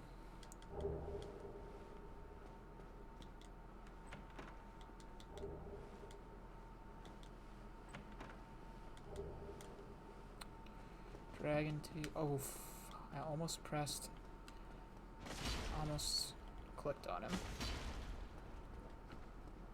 Couldn't remember for sure if there was a mimic here or not. Looks like there is. Which, by the way, the mimics in Dark Souls 2 look way too creepy and different.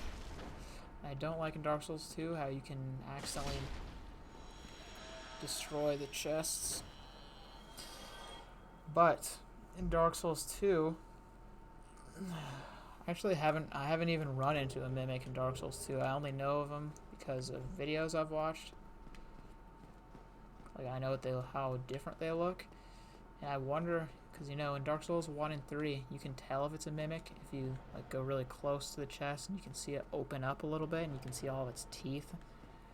I don't know if it does that in Dark Souls 2, and I'm kind of curious if it does. Whether or not it does.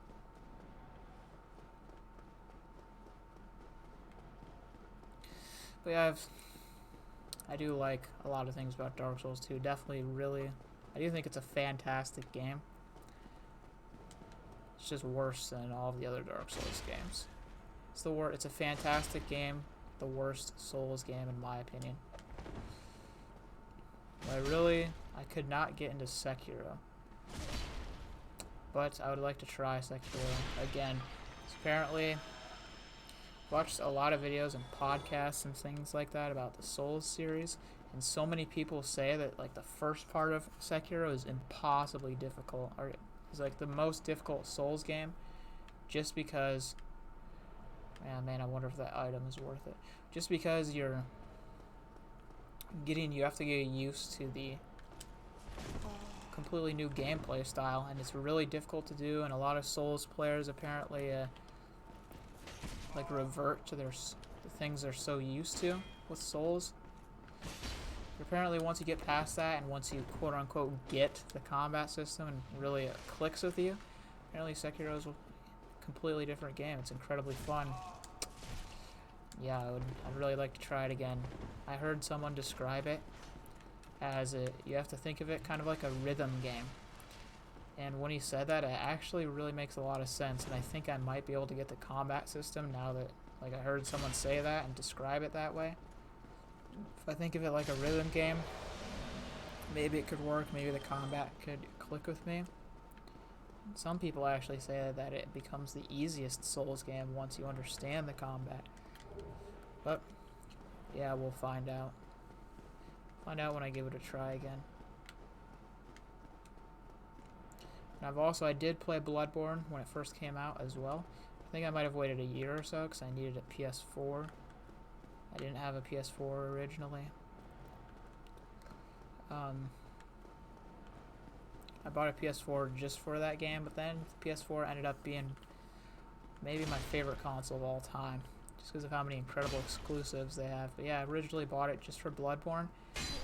I was never able to beat it. So I am right now playing through Bloodborne.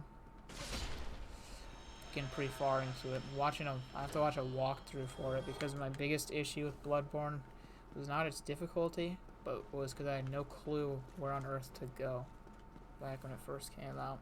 I still don't really have any clue where to go if I wasn't watching that walkthrough. Very confusing layout.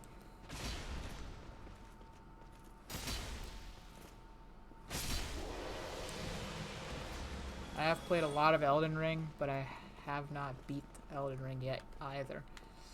I think because Elden Ring freaking is far more complex than even Bloodborne. Because Bloodborne, at least it's like, well, there's not too many different places you can go. Oh, looks like I triggered his aggro. Okay, Bloodborne has like levels. Oh, it does not. Oh, so I killed him. That's cool. Yeah, Bloodborne has levels, so not too many places that you can go, but Elden Ring is a whole open world. It's an absolutely massive game.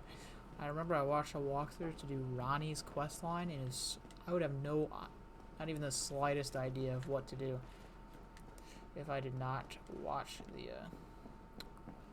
that walkthrough for it. So yeah, gonna get into Elden Ring again, but I'm going to have to watch a walkthrough for Elden Ring too.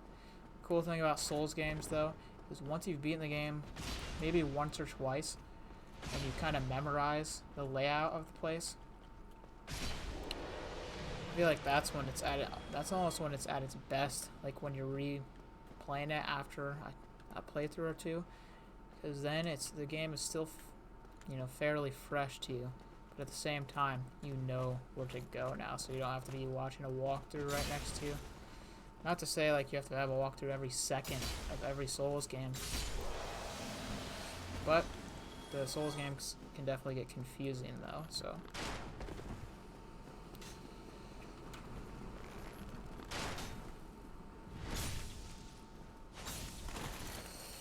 Anyway, pretty sure Sigmaier's down here, but I would get my ass handed to me by all the Black Knights in that room. So I'm gonna ignore him, because we don't need him for any quest line or anything. Or no, Sigmaier's down there.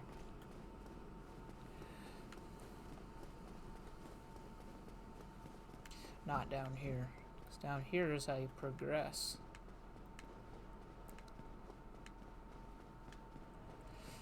This way, and that's where the boss is, but first we want to open up this door. This guy charges me, use the classic over the head sweep with the Zwei handler, such a fantastic weapon. Here, this guy, I think he started to move. Never mind, no he didn't. Yeah, I think there's Black Knight or Silver Knight armor in here. These chests.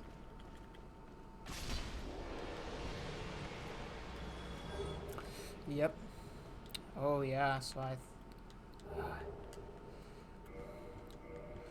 I really like to put the Silver Knight armor on and the Silver Knight leggings, then have this hood on and these just a cloth on his wrist and going up part of his hand. I think that's a really cool armor set to have. But I mid-roll with it. Even with Havel's ring. Let's see if I take this off. Still mid-roll with it. Take off my pants.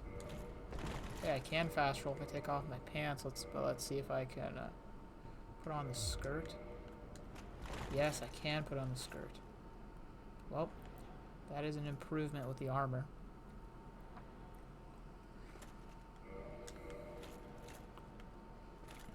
But I think I would need to. I don't think how much I'm able to wear. I don't think it increases with strength in Dark Souls 1.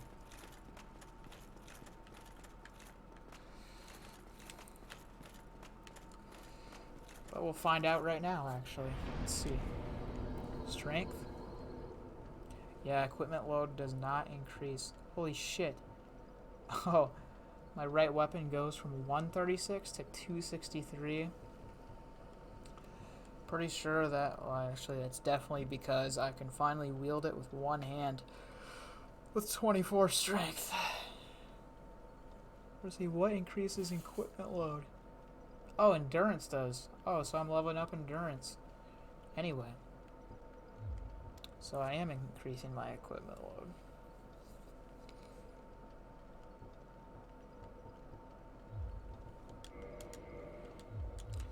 Well, eventually we'll be able to use those pants.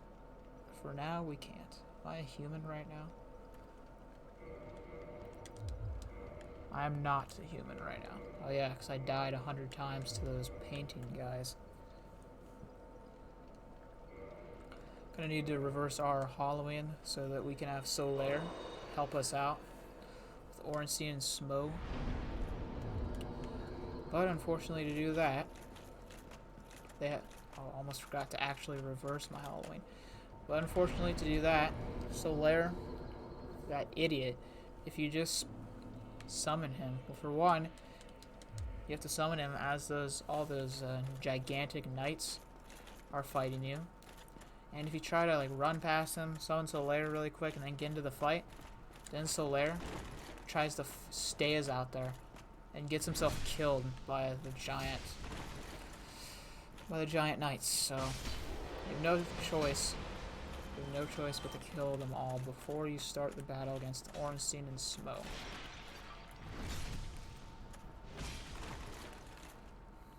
Which can make it a little bit annoying to summon Solaire, because those giant knights in here can be a bit difficult to kill.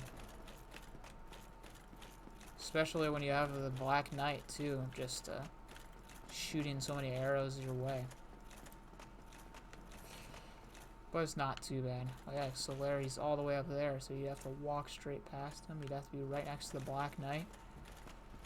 That is, alright, is that a Black Knight or that's a Silver Knight?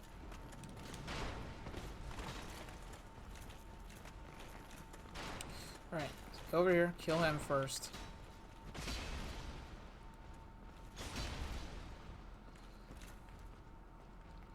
Drop down on these guys, hopefully I don't miss. Good.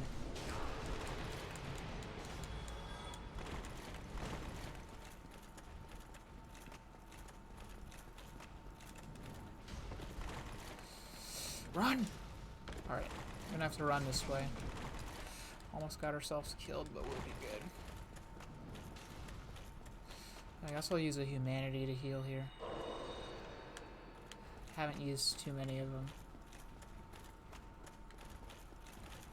I don't know if I want to open this yet. I always get PTSD about in Dark Souls 3, the humongous creature that drops down from the ceiling over here. Oh fuck! No, that guy followed me. Alright. Yeah, I really want to fight these guys alone because I don't want Solaire's health to be going down.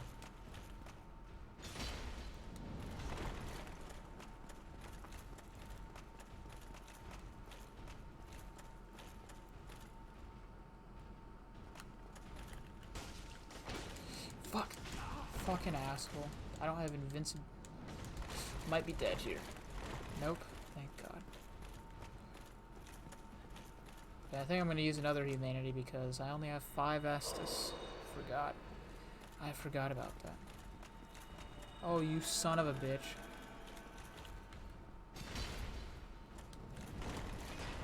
I wonder if they have an unlimited number of those heals. You know what? I am going to summon Solaire.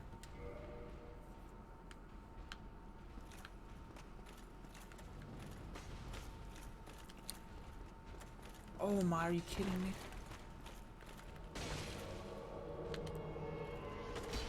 Oh, did I miss that? Oh my god. Please. Fucking Solaire? Okay, buddy? Oh my god, and that guy healed. What is... Oh my god, and Solaire's AI is broken. Alright. Solaire. Really, buddy? Alright, good. Good, his AI was not completely broken.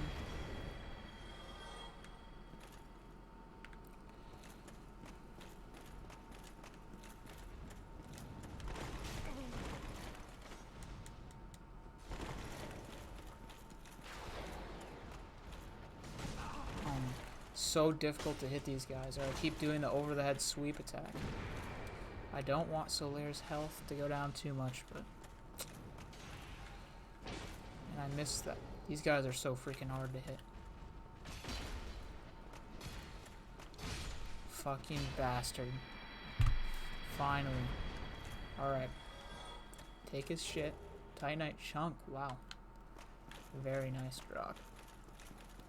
Now we can finally begin our battle. Freaking half. Already used so much of our strength. But having Solaire alongside me will make the difference. Hopefully. Gonna skip the iconic cutscene, unfortunately. Can I even skip it? Yeah, I can. Alright.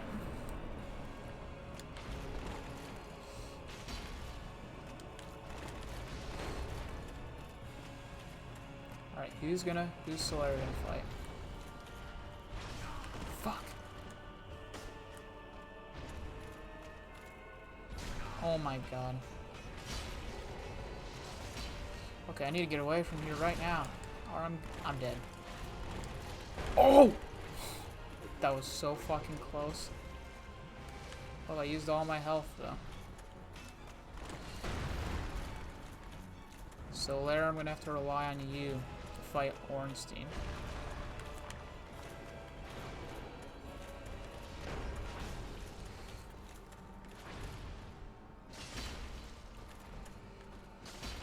Yes!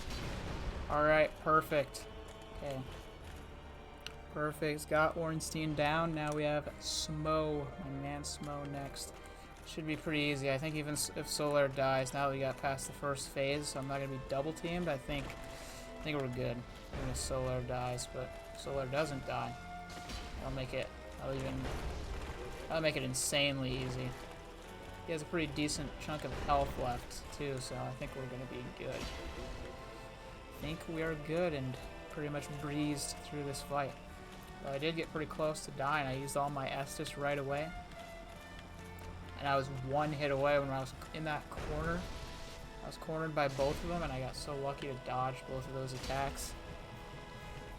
But I did dodge them when we got through the fight, because yeah, like I said, it's pretty much child's play at this point, with just Smo left, and we still have Solaire alive with a good chunk of health. Good chunk of health remaining. Look, we're even staggering Smo. Oh, please. Oh, that was close. Wouldn't have killed me, though, anyway. Perfect. Good, and even the gesture triggered right away. Thank you, sir. 50k souls, and just like that, we are through the first half of the game.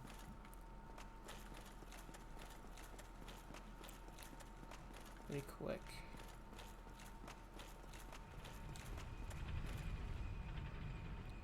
Didn't even get hit a single time in that second phase. Maybe we'll be able to put on the night pants now. Shit, I was doing something on my phone real quick. Yeah, maybe our get enough equipment load to be able to put on the night pants. Complete our look. I'll level up right now and see.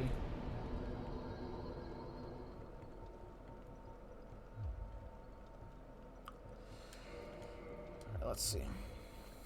So we can't neglect the other categories just because we need our night pants. Not yet. Yeah, I definitely would assume comparison to a skirt. Well, it's 3.0, that's 6.5, so yeah, I guess that's not too much more. Wonder if the leather boots? Oh, we can, yeah. I don't know if that kind of looks strange with this. It doesn't look too strange. So, alright, this will be our attire for the time being until we can get the night leggings. So we can wear the night leggings without mid-rolling.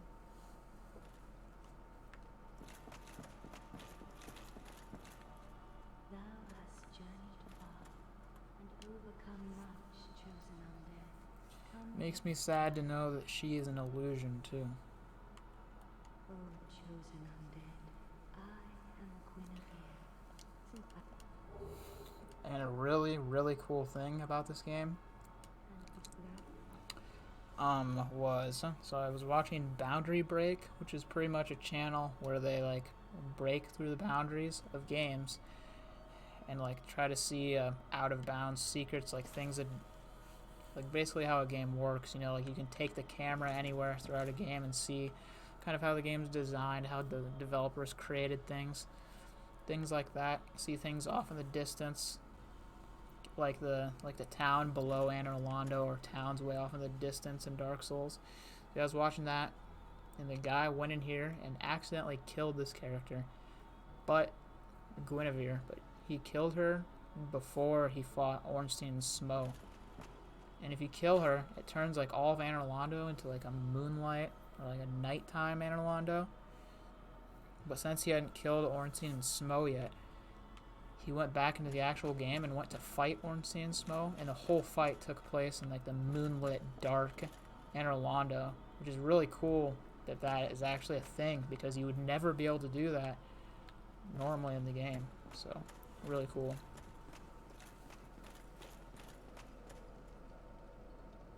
Actually, don't remember if I exhausted all of her dialogue or not. O chosen undead, thou since the day once living, Yeah, I'm pretty sure it's just lore information, thou shalt go which I love, but don't really need it right now. And now we have the Lord Vessel, so we can teleport anywhere. And, yeah, I want to see if the Demon Ruins bonfire, if we cannot. We cannot teleport to the Demon Ruins bonfire. That is annoying. So we're going to have to go all the way back through Blighttown. But we can worry about that at a later time. For now, we have other things to do.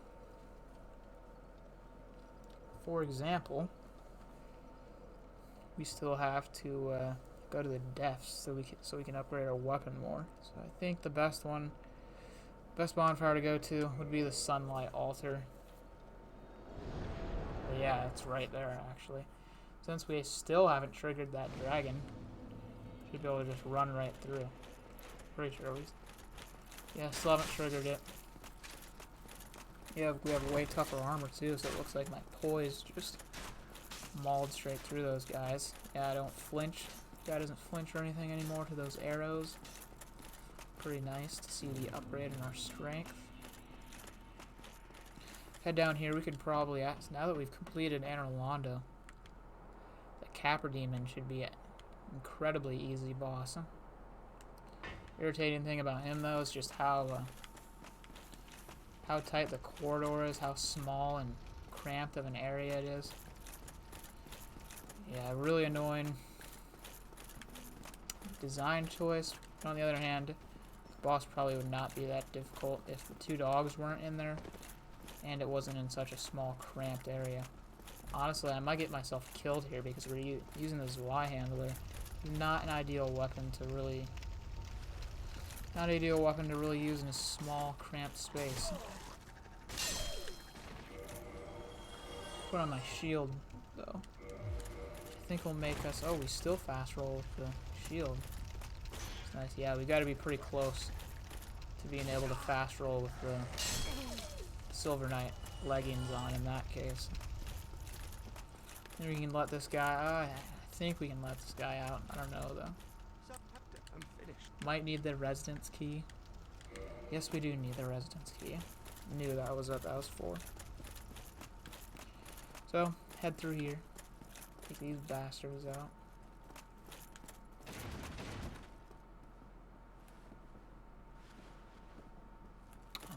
Almost forgot about the dudes who appear behind you.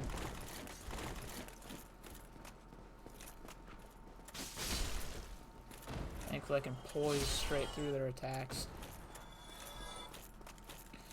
Really concerned about those freaking dogs though. Actually, I know what I'm going to do. I'm going to use the crystal halberd for this. Pretty sure... Yeah, it looks like I can't really use it with... yeah, I can't use it with my shield up.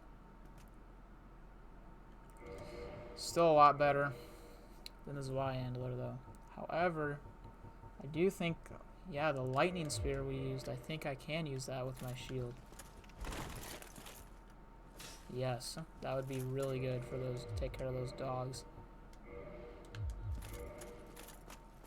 Use this though to take out the rest of these guys.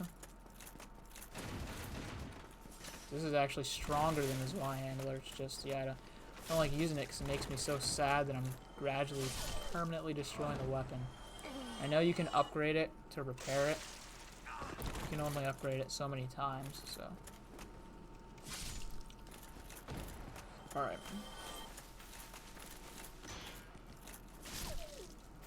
Probably should have tested this out on that one, but oh well. Okay, I cannot promise I won't get myself killed here. We will find out, though. Fucking asshole. Let's go. Go up here, run, turn around. Oh my god. You fucking bitch. Okay. Go back down here. Heal up. Oh my god, these dogs.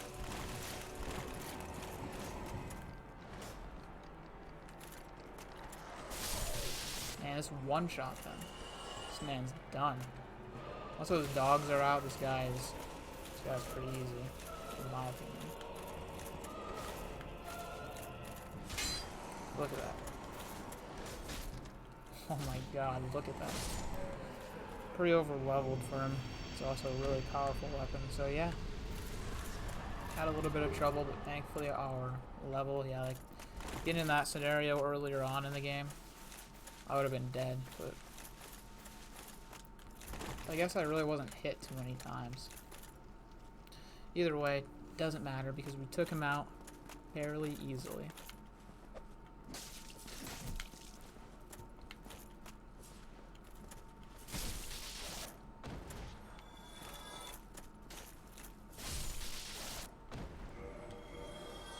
Man, I actually like this. I actually really like this moveset, honestly.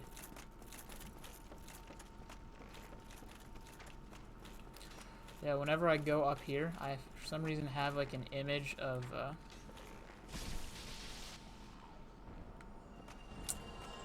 image of a gargoyle being in here, and I think that's because I watched a streamer named Lobos Jr. who was doing a run of the game with completely random spawns. Like every enemy was randomized.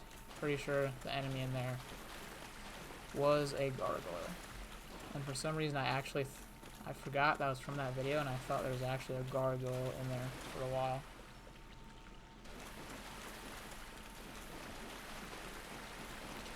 Talk to this woman because she is pretty helpful. We're actually going to get a bunch of curses from her.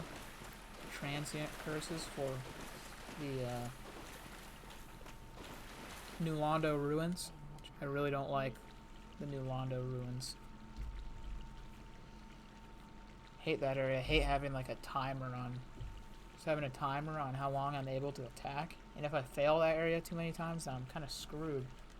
There's so many transient curses. Actually, does she? I don't remember if this woman has unlimited. I think she might. Oh, yeah, she might actually have unlimited transient curses. Don't remember. Regardless, it's still be annoying to just have a time limit on how long you can even attack enemies. But after playing it so many times, the Londo Ruins actually is not that difficult. So yeah, I guess this will be like our loadout for areas that have really tight corridors. I can't really think of that many for the rest of the game that have corridors like this, tight spaces.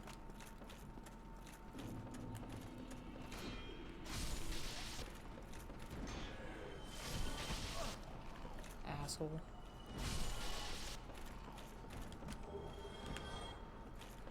Wow, thanks for the broken straight sword. We'll also grab the wizard guy who's down here. I really want to save him because that would be a fucked up way to die if this thing ate him. This thing's creepy as shit to me. First time I saw this thing, first time I was playing the game and saw this thing, it was just horrifying. And then when you go down and like she gets pissed off and starts running your way, incredibly creepy.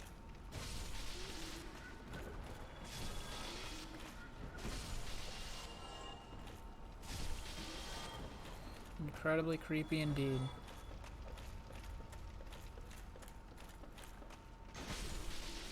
Yeah, I also I didn't really check the stream too much, so hopefully the audio mixing is good, and I'm also really hoping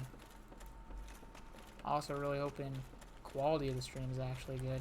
So I've never actually streamed on this specific computer. I didn't realize I was right there.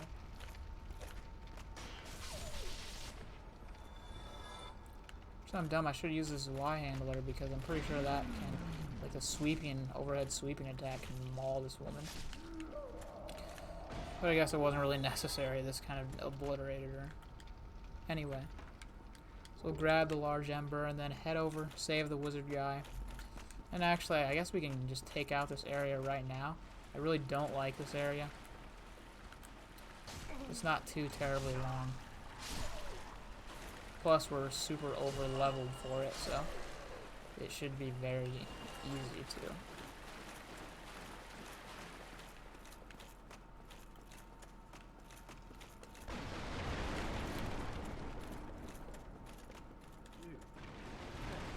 I know, I'm helping. Pyromancy. Pyromancy teacher. Good to hear. Oh, hello. I'm fine. Oh, hello. Look forward to seeing him in the Firelink Shrine. I always love having the Firelink Shrine populated because then it feels a lot less depressing. And there are a bunch of characters there.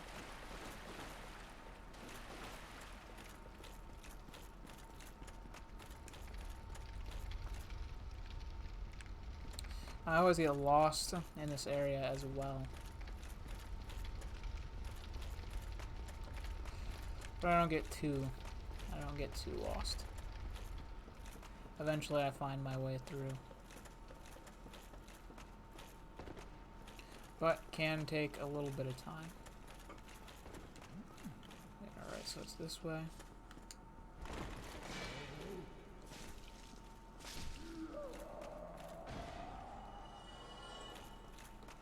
Oh, she didn't appear the last time. Man, I was close to having her appear. Okay, so which way?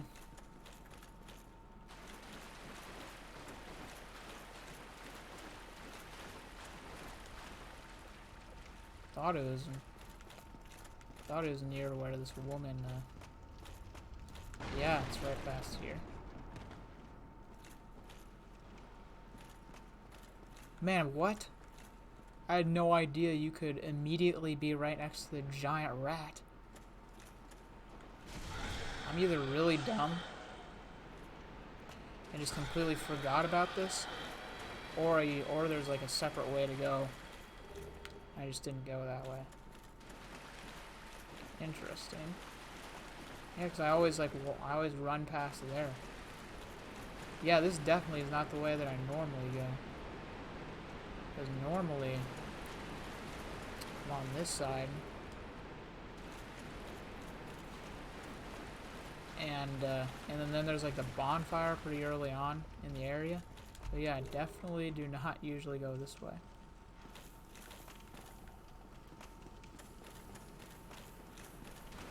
I had no clue. I had no clue you could start here. Learn something new every time you play Dark Souls. Dude, am I already at the fucking boss? I am already at the fucking boss. I'm right here. Wow. Are you fucking telling me that I went through this whole entire area all those goddamn times when I didn't need to? Yeah, that fucking please. Oh my god, fuck off.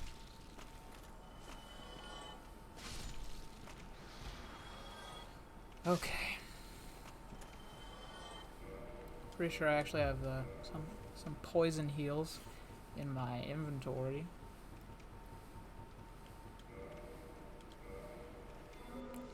Good, then we're out of heals, so we're gonna have to use humanity. This guy though, this boss should be pretty easy. Just because we're at such a high level.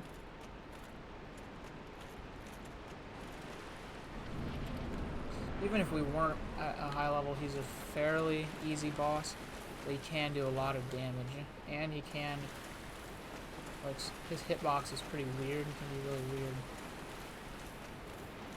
This has got to be the right way. Actually, this could be the wrong way, because usually you would... I don't know. We'll find out.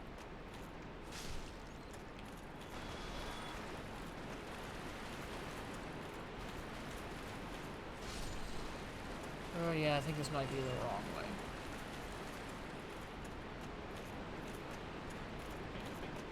Okay, is it? Yeah, this is definitely the wrong way. Oh yeah, because that's the bonfire I was talking about. Usually you start over there.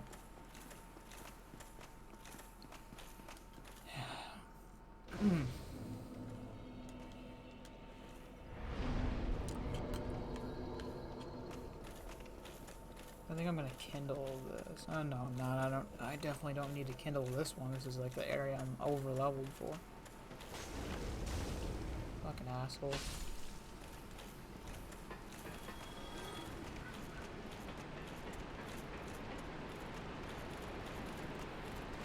Oh my god, there's so many.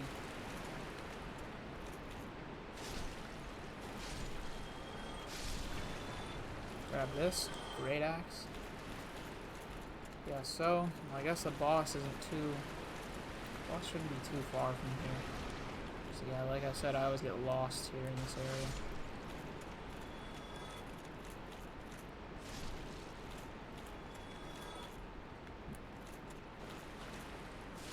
These freaking rats.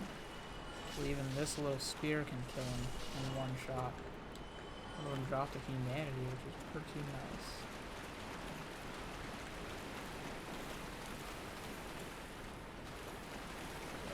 Over here. The actual boss really shouldn't be too far, I don't think, from this. Hold on. This one, there's so much.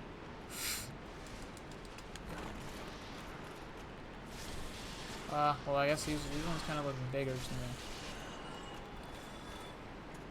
Maybe it's just my imagination.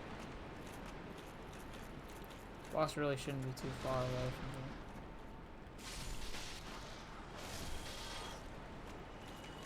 Over here? No. Probably gonna be a rat in there. Nice, another large titanite shard. I think there's a large titanite shard down there too.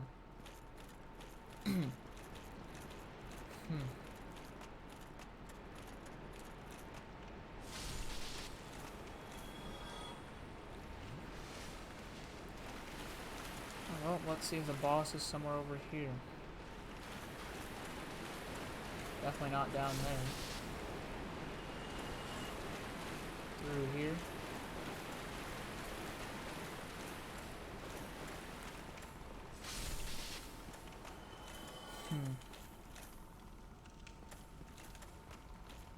Oh, 'cause this is where the big rat, massive rat is. Still can't believe that the massive rat is. I didn't know you could start here. I really did not know you could start right in this area.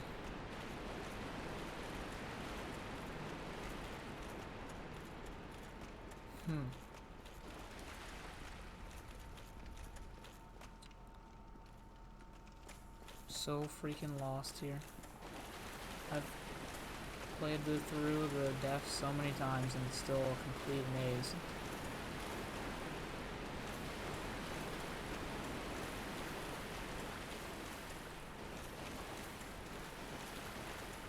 Oh, I really don't think it's. I thought it might have been through here, but maybe it's not. I feel like if I came from the area I usually come from, then I would have gone through here, seen this white thing, and I would have came through here this way. You know, I would have gone in this direction, gone through here, then probably eventually found the giant rat. Oh, this must be new. Maybe it's this way.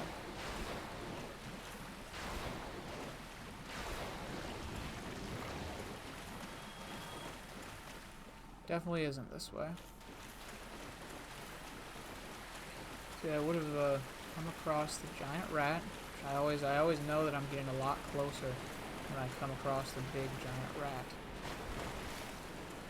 Then there must be I thought there was another way that you could get out of that little rat room.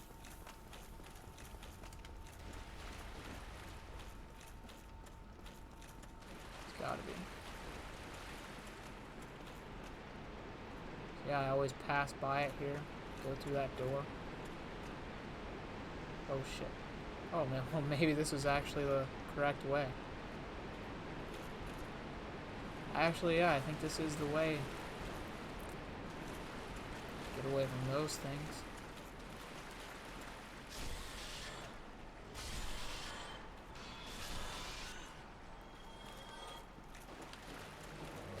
Knight Kirk? Man, I'm usually hollowed here.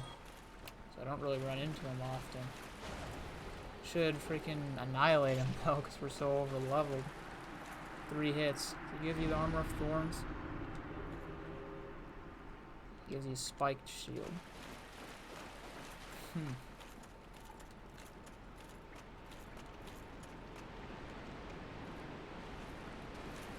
Yeah, then we. Yeah, this is definitely it. Actually, isn't this. Yeah, this is how you get to Blighttown. Yeah, you have to. That's the normal way to go through Blighttown. The horrifying way to go to Blighttown.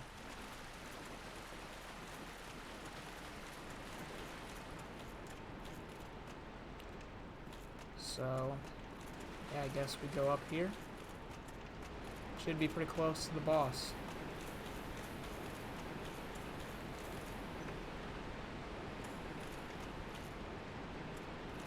Oh. Okay, so I go down. God damn it.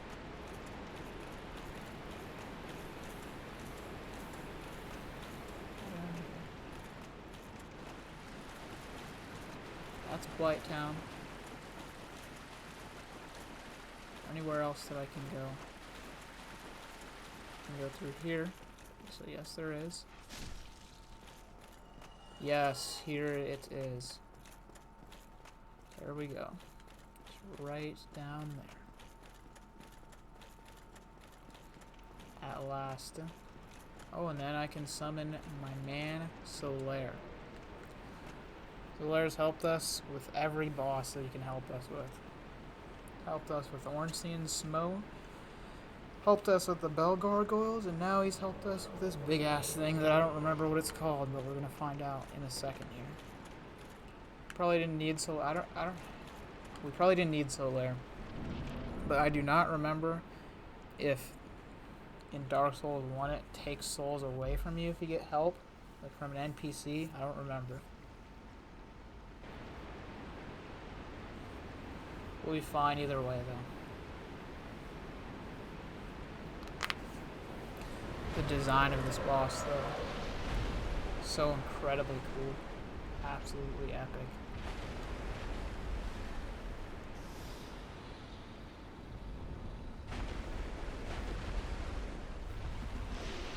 Unfortunate though that it's a boss that it's not really significant whatsoever to the actual lore itself.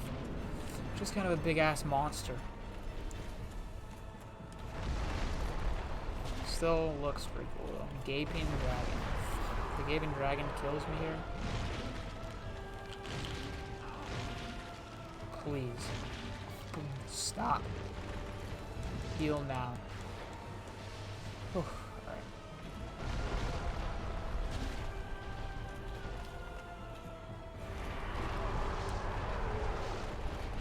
That's a very interesting hitbox.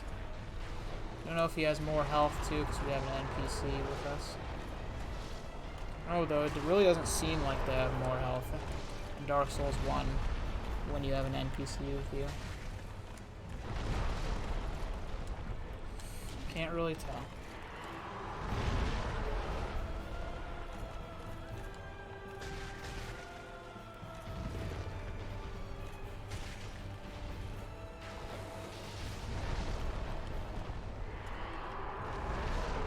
Oh, it's gonna hit me.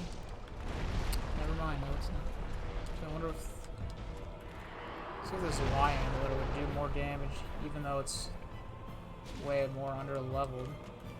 Or it does less, says it does less damage. Maybe it's more effective against this guy who just smacked the shit out of me. Oh yeah, this actually does do more damage, although I guess it's a lot slower. But we'll keep it equipped because we're not going to be using the halberd after this fight, which is almost over. Oh crap, Solaire was killed.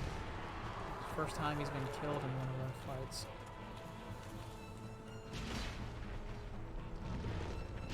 But this guy's almost dead, so...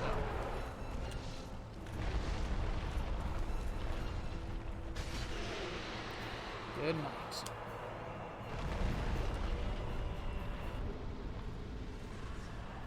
Blighttown Key, which we thankfully do not need. Homeward Bone. I think that there's... pretty sure there's a large Titanite shard somewhere else here. Maybe I'm wrong. It's an armor set. I actually think that might be the armor set we started out with. Yeah, definitely could be completely off the mark on that large Titanite shard thing.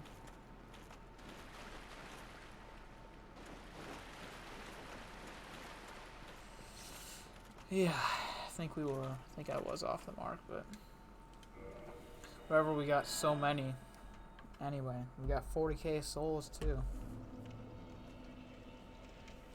So yeah, I think we'll go ahead and level up. Thankfully we can warp now.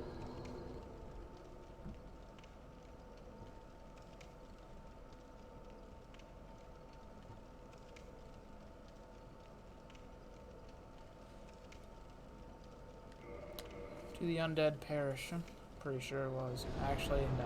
I think it was the Undead Asylum. Oh no, I was right.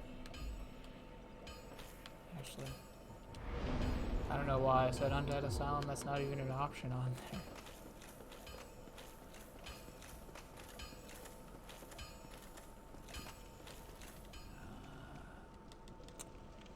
Yes. reinforce our weapon because we have so many large Titanite shards. And Titanite chunks. Oh, but I think I have to, don't I have to ascend it somewhere? Crap. Yeah. Definitely do have to, but let me look. Hold on. Modify. Yes, there we go. +6. +7.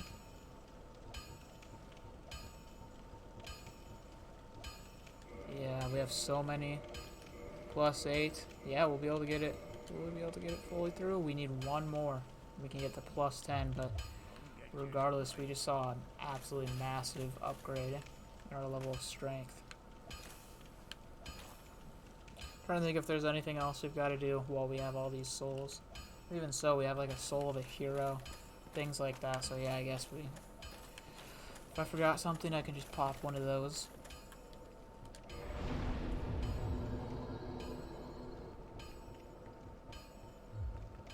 We won't upgrade our endurance yet. We'll keep everything evened out. Even though I want to be able to wear those night pants. Where to go next? I think we may go take out Sif next. And then that will be the end of the stream. Which, funnily enough, Sif, I actually need souls to buy the thing, the key that opens up Sif's area. But yeah, like I said, I can just use all these souls we have.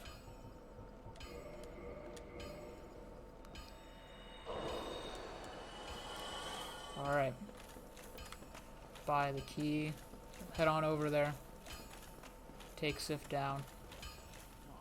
Then that'll be it for this stream. I forgot we had that other one. Purchase item and head over to the crest of Artorias. I always fight Sif at such a random time in the game that I don't really know what level you're recommended to be at to take him on. And as for this guy, pretty powerful at this point. Yeah, look at that. Doesn't really do that much damage. So we'd probably whoop his ass now.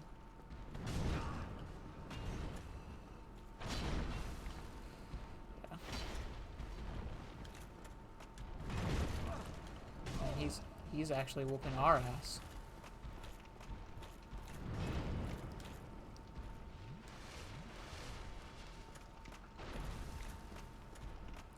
It's actually strange. I usually don't use a shield in these games. Gotta get used to it though. So do I still fast roll? I don't think I do. Because I have my shield.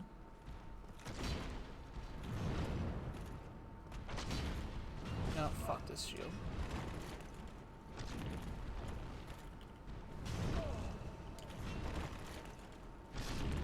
And he's down. Yeah, that was a pretty rough fight. Got hit a bunch of times, but we were so strong at this point that it didn't even matter. Oh. Oh, it's the spear. Curious if I can put on the shield with this weapon. Yes, I can, so it was the spear putting us over.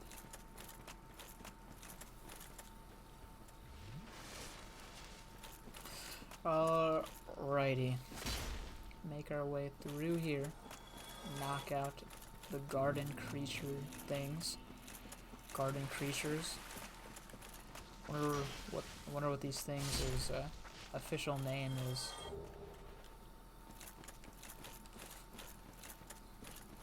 Garden creatures.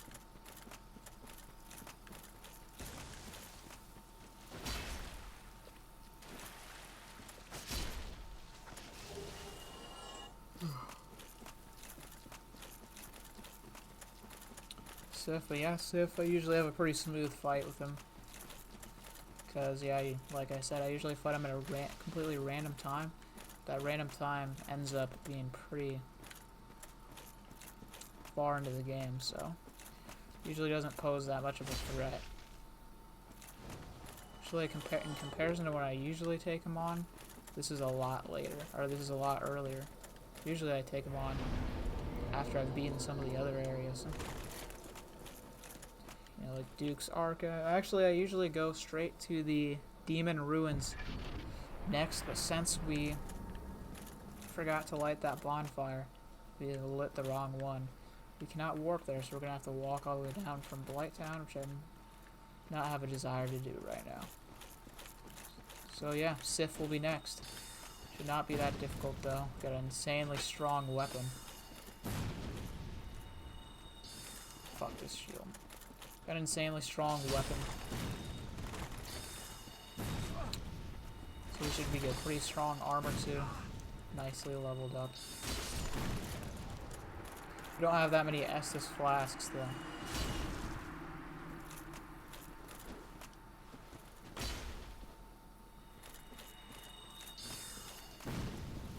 This guy is really irritating. Good thing he's dead now.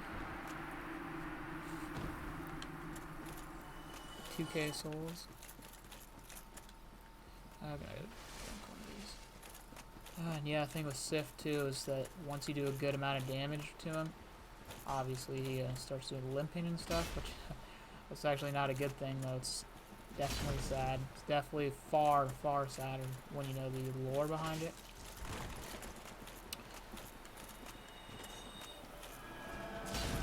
So yeah, it's a tragic, sad fight, and it's even sadder again when you play the DLC area first. So there's that little extra nod Sif gives you, since he actually knows you and remembers you from the past. Holy crap! Holy fuck, that guy! That guy just annihilated my health. I'm gonna get killed. Oh my god. Fucking, we're gonna have to run. I'm disoriented now too. I don't know where we are. I have no clue where we are in the desert. They're so fast. Oh my god. This is like the fastest character, fastest NPC in the game. Usually they're not really able to keep up with me. Alright, yeah, let's go back to this beginning area. Wonder if they follow me through the door. Do they? Yes, they do. Dude. Kinda. I guess they follow me a little bit through the door.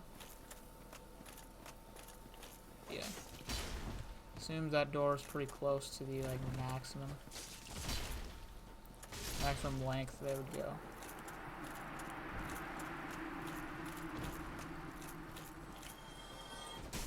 Oh my. Alright, let's go back. Let's go back. Really need those few seconds to be able to heal. Yeah, these guys are made a lot easier too. I mean, they're definitely not easy as you can see, but definitely wouldn't have been able to take them out if I didn't have this Y-angler and a sweeping attack. Oh, that big ass sweeping attack. Dude, I'm actually about to just...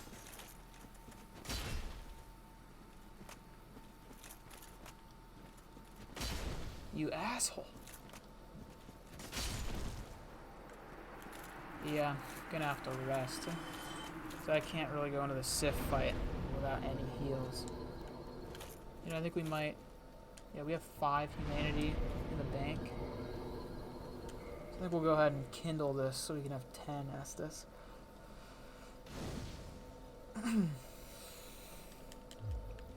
Then we will sprint past all of these guys. And we'll join the Covenant. Join the Forest Hunters Covenant. So that they are no longer hostile to us. And then we'll get to see that one guy in Blighttown, which we have to go past there now. Usually I don't. Shit, where is it? Bro, how did I get lost here? Oh my... Why do they do so much damage? I thought he was right down here. I'm dead. Fucking ass.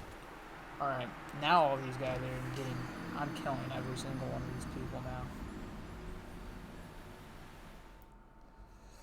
Killing every single one.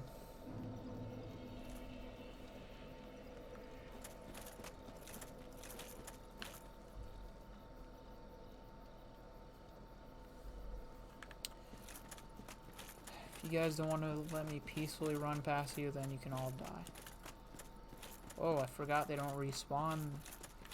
Do they respawn? Yeah, they do. So it kind of seems like only this guy respawns. Of course, the most irritating one. Oh my. I'm gonna kick your ass.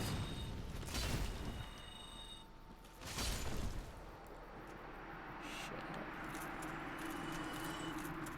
I don't think once in my life I've ever gotten lost in here. So many fur. Yeah, it's right. It's literally right there.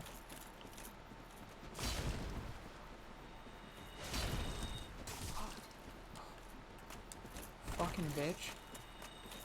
How does he, why does he take so much health away? Heal up. Good. Now I can talk to the cat. Yes, hurry up. Yes. Yeah. That's what I thought. Said yes. Oh, I guess I weren't talking about that. Well, I thought she asked me to join the Covenant right away, but I guess she asked something else, which I do not know what she asked. Thanks for the ring.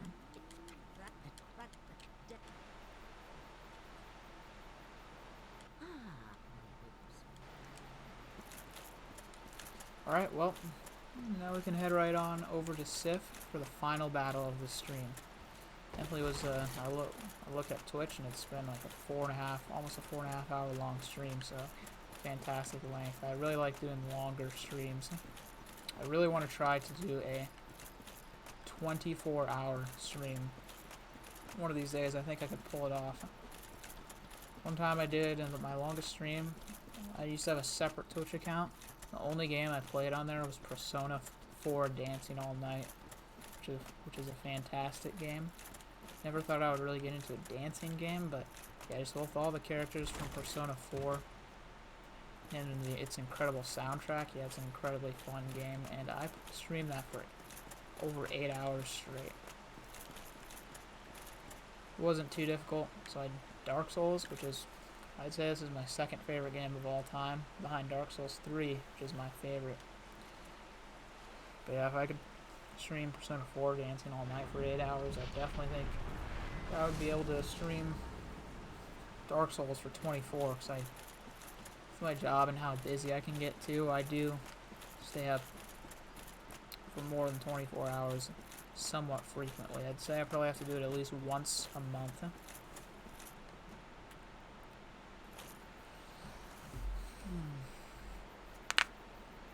But that is for the future. For now, we will take on Sif.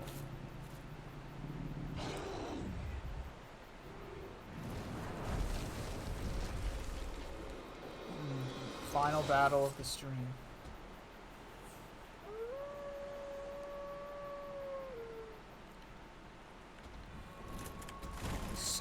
He's so fast at the beginning.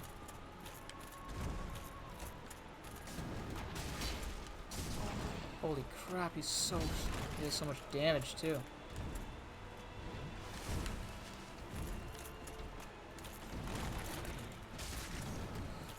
I do a lot of damage too though.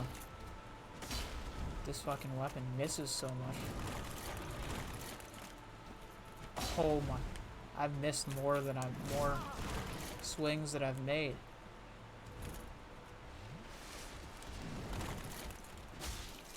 Only one that's landed is like that. Holy crap, he's this.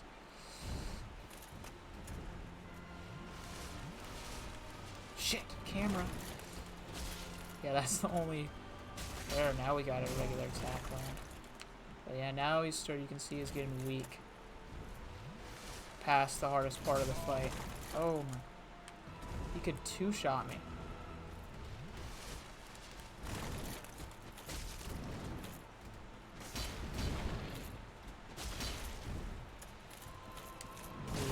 Oh, holy. No matter how many times he hits me, I can't believe how much damage he does. Guess it's because I'm used to fighting him so late. Sif, I swear if I miss another shot.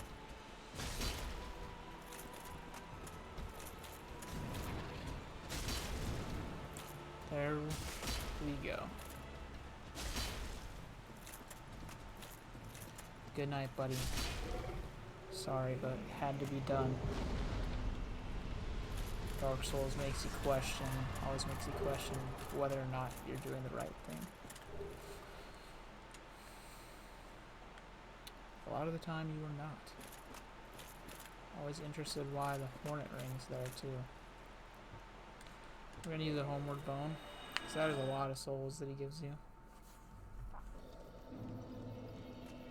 I'm gonna look up a recommended level for Sif, I'm curious.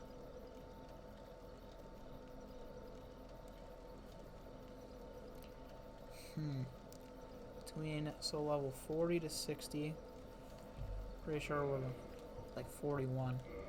Or 48, so like that's smack dab in the middle. So that's like, this is, I guess, perfect timing.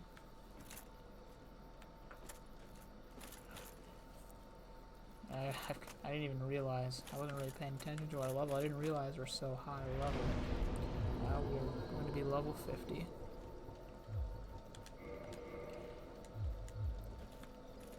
And as a final task in the stream, going to check if I can wear the pants yet. Silver Knight leggings. Gotta remove this. That actually kind of makes me sad. It would have been cool to end of the stream, finally being able to wear the pants, but looks like we are a little too far off from that still.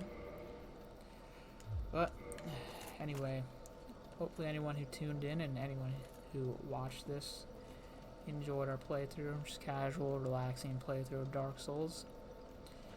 And yeah, it was a really fun first stream, really enjoyed it.